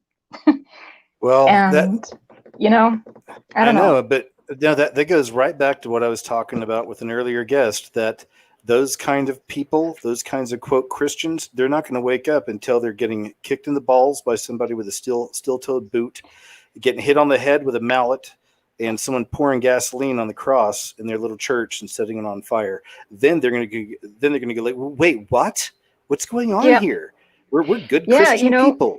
Okay, see, that's, and I hate to be so vivid and gruesome, but that's what I see, and that's what it's going to take for some of these knuckleheads, and some of them never knew Christ anyway, so they're just going to go. That's fine. Many of these people in the quote church. So I would let it go. I would I'm not telling you what to do. I don't touch any of this. I don't get with any of these religious people. I'm very isolated, and I do it on purpose. But just be careful with all these people. No point in it with people like that. It's a brick wall. Nope. Dang, I just prayed for him. That's all we can do.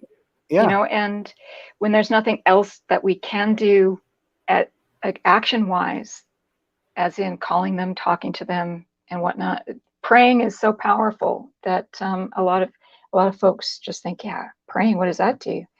It's pretty strong, and to be consistent. Absolutely. And you know, it's really interesting. I heard that someone say, oh, I even wrote it down. What is it? Real quick quote.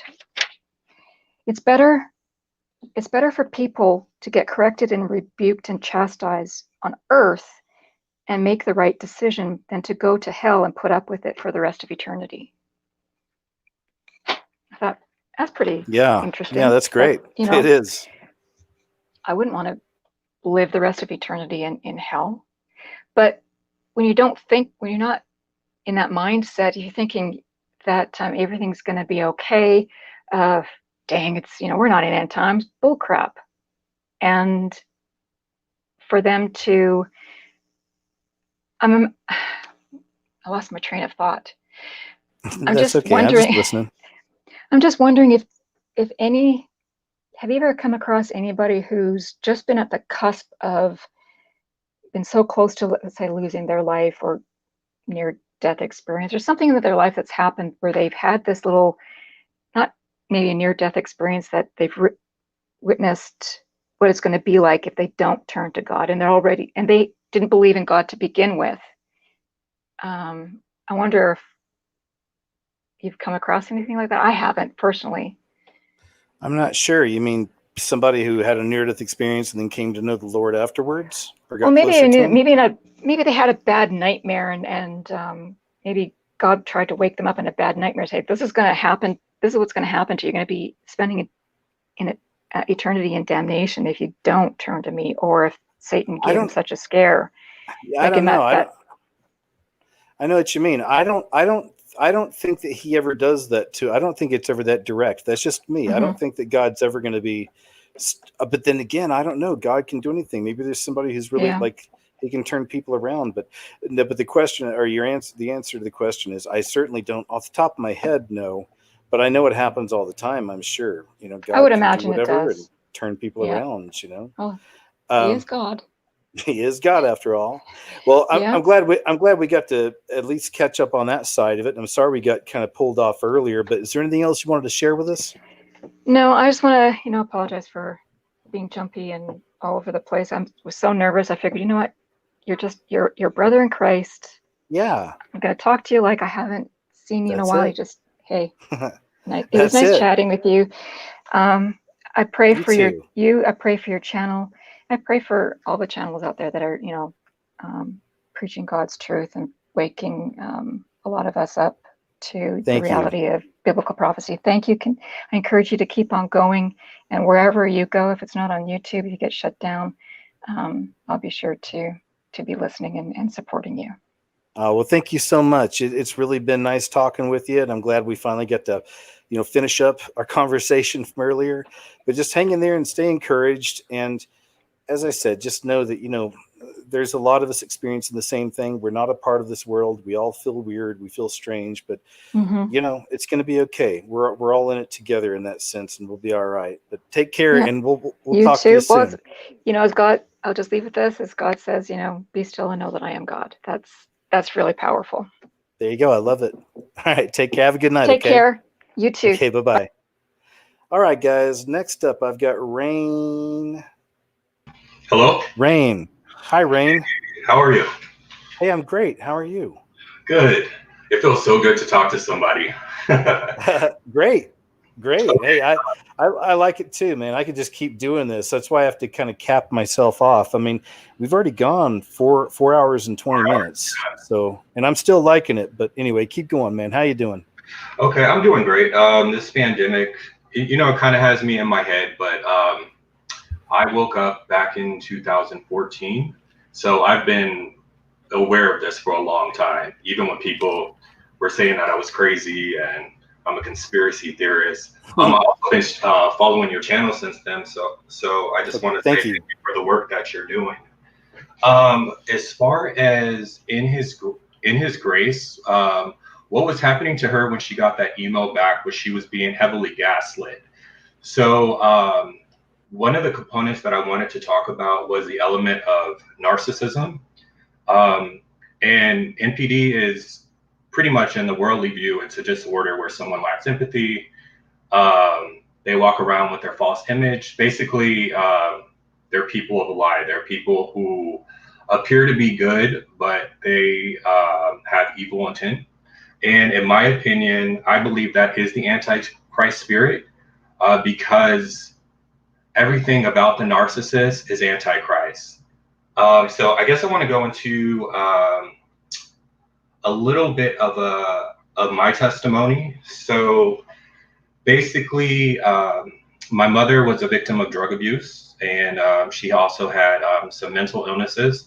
So I was, immediately after birth, I was placed into foster care, and I stayed in foster care for about 7 years, and I was adopted into a narcissistic family. So on the outside, this family looked very religious. They were actually highly respected around the church. However, I was getting beaten. I was told that I would be just like my mom. I was told that I'll end up on the streets, and I was practically their slave. And life, let's just say my childhood was a living hell.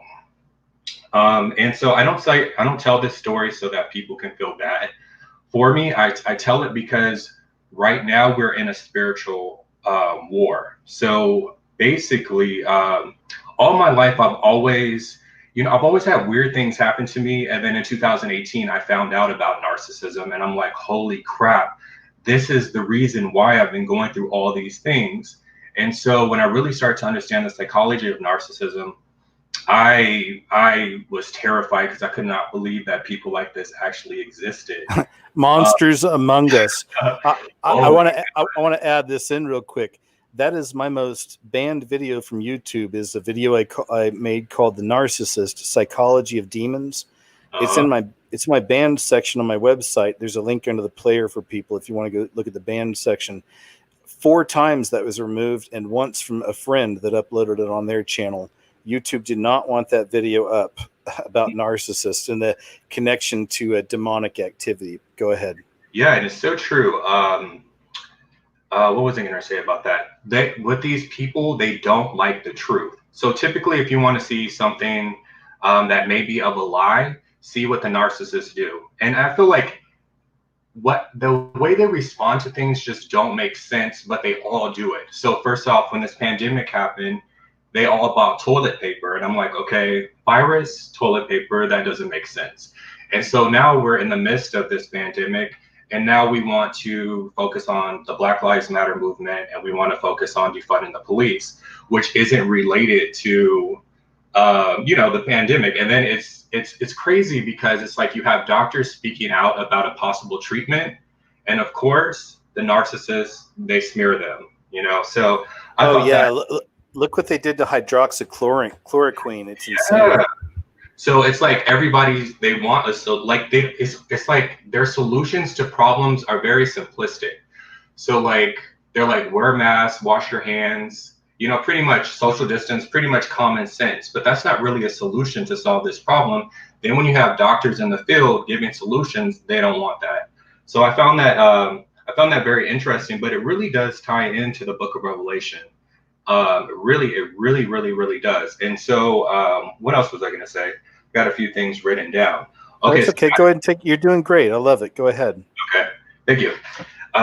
So back in 2014, I had it was really starting off to be a good year. I had just got an amazing job. Everything was going well with school, and I'm thinking, okay, like this is going to be my year. And I just had such a sense of like uneasiness. And so this is when I woke up. And so I'm literally seeing, like how you talk about on your channel, signs and symbols. I'm literally in film school, and I'm seeing all the symbolism, start from the beginning of like film history. And I'm like, wow, this stuff has been going on a long time. Let me add something real quick. You know, I went to film school. I'm loving that you're in film school. I went to film school in North Carolina, School of the Arts in Winston-Salem, and loved it. And I'm right there with you, man. Wow, that was actually probably 4 of the best years of my life, I have to say.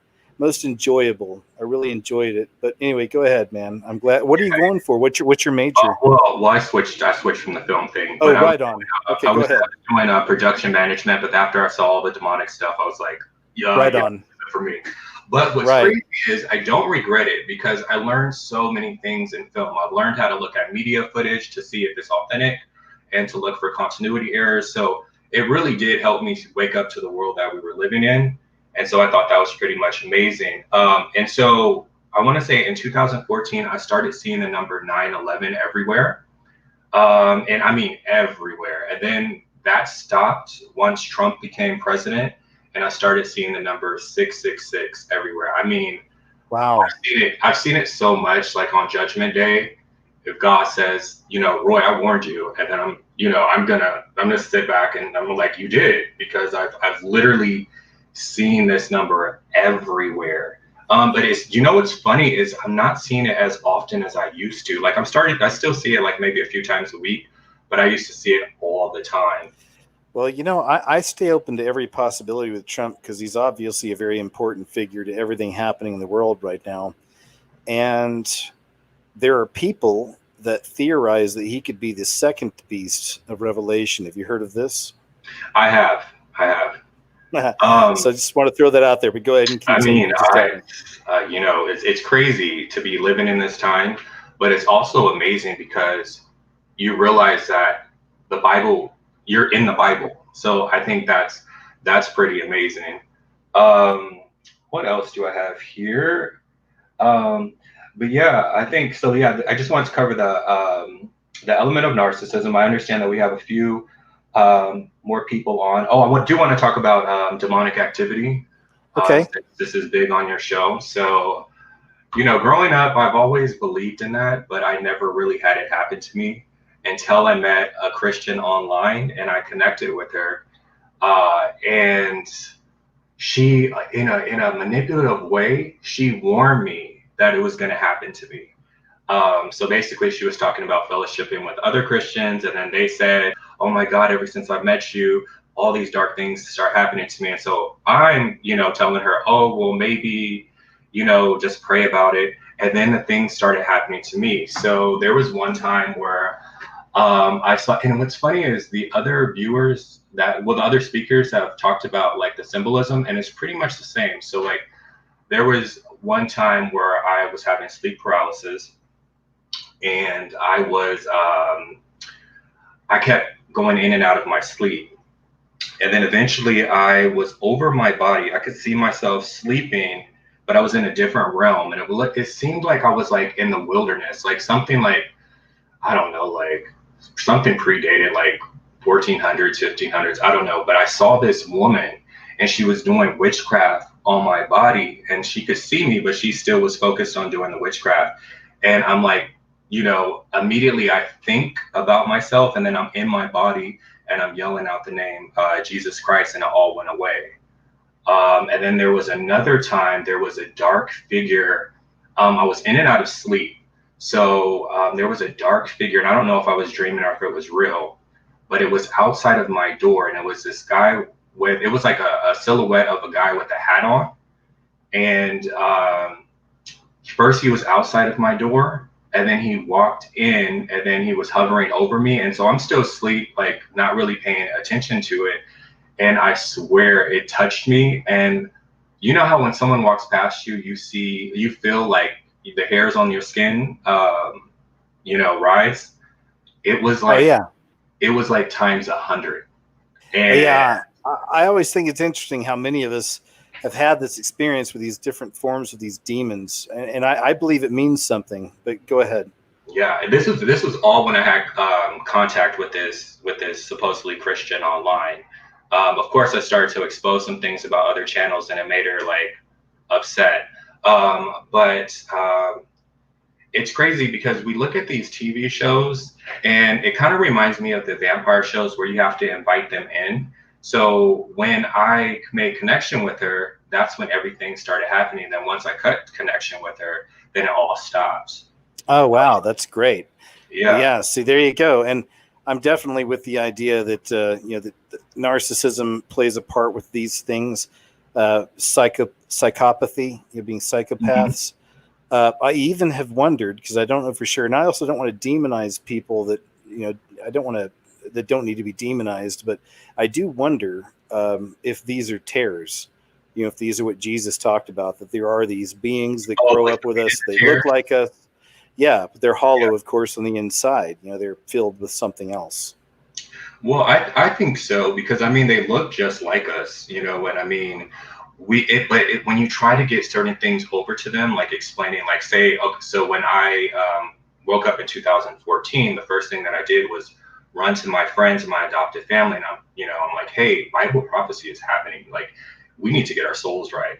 And for some reason, it just wouldn't register. And even during, you know, what we're going through right now, it's still not registering to people, and it's people. It's so crazy. It's like they have a spell on them, They and do. there's no way. Yeah, it's so crazy. It is so crazy. But yeah, I think that was it. I think and then also the reason why I do feel like narcissism, well, NPD is demonic spirit, was because when I started learning about it in 2018, I had a lot of things happen to me, and it was just so crazy. I had got a new job, and I was working as a waiter, and the manager, you know, I believe he was a narcissist. But what was crazy was it just felt like at a flip of a switch, it felt like the whole building was possessed. And I felt that dark energy, and it was so bad that I felt like I had to throw up. And I had like an intense migraine.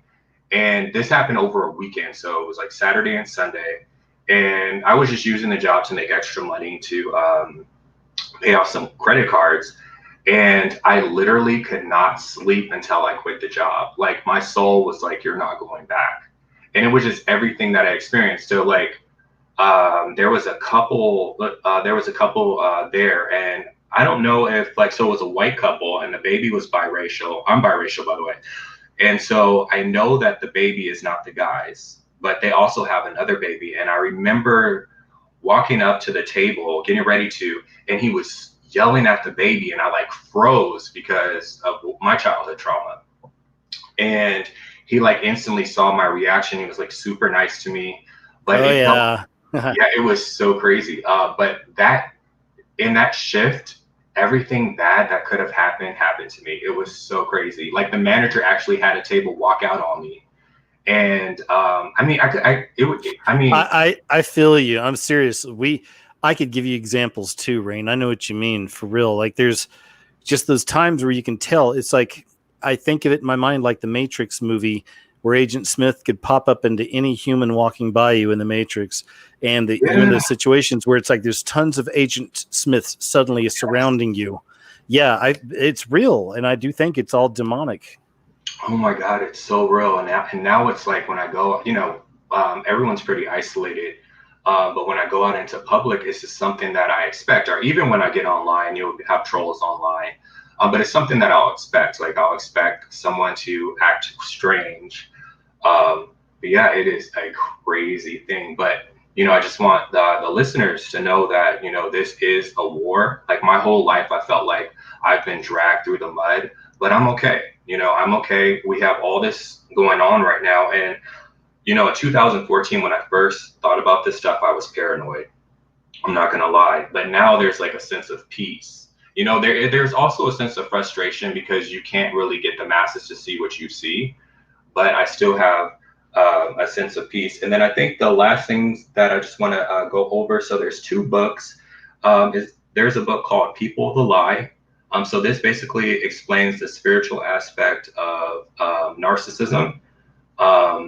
And then also earlier you were talking about homosexuality. So this book, I think it's just meant for men, but the book is called Shame and Attachment Loss. And so it really goes down the breakdown of homosexuality and with having narcissistic parents. Of course, the book is banned on Amazon, so good luck trying to find it online. But yeah, well, those are great suggestions. Thanks. Go ahead, Rain. Yeah, I think that's pretty much everything that I wanted to go over. And then I guess I'll close with this. People are going to think you're crazy, to all the listeners, but it doesn't matter. It really, really doesn't matter. Just hold on and be strong, and God will help us. I love it, man. It's a great finishing message, sir. Thank you so much. It's really nice meeting you and talking to you. Nice meeting you as well. Okay, take care. Excuse me. Okay, guys, I've got Fashion Star, Blake, and Kelly left. Guys, thanks for your patience. Let me get the mic by my head. There you go. We've still got Fashion Star, Blake, and Kelly. All right, next up is Fashion Star. Fashion Star, are you there? Yeah, how you doing? Can you hear me? Okay, perfect. Yes. Okay, so I'm really excited because I had this vision in 2018. Well, it's actually a disturbing vision, but I'm excited that I finally, after all these years, like, can tell somebody about it. Great. Because no one else would ever, you know what I'm talking about. And I know. anyways, so yeah, right. So yeah, this was the first vision that I had ever had. You know, I didn't really know what it was to have a vision until this happened, and I've had two since. But I feel like, I'm supposed to share this one, and I feel like maybe even this is the time in particular that I'm supposed to share it. So great. Because at the time I thought this would be 50 years in the future, but this could happen anytime now. I thought, and anyway, so let me just get into it.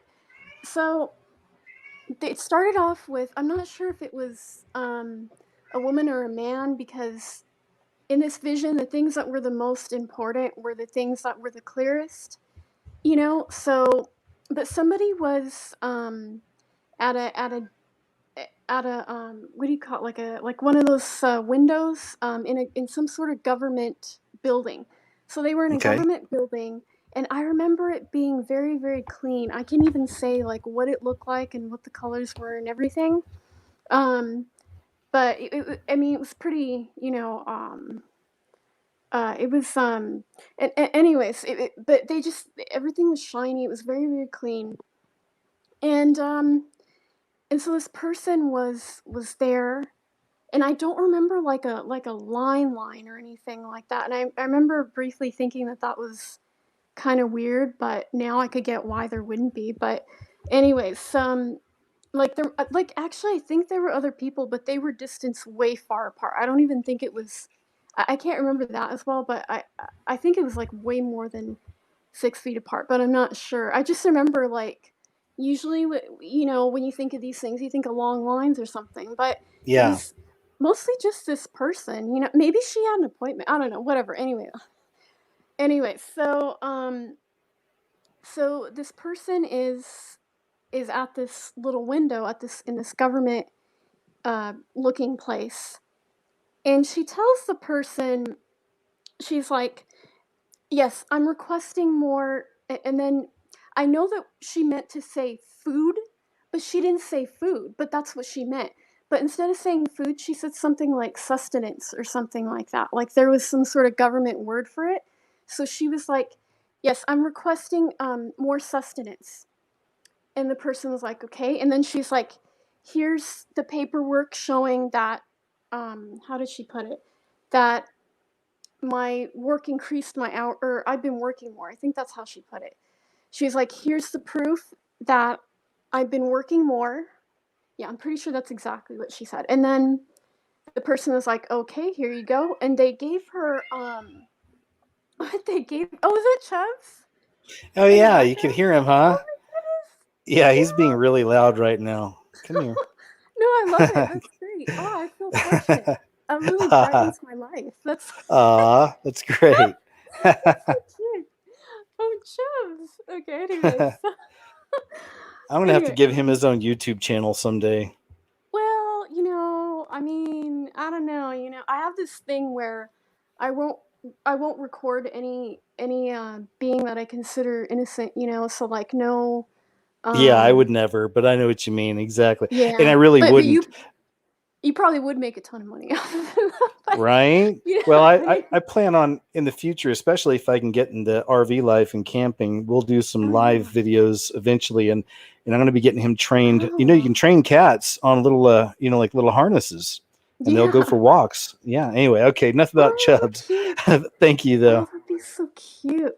Well, anyways. Okay, so okay, so this person, after she says that and shows them the paperwork and necessary paperwork and everything, the person, I think it was like a guy or something, he's like, okay, and he gives her it's gonna sound really interesting.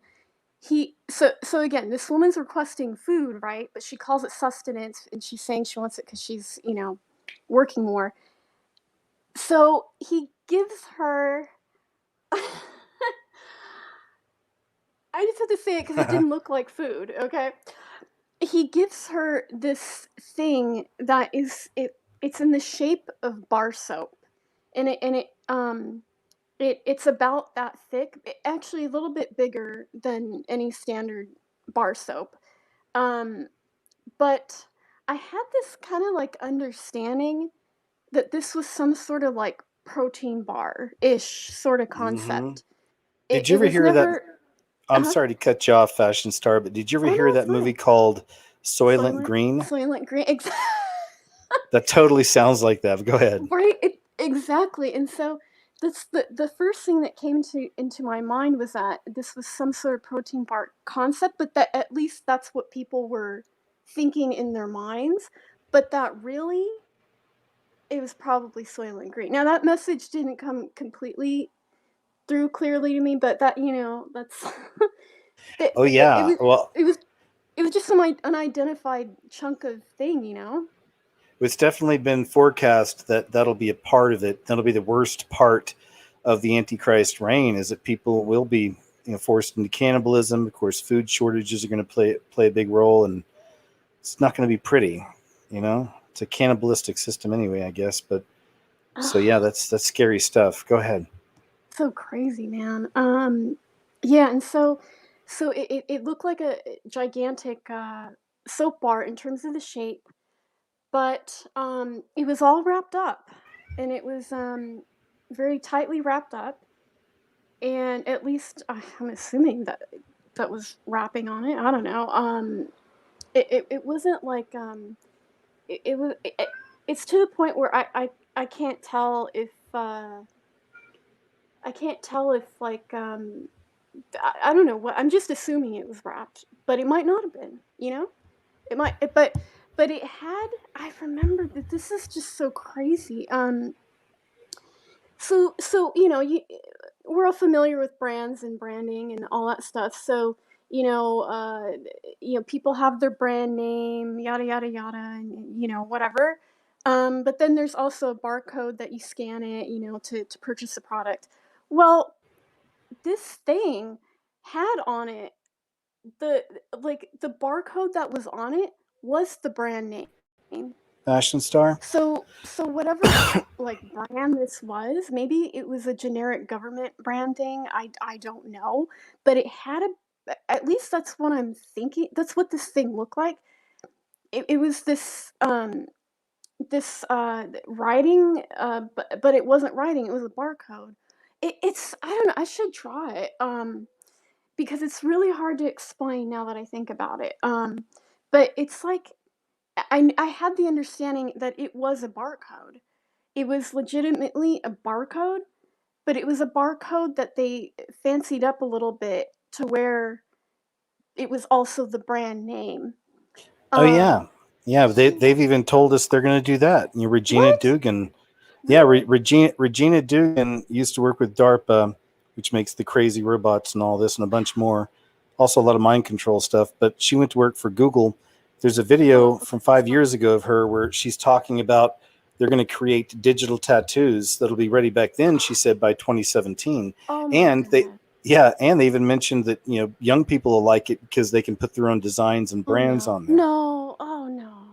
Yeah. Oh no, no. Oh, that's horrible. Isn't it terrible how they target the young people? And they really do. You know, the younger the better. They just target them. And For and then the sure. parents, not to get too in it, but then the parents, like, where are they these days? You know, they're both out working, trying to make a penny, you know, and the kids just inundated with technology, basically. So it's like the tech is raising the poor kids these days. And For sure. so what can you expect? But hopefully, you know, the Christian parents will instill good values and be there, you know, in some kind of, well, I don't know, whatever. I don't mean to get into that, but it's just That's okay. sad. You know, it's just sad. But anyway, so yeah, it was and it looked kind of like it looked kind of alienish. Like, I'm not saying it was alien. I'm not like, but it was the brand that was also the barcode. It just looked like, I don't know how somebody could read that. Now, maybe I wasn't meant to know exactly what it said. Maybe that's what's going on here. I don't know. But from what I'm remembering, because I could draw what I saw. And I mean, now that years have gone by, um, it wouldn't be like exact, but it looked alien. Like, you know, like what's that movie? The Gladiator, or was it The Navigator, and, like, you know how there was writing. It's that movie from the '80s where that kid was uh he was on board a spaceship, and then, like, his mind was like making a printer print out a picture of the spaceship, whatever. I don't know, something like it was like something that would come out of one of those movies. Okay, like out of, Yeah. like, yeah, you know what I'm talking about. And so it was I know like, what you mean. yeah, it was like some kind of, like, alienish writing looking thing like that. But again, I'm not saying it was like an alien thing, but that's like the look that it had, you know? And Yeah. I remember the color. So I don't know if this is important, because I remember it so clearly. Maybe it is. It was like, um it was the same. It was a very bright blue, okay? It was a very, very bright blue, the writing. And again, like I said, because I'm remembering it so clearly, maybe that's gonna have some sort of significance in the future. But it was a very bright blue color. I just remember it so clearly. And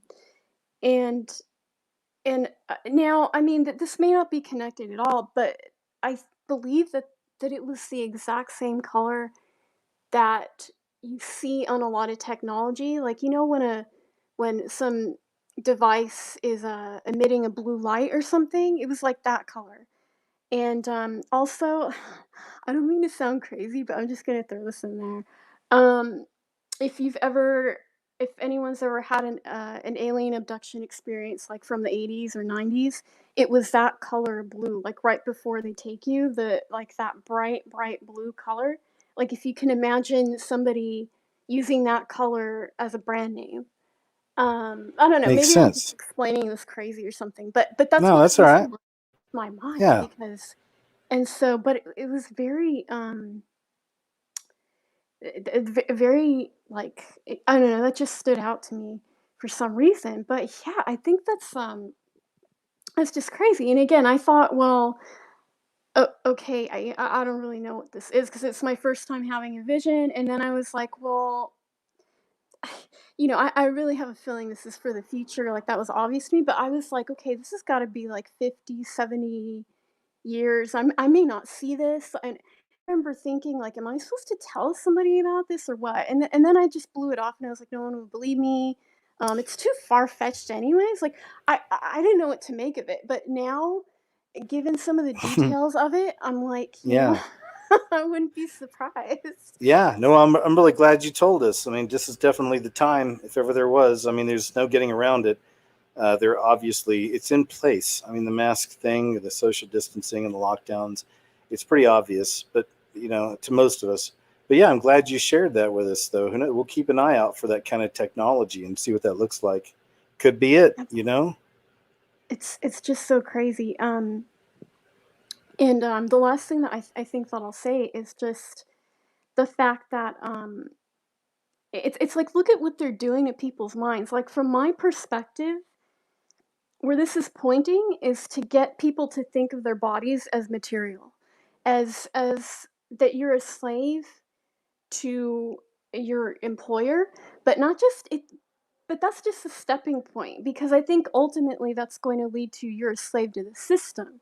You are ours. You're the government's. You are a product of ours. And so, Definitely. because it would have to take that level of um, getting rid of the ideas of the bodies being something beautiful and a living, of you being a living spirit. You know, especially if you're in a Christian, you house the Holy Spirit, right? So if somebody doesn't think that way and somebody just thinks of their body as some random accident, they would be more prone to be like, yeah, do whatever to me, stick whatever in me. You know, you want to put like a tattoo on me or a chip? Why not? You know, it's like, I mean, it's just horrifying. You know, it's and like, I mean, I really feel bad for people who can be put in that mindset, because they've been robbed of a very special thing that it is to be human, which is to know that you're a living, breathing being. That's not to get too dramatic, but that's worthy of respect. You're a creation of God, and that's not to be taken lightly. You know, life is an amazing gift that we're given, and I sound so cheesy, but this, in my eyes, with everything that's going on, that's what they're robbing from people. That's what the enemy is taking away, is the the very um essence of what makes you special, you know? When Yeah, you're a it's it's Christian, dehumanizing us. You can't see people's exactly. smiles anymore, and you can't be close to them. The whole thing.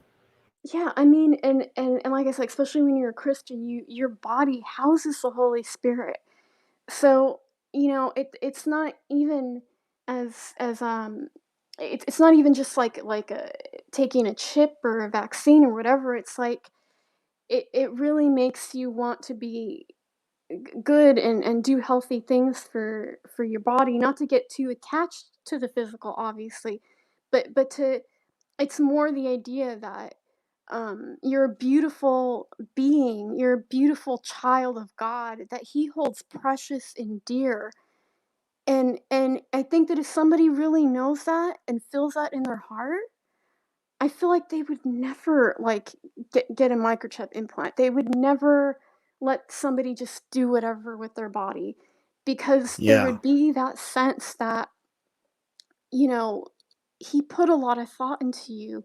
He made you, and you are special. You are beautiful. And I'm getting choked. But it's just it's been one of the beautiful things about being a Christian, is to realize how special you are to Him. There's no accident, you know, to Him. And so you know, just, it just saddens me that the enemy would succeed in taking that away from somebody, because God really put a lot of thought into each and every one of us, and, you know, really molded us, and He continues to, you know, especially when we're Christians, and He sees the beautiful work that He's created, and it just overjoys Him. It's so beautiful to Him, and the thought that the enemy could take the one thing that's the most beautiful and special about each and every one of us is just horrifying, you know? And I so know. we Yeah, should no, never thanks. forget that, you know? I agree. No, thanks for sharing that.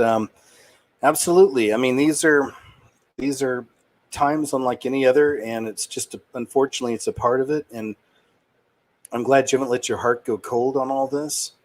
Uh, I'm constantly balancing between the two, because I just have had to accept a long time ago that some people just aren't going to make it, and a lot of people are going to choose that. They're going to choose destruction, and there's nothing I can do about it except do what I'm doing here and pray to God that it reaches the people He wants it to reach. And and then everyone else can do their thing. You don't all have to have a YouTube channel, but pray for people, talk to friends, spread the message, however you can. But anyway, well, on that note, Fashion Star, I appreciate it. It's always good chatting with you. I think I need to bounce over to these last two folks, but is there anything else you wanted to close out with? No, I think that's it. It was great to hear Chubbs. Let Chubbs know I said hi, and it was great talking with you. And yeah, it's good. I'm glad to get that out there. Maybe it'll do good for people. I don't know, whatever. So Yeah. Well, thank you very much, and it really nice talking with you. And take care. Okay. yeah, you too. Okay. Bye-bye. All right, guys, I got Blake and Kelly next. Blake, how are you doing, man? KJ, can you hear me? Yeah, loud and clear. Nice. Couldn't hear me Hey, last time. How you I doing, man? know. I'm great. Hey, thanks for always being so great in comments and just being encouraging, and I appreciate you. Oh, of course, man. I really appreciate you, dude. It's always great to see just the fellowship brought to you, or brought through your shows and through the comment section and the live chat. And yeah, man, it's really great to see all these different people giving their testimonies. Just giving and credit to you too for waking them up. It's really been great to listen to all these different people checking you out over the years. Yeah, it's one of my favorite things is just talking to the people. Everyone's got a story. And the one thing a lot of us share in common, I find, is so many people feel alone.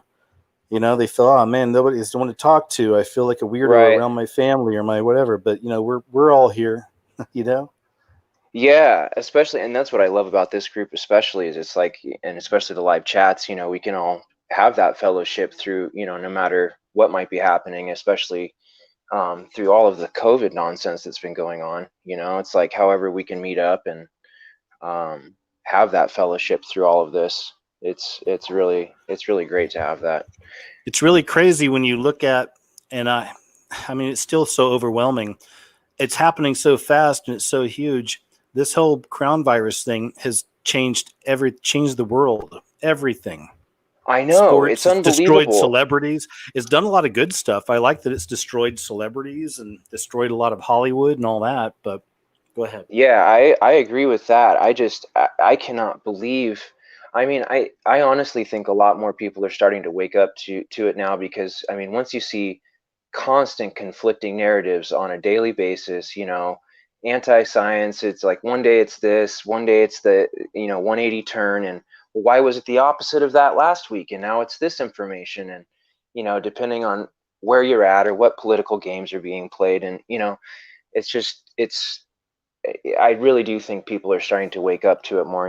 Is there a real virus? Sure, yeah, but it's like, the reaction and solution to everything that's been basically controlled throughout this whole thing. I mean, you can see it's just so many people have been brought to ruin. And, I have, because of the industry that I'm in, it's like a lot of the restaurants and venues and anything having to do with entertainment or music is, so many of those people have just lost their livelihoods, man. Man, I hate that too. Yeah. And all the mom and pop shops closing down, and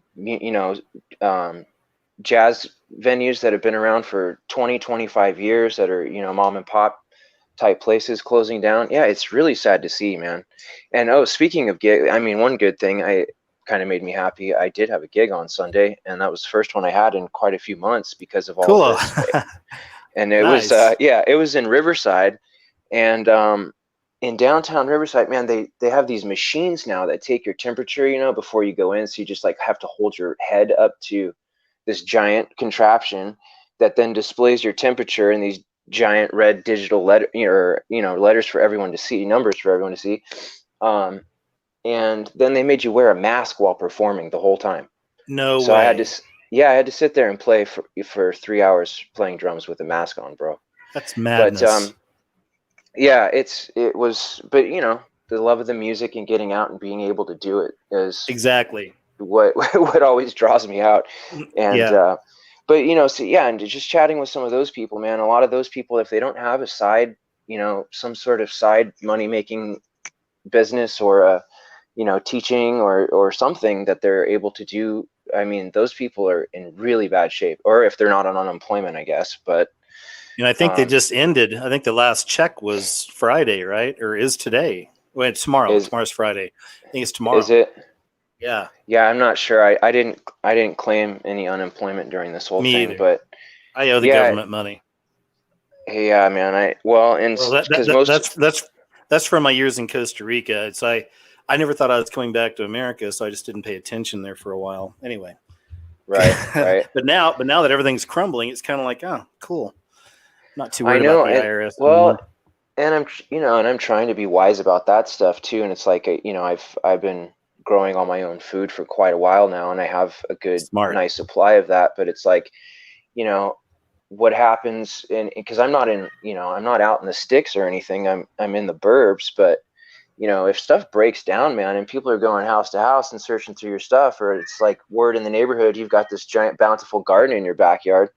That's not going to last for more than a week or something at best, if I'm thinking about it, and especially if I'm handing it out to other people or making food for the, I don't know, man. So it's still just concerning in ways. I try to prepare in ways that I can, but it's also like, you can't have that spirit of fear, because that'll control you too. So yeah, you can't. He'll be with us. As long as we're chipping in and doing our part. You know what I mean? He'll be there with us. Yeah, and that's what's been guiding me too through this whole thing is, just trying to keep my focus on the Lord and keep that inner peace going. Because it's like, if you have that, you can weather any storm. And it's so important just to be able to have that within our lives. And and I'll give my quick testimony quickly too. I know some people already know it, and I've given it in the chat, and you know a bit about it too. But there are a couple people in the chat that wanted to hear about it, and we're suffering with some of the same stuff. Yeah, let's do it. Yeah, so basically, I fractured my spine when I was 12, wrestling in middle school, in 6th grade, and immediately was my whole life turned upside down, as you can imagine. And almost severed my spinal cord. Was a 75% slip. Ended up in a wheelchair. Spent multiple years in a wheelchair. Multiple surgeries to get me back to walking again, and a spinal cord stimulator implant put in. And I just give that basis because what led to that was then the pain management of the medical system I went through ended up putting me on a combination of fentanyl, Dilaudid, Xanax, and Klonopin as a 12-year-old, 13-year-old kid. So I spent almost 2 decades of my life as a severe chemical dependency / addict. I guess I'll use that word. I don't know. People are kind of silly with terminology. I don't mind using either one, but they usually use chemical dependency when it's in a medical, when you're addicted to prescriptions. But an addict is an addict is an addict, right? Doesn't matter the substance. So they put me on that at such a young age and through all my formative years, and I had no idea the trap being set up for me. And when you're a naive kid in pain, you just listen to what doctors and parents and coaches and teachers tell you to do. And anyway, it got really, really bad, to the point where I ended up at the max FDA dosage of each individual medication, and all combined at the same time, and had 2 grand mal seizures and 3 cardiac arrests there at the end of it in 2016. So anyway, it got bad enough, and I'm speaking to one girl in the chat specifically that she knows who she is. I was talking to her earlier. She's kind of battling with it right now. But there at the end, I got up to 200 milligrams of methadone and was still on benzos, and just clawing my way any way that I could, and trying to get back into life, and just was miserable, man. It was just so depressed and so lost, and also had a ton of paranormal stuff that happened during that time too. It's I don't know so much what I mean. There's just such a crazy correlation with all of that, with the whole pharmakia and sorcery, spiritual battle of all of that. And I've just seen a correlation with that stuff, that people that are really battling, like they say it's battling demons for a reason. It's like, oh, they have demons, or they're battling demons. It really, it's so true. So I've everything from doors slamming in my face to knocks on the walls, yells and screams, torturous dreams, sleep paralysis, seen shadow stuff. I mean, just lots of different random things over the years as I was going through that 20 years of battling through stuff. So then at the very end there, it got bad enough to where I had multiple overdoses in one weekend, and I was going to die. And so I took myself to a custom detox in Southern California, and that was my probably 5th or 6th attempt at that point. And I was just anything I could do, and I was terrified. I was absolutely terrified, and there was a good chance that I could end up dying in there as well. And they would charge me $25,000 out of pocket. So it was like, what's your life worth to you, basically? It was a bargaining chip. And I was so desperate. So I did it. And I spent 6 weeks in that environment, and just getting off of everything. And that's how long my taper off the methadone took. So it is possible. And I'm not saying you have to have $25,000 to do it. And I'm still paying that off. Don't believe me. I did not have that money sitting around. By no means am I a wealthy person. If anything, I'm in a lot of medical debt, still, from everything I've gone through. But there are different ways to do it, and if it gets bad enough, it's just like, you'll know when you're in that situation, and it is absolutely miserable. And I totally empathize and sympathize with anybody in that position. And without the Lord, it is impossible. And I wish I had known that earlier, because it was like climbing an uphill battle already. And with not realizing it was such a spiritual battle, I had no idea what was in store for me. I just knew that I wanted to live, that I wanted life. I didn't want to be miserable. I didn't want to be depressed, and I didn't want to be a drug addict. So, just prayed my butt off, and yeah, it worked, man. And it's just like almost bringing me to tears now just to think about it, because I'm so grateful. I'm so grateful. And I appreciate you sharing it. Yeah, of course. Well, it's just like, if I can share hope with anyone, because, I've been at that point where, and I've had multiple physicians tell me they've never seen another human being on the levels of medications I was at. So if I can do it, and it's not like, oh, if I can do it, you can do it, one of those things. But I promise you, it was 20 years. I'm only 36 years old now. So, and I only have 4 years at this point off benzos and opiates. So it damn near was my whole life, and killed me, and I didn't even have any life while I was going through it. So anyway, back to the point of, the Lord he saved me. And, now I'm able to play drums professionally. I was doing a ton of worship stuff too. That was one of the first things that got me, it was one of the first ways he used me in that way. Was I became a worship leader and started playing for worship bands in the area that I live in. So that was so cool to see how it was just like, oh, well, maybe I can use it, because at first it just started as a hobby for anything I could do to keep, idle hands, devil's playground away, kind of thing. So it's like I literally picked up drumsticks and just put anything I could in my hands to just keep myself occupied, and listen to music, and just anything I could do, and that eventually that hobby just grew and grew. I got better and better. I met, some key people that showed me how I could use it. I started being delivered different students, and then, and it eventually got good enough to where I started teaching full time. And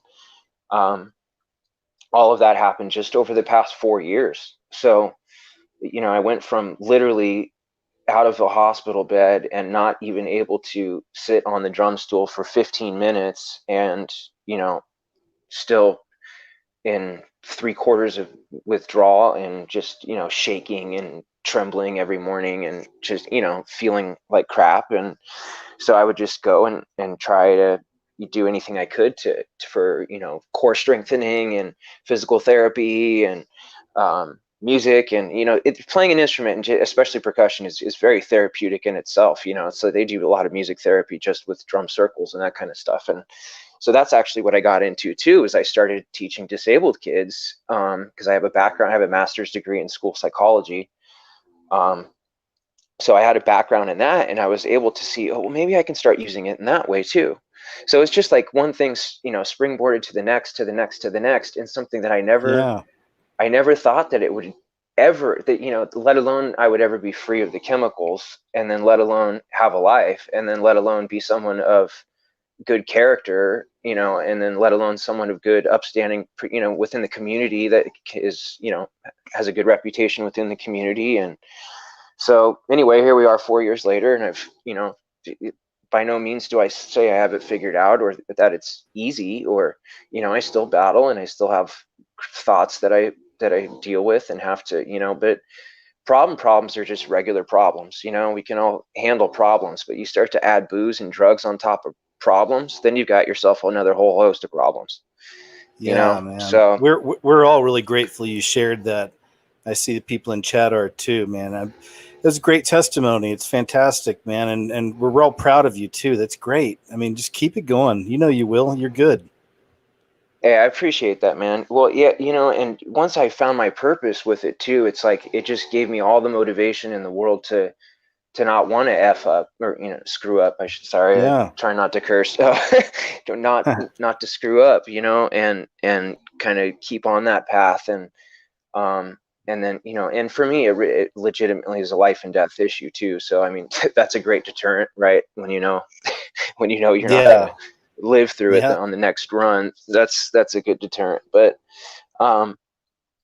without the Lord, it would have been impossible. It's basically my main point. And I want to share hope and strength with anybody out there that might, be suffering with that, because I know what a wretched existence that is. It's terrible. It really is. And, and I still smoke from time to time, and, I'm not, I don't drink, and I use CBD, that's it. But,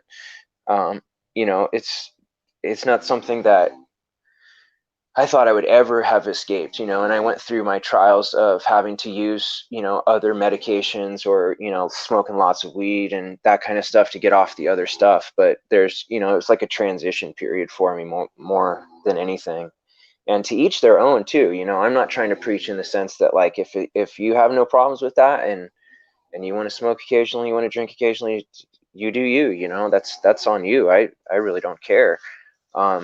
But for me, I'm just saying personally, what I had to approach it as, just because of the severity it got at for me. And I know not everybody is, I have kind of a unique case in that sense too. But addiction is so far spread right now, and that's another thing, kind of going back to the COVID, that just kills me. It's like, okay, well, liquor stores and weed dealers and your delivery driver can still come to your house, and those businesses are still open and flourishing, but your local church has to close down, and all worship services are closed. And it just, you can really see the system being played when you see, it's like, okay, well, where are the priorities at, and what political games are being followed in what way, and what is the media saying in this sense of, it's just, they've completely glossed over the fact that these riots and protests had anything to do with COVID, and then trying to claim that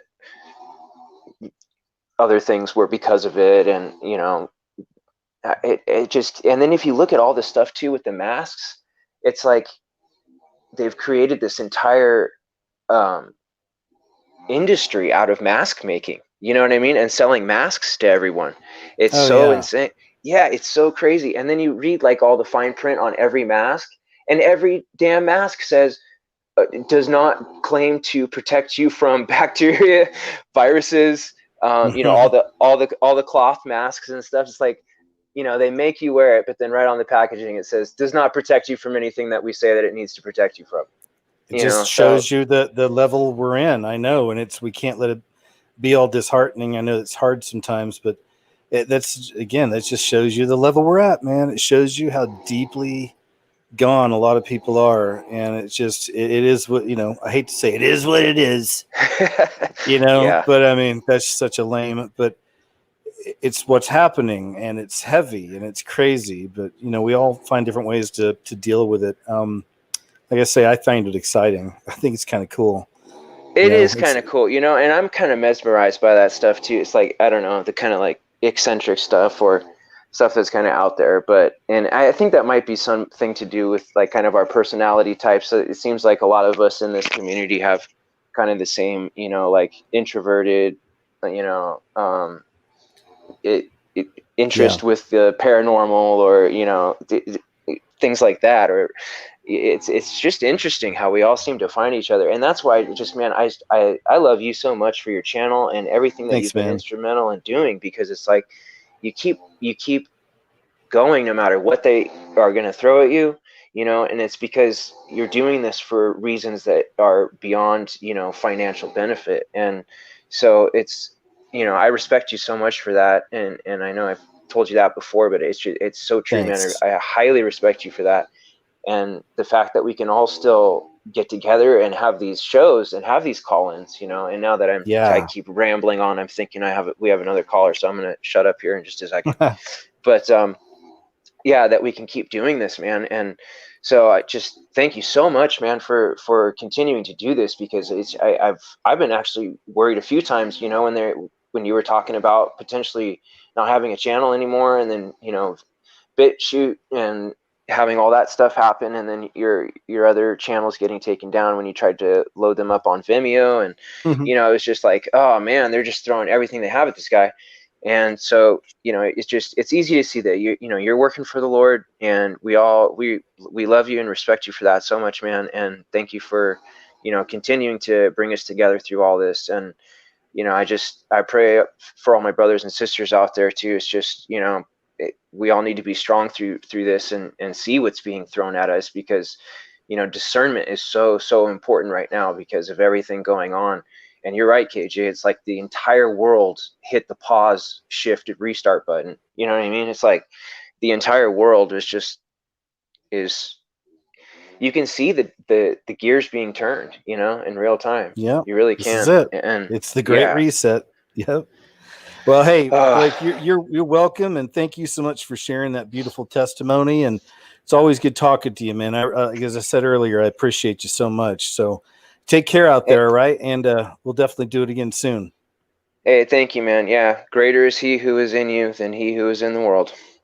All right, thanks, Blake. Take care. All right, man. We have the very patient Kelly, who's been waiting for a long time. Kelly, are you there? Hey, KJ. Hi, Kelly. How you doing? Oh, good. You know, I was in the office when the live stream started, and I just, you know, I came in the StreamYard, this thing, and then I was out of the office, and I got to stop to get a charger, and then I got home, and then the connection was terrible. But here we are. Yay! Yeah, How are you, KJ? You've had quite the adventure. I'm doing great. Thanks so much for sticking in there and being patient and going through all the process. It's really nice having you. Yes, amen. How's Chops? Chubbs is always great. Thanks. He's awesome. Yeah, great he's little awesome. buddy. Oh, do you mind if I say a little word of prayer? Of course, I would love that. Please do. All right. Heavenly Father, we thank you for this wonderful day. Thank you for bringing us all home. Thank you for being with us anywhere in the world we are today. Thank you for this space where we can come and where we can talk about and discuss. But first of all, thank you for being in our hearts, in our minds. Lord, please guard us and grow our faith and keep us faithful to you in our lifetime. Thank you so much, Lord. In the name of Jesus, we pray. Amen. Amen. That's beautiful. I love it. Thank you, Kelly. Yeah, I'm so grateful that I got the chance to talk to you and to be here live. I'm not sure if I'm gonna be able to do it later. So I'm really praying for guidance to say a few words today to share with you.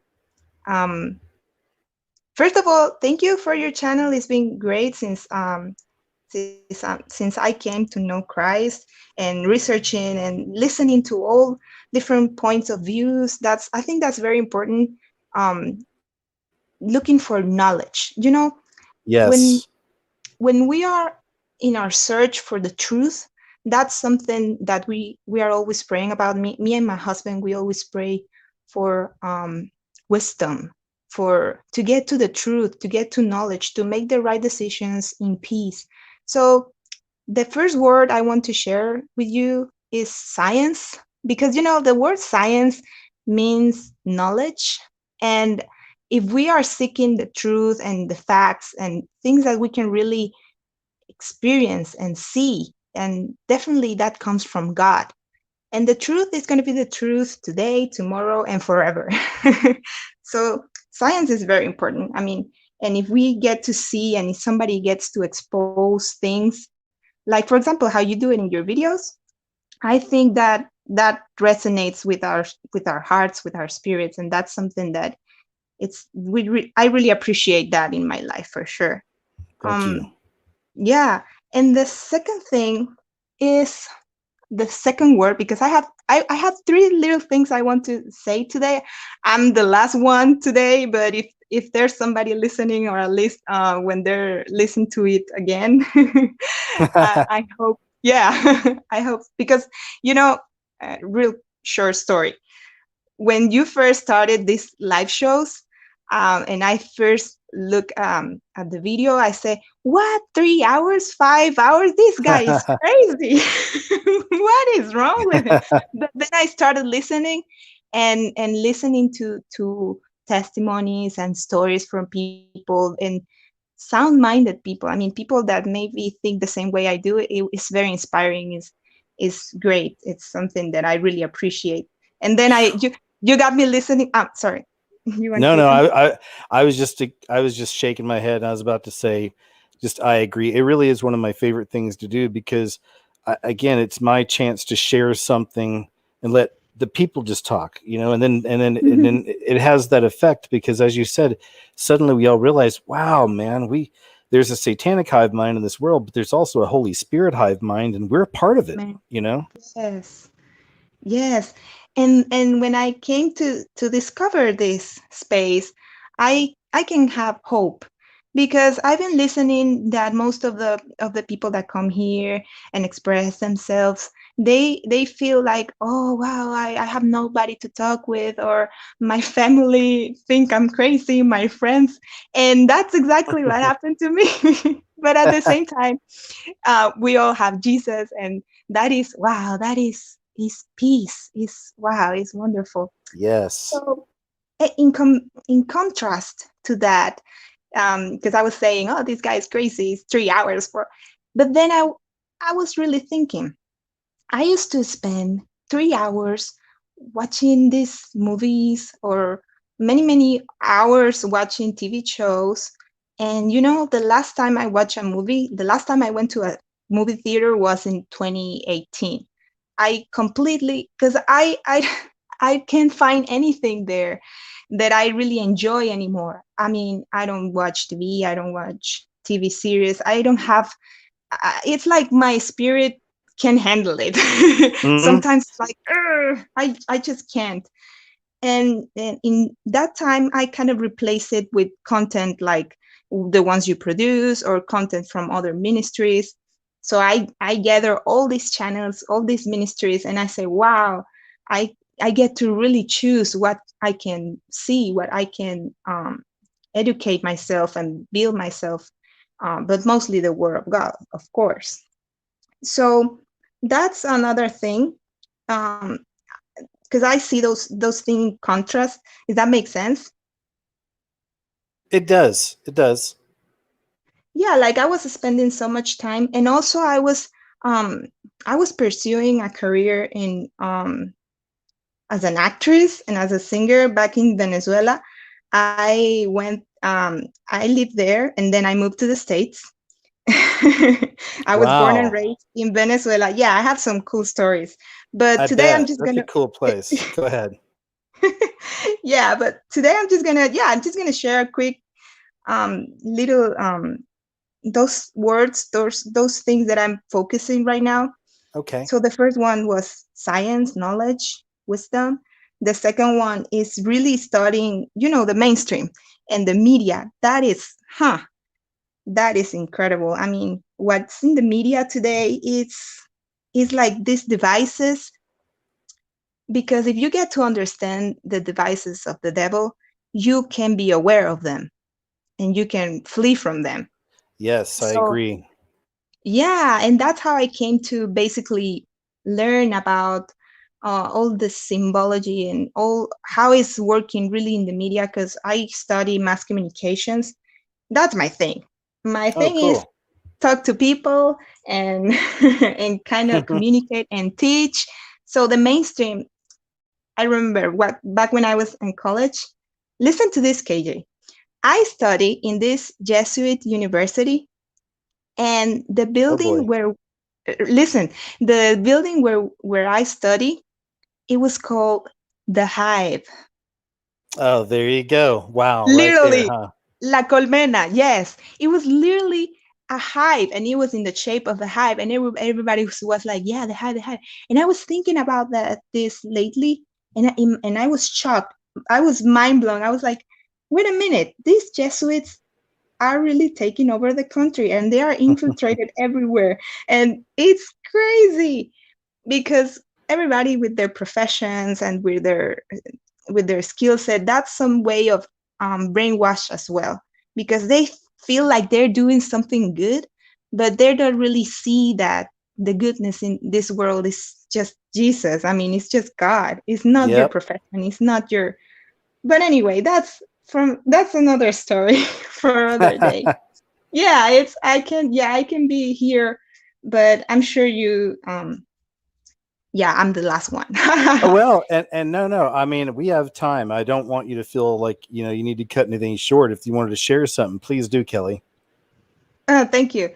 Okay, so I don't want to lose the train of thought that I want to go, Yeah, go for it. because it was science, first of all, knowledge, and then the mainstream.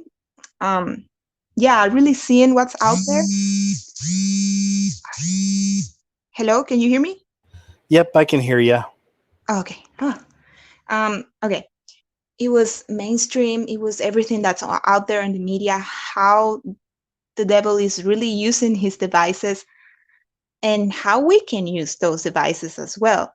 Because recently, me and my husband, we started our channel, our YouTube channel, and with the best of my abilities, I am starting a study on how media is destroying your brain, basically, with a couple of scientific proof of what happens in your brain when you are watching television, and then to be careful with what you are watching, and for example with the movies or even the advertising. So it's just on a biblical perspective, because I think right now what we really want to do what we really want to do is just spread the gospel. Is the best time to do it, because it's the time that we are alive. This is all we got. And basically, I myself, I feel so motivated to do it, because right now everybody is feeling like, oh, what should I do? Should I move? Should I go somewhere else? And I think um I feel like I come from the future, because I grew up in Venezuela, and I was basically seeing how the entire country was deteriorating, how the entire economy Yeah. was collapsing. And now here, just in a couple months, I'm just seeing all this. Wow, I'm like, wait a minute, I feel like I'm in Caracas again. It's crazy because you're actually watching the same devilish tools they used on your wonderful country, and that was a great country at one time, wasn't it? Yes, it And they use was. the same tools on y'all they're using on us, right? Yes, it is the same. I'm telling you. Um, everything, well, you and me, we know this, what this is about. This is all about one world. It's all about one religious system. And I am 100% sure that, yeah, it's the Masons, yeah, it's the Illuminati, yeah, but the origin of all of that is the Jesuits, the Vatican. Oh yeah. Yes, they are infiltrated in every organization, and it's all going to that goal of one worlder. And I'm seeing it. The difference, the way I see it is this: there is like the type in the Bible. You know that there are different stories, there are types of things that we can experience in our lives, and different lessons, right? Yes. So I always seen the exile experience, for example, of the people of Israel coming out of Egypt. And I experienced that in my life. I came out of Venezuela basically in a way that I really need to escape. And I cannot come back there. I'm serious. If I go back, I'd probably die. But Wow. yeah, it's mhm. Yeah, I probably share some stories in my channel. But for now, the main thing is our Savior, because he really saved us. He took us out from that, and he brought us to this land, and he has his promises for us. So even though that right now this is all looks scary, try to remember and try to think in the people of Israel. They were living 400 years in slavery, and then all of a sudden one night, after all the pestilence and after all the judgment of God on the Egyptians, they were delivered. They all were out of there. And I basically experienced that exile type in my life. Is not, of course, it's not the same. I'm not, it's not even close. But um, I will see it that way, because some people may come here, and now friends of mine that are Venezuelans, they are here and they're like, oh, so I came out of Venezuela and now I'm here and all this is happening. Oh, that's wow. Yeah, that sucks. But no. Remember, you were taken out of Egypt. Well, Venezuela in this case, but you were taken out of there. And the promises of the Lord are truth. And that is our hope. Right now, let me tell you, this country is the best. I love America. I mean, 100%. That's great. And Hey, so, that's great. That's great to hear. I'm with you. I love America too. I mean, it's still the best country out there. I've always thought. I mean, although I did, and I mentioned this earlier, I lived in Costa Rica, so I love Central America, loved South America, but for everything that we've got in the world right now, America is definitely, at least still the most free place. Maybe not yeah. saying much, but yeah, I'm with you. And also I'm a vet. I served the country, and I have that side of me too, where I just have I feel a loyalty. But please continue. Oh, yeah. Yeah. And the wonderful thing about this enormous place is that people basically they build this country on the knowledge of God. So as time goes on, the knowledge of God is being blurred in other things, in politics, in culture, in in many things, in idols. So right now, our mission, and what I'm sure we're going to be persecuted for, is to bring back the knowledge of the Most High, of the Creator of the universe. That is our mission. That is what we are stand for. And if you are listening, I mean, I'm talking to the audience out there. And if you are listening out there, and go there and serve the Lord, and talk about His truth, about His promises. That is what, even if they see you like crazy. I have a question for you, KJ. Hello? Please. Oh yeah, okay. please. I have a question. When you started and you decided not to put your identity out there, it was mainly for protection, right? Yeah, pretty much. Pretty much. I'm thinking back here. Let me think back. Yeah, because here's something. So when I made the movie, the scariest movie ever made, and I'd first put it out, and I switched my name around. I called myself KJ Osborne with a Z for the movie. But within about a month of me releasing that movie, somebody hacked my email back then that I'd had forever. And this is when I worked in Hollywood. and someone hacked my email and they sent messages to every one of my contacts. Some people I hadn't worked with in 4 or 5 years, and all the headlines and the messages were, "I'm feeling better. I'm out of the hospital now," or "I'm back on my meds. My mind's clearing up again." Things like that. Not even kidding. Like it was my first experience with weird censorship. And that was right after I put the movie out online many, many years ago. And even back then, I just had my moment with the Lord because he's the one that led me to the movie. I didn't know about all this stuff at first. And that's just when I knew that I think it'd be best for me just to be cool, not show myself on camera, keep the KJ Osborne with a Z rolling, and just keep it like that. And that's what happened. And I never created social media for my real self, if you will. So there's nothing out there. I don't post anything. There's no pictures. There's nothing. Right. It worked out though. That was something I was thinking very seriously. But then I said, you know what? I'm gonna put my face out there. I'm gonna let everybody knows that I'm with Jesus. That's what that's what. Well, that's okay, and that's good. It'll be different for everybody, so that's good. Yeah, and and definitely what works, because look,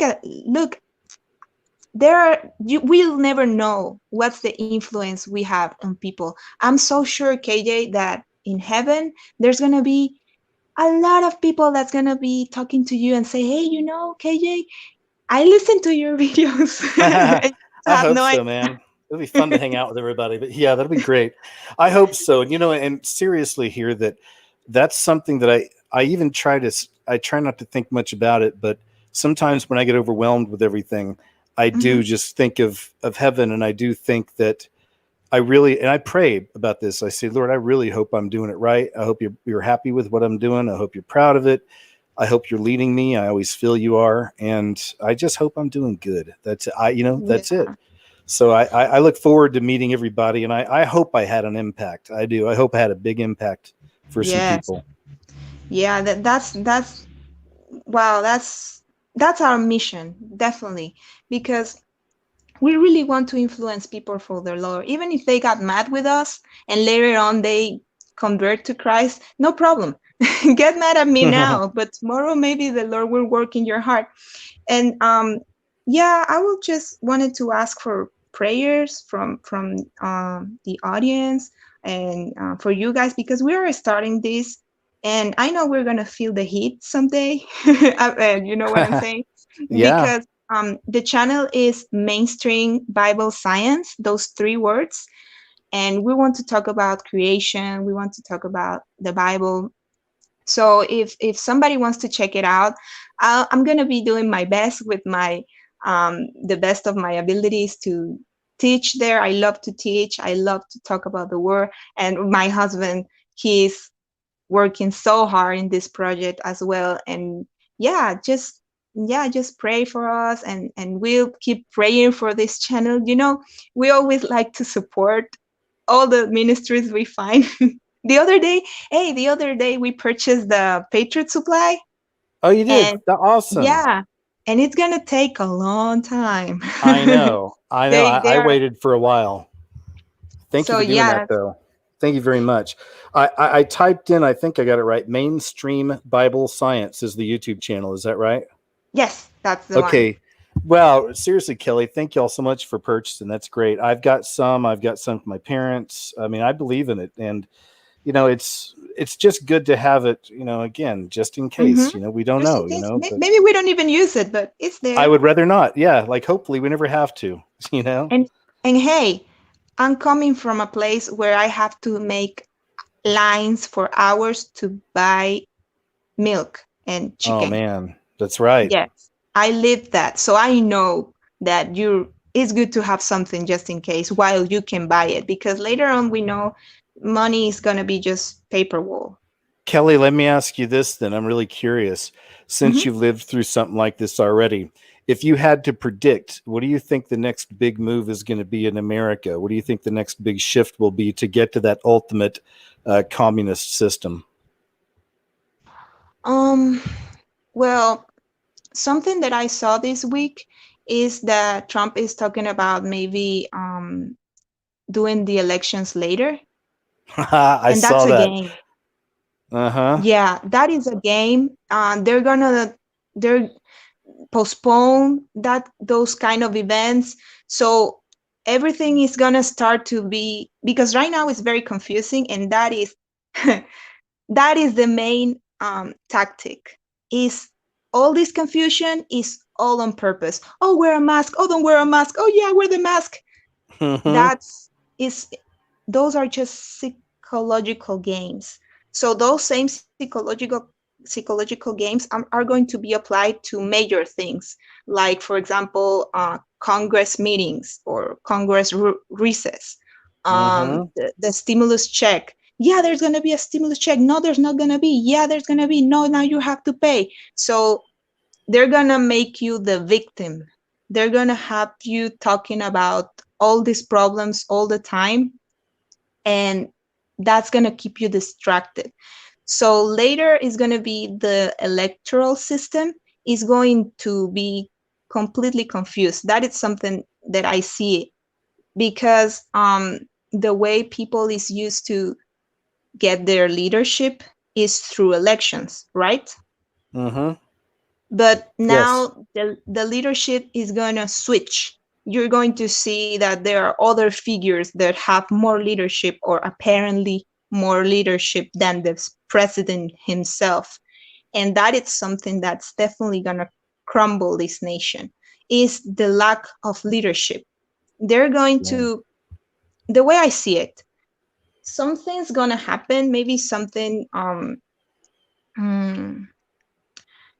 like a natural disaster, for example. The event, even maybe it'll be a false flag, right? Who knows?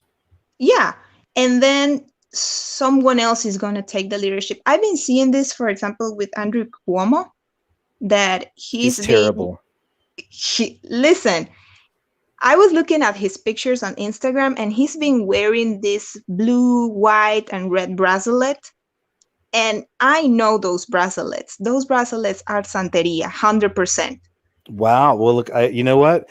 He's also the same guy that I'm with it. See, I've said this for a long time, that's the last big secret, guys, because so much is being revealed now. Just in my 14 years, things I've seen, things other people have found, it's all coming out. But that's the last big secret, is these people are all Luciferian, that they're all Satanists. That's, we already, that'll finally come out. But yeah, there's pictures of him during some of his meetings where he's got his nipples pierced. He's like on national news, and it shows his nipples piercings through his shirt. So they're all weird. I'm just connecting the dots, because something that really destroyed Venezuela from the gods was Santeria. Let me tell you, that thing, everybody went into that religion. If you look a little bit into it, it's just paganism. You just find one god with small g, and you pray to him or whatever. And those are forces of the nature. That's pure demonic, pure demon. And the way I'm seeing it with New York, this guy Cuomo, he's working something. I don't know what kind of Santeria he's involved, but I can see the hints, because that kind of bracelet is from forces of the water. And well, you have one video about New York and about the flood of New York and the cathedral. So I connected those dots, and I say, wait a minute, this guy Andrew is on Santeria. So they're gonna definitely do something like a flood, like a hurricane.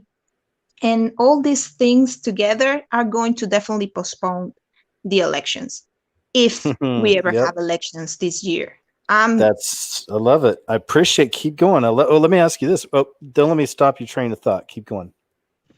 Okay. No, ask me. Yeah, and then I can continue. I was just going to say, what do you think about Trump? What are your feelings on Trump?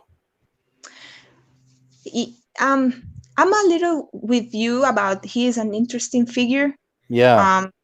When I first, it's really complicated. When I first got here, I was very into the Hispanic community. And since he was against the immigrants, then if you are with Trump, you're not with the immigrants. So you are, like a traitor, because you're betraying, because you are with Trump, so you don't care about immigrants. So it's so dumbed down these channels like Telemundo, Univision, these people from the Hispanic media, they are dumbing down all the Latin community, telling them like, no, orange guy bad because he doesn't care about immigrants. He wants to build the wall. What wall? He just said that because he wanted more attention during the election. He's a showman, you know? Yeah. He used to Yeah, have the a ultimate. reality show. Oh yeah. So my thoughts about him are, well, not only him, but the bipartisan model, if there's a way to call it, the thing that there are blue and red, that is an illusion. Let me tell you, because in well, just from my experience and the way I see it, there is a lot of false opposition. What they say is not they're against, or what they are fighting for. That's not true. That is just a show, because they are all working together for the same goal. I don't think I don't think Trump is not aware of what's going to happen. You know, maybe he stands for a couple things, and maybe he can. I'm with you on that. I think Yeah. he's kind of.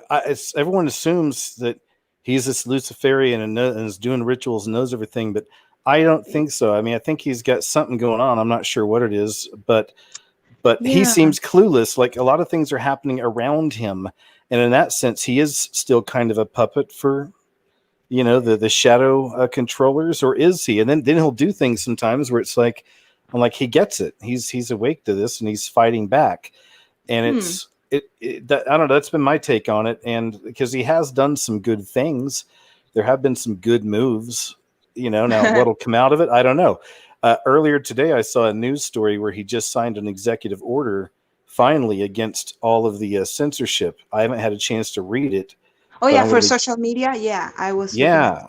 Mm-hmm. So see, I'll take the good whenever I can get it, and even with that, I mentioned this a few hours ago, but I don't put it on. It's not a Trump thing to me. It's a God thing, because when good news comes, no matter who brings it, that comes from God. So if I see Trump do something good that I think God would want and is pro humanity and pro us, then that's good. Right. I'll cheer that. Mm-hmm.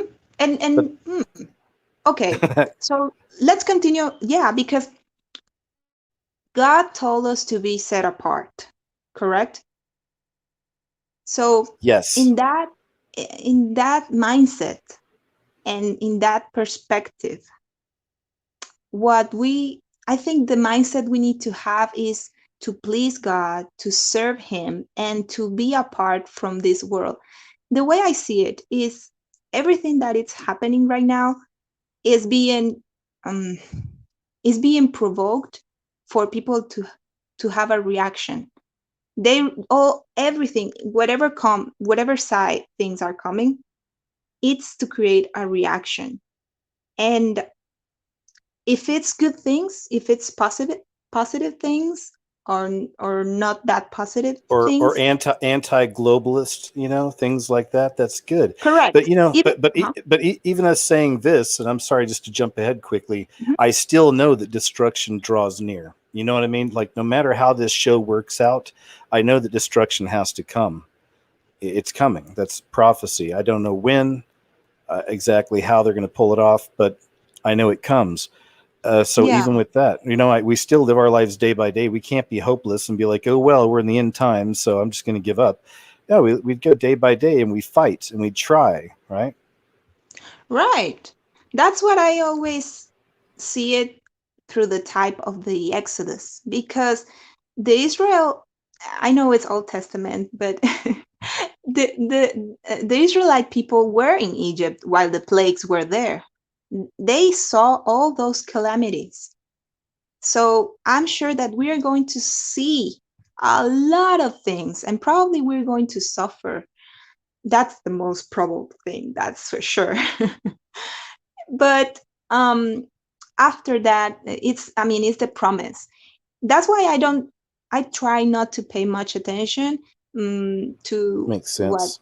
what this guy is doing, what that other guy is doing. I see it, I read the news, but just to see the narrative, oh, okay, so this guy is doing this, so this is going to provoke something on the other side, and then that response, for example, to this particular decree that Trump is signing, that response to that is going to be something else, and so on. Yeah, So the game will continue. The pendulum will swing. right, yes, because ultimately, to the one world is all set up, and the way I see it is, the nations like Venezuela, like what they call the third world nations, are the ones that are falling first. I mean, Venezuela is already living that, and I see it as definitely, I see that as a judgment, as a promise, as something that we knew that it was going to happen, because people don't know the Lord. So it's the calamities, of course, but it's also judgment, because they don't see the things that are happening in front of their eyes. Yeah. But yeah, so I love it. I keep going. Sorry. yeah. So basically, that was what I wanted to share today. I'm telling you, I don't really know if I'm gonna be able to to call again. I really wanted to talk to you today, to talk to you a little bit more about Venezuela, and a little bit more about my perspective on things, because Yeah. we're not of this world. I mean, we are really set Absolutely. apart. As I said, we might not have many friends together, or many or family members. Even my family now, they're all over the world. Like, my mom is in Europe, my sister, he's here, my brother is in Chile. They're all over the place, because they were escaping from that crazy communist madness. And now with the COVID, I mean, I don't know if I ever gonna see them again. My grandma is there, and now my grandpa, he is supposedly with COVID, and I'm really hoping that he gets better very soon. Yeah, definitely. I hope so too. We'll pray for you, and for the Amen. channel as well. Could Yes, you do you mind telling the people one more time what the name of the channel is? yes. The channel is Mainstream Bible Science. Okay. Science.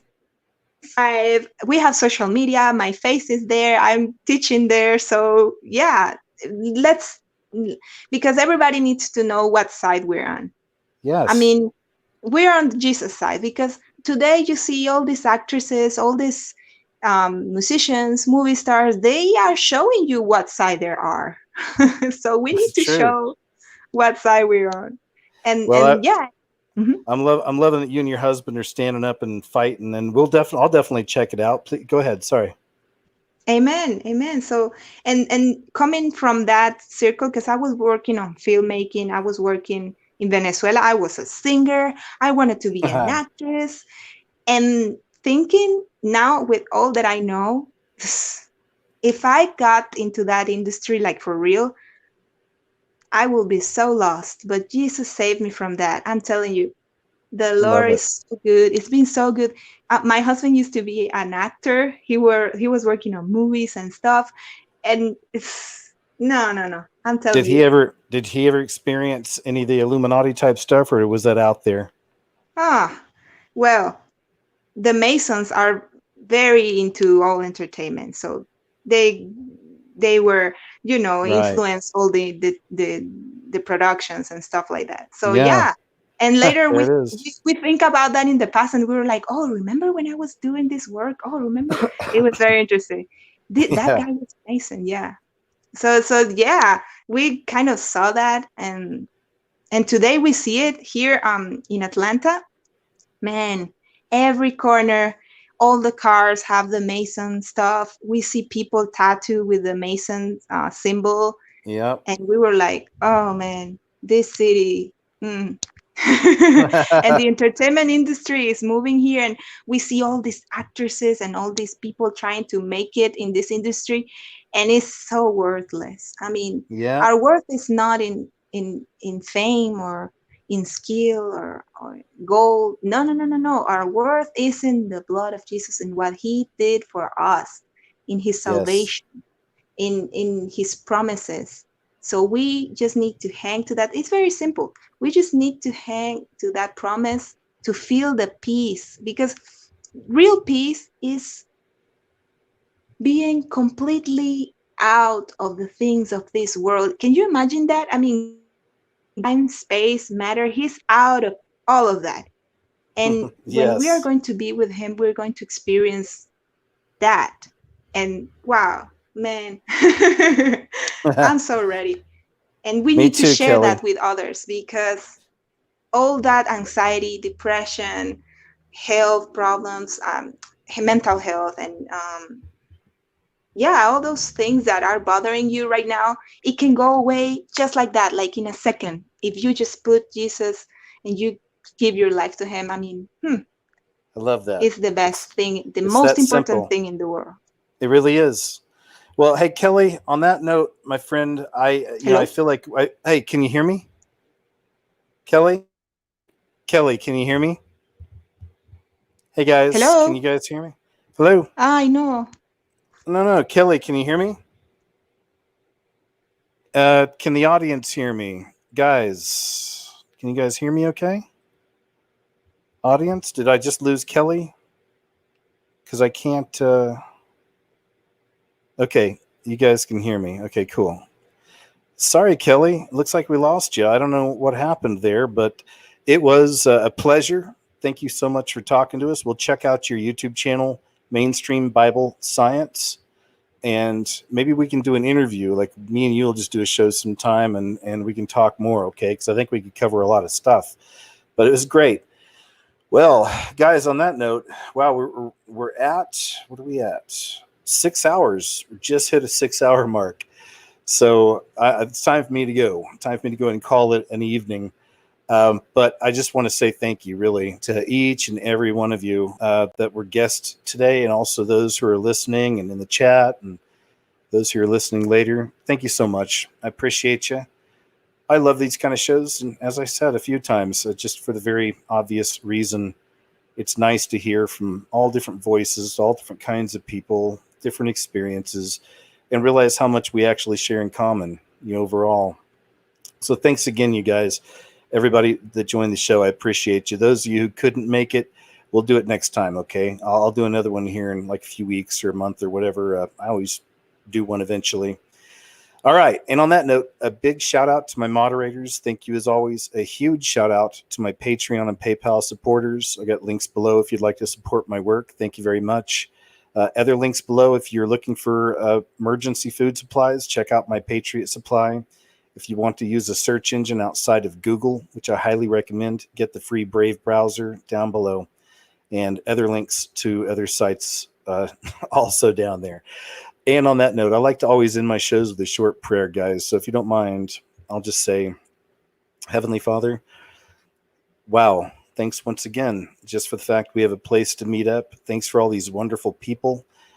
Thanks that we have all these people that can share their experiences, and other people can listen, and then they can talk and share their experiences. And it really is becoming more of a rare commodity, it seems, in these days. So thank you that we have that. Thanks for the platform and everything else. Just be with us all, Lord. We see what's going on. We get it. We know it's that time, and it's getting pretty crazy. But I just pray you stay with each and every one of us. Keep us in the right frame of mind. Give us that spirit of peace that's promised through the Holy Spirit. Help us to take all of this in context and to make it through okay, and knowing that you're going to guide us. On that note, I love you, and in Jesus' name I pray, amen. Okay, guys, I'm going to go ahead and call it a night, but I'll be back tomorrow night, 7 p.m. Central Time for KJ's What Happened. I hope you can be there, and you guys take care. You're awesome.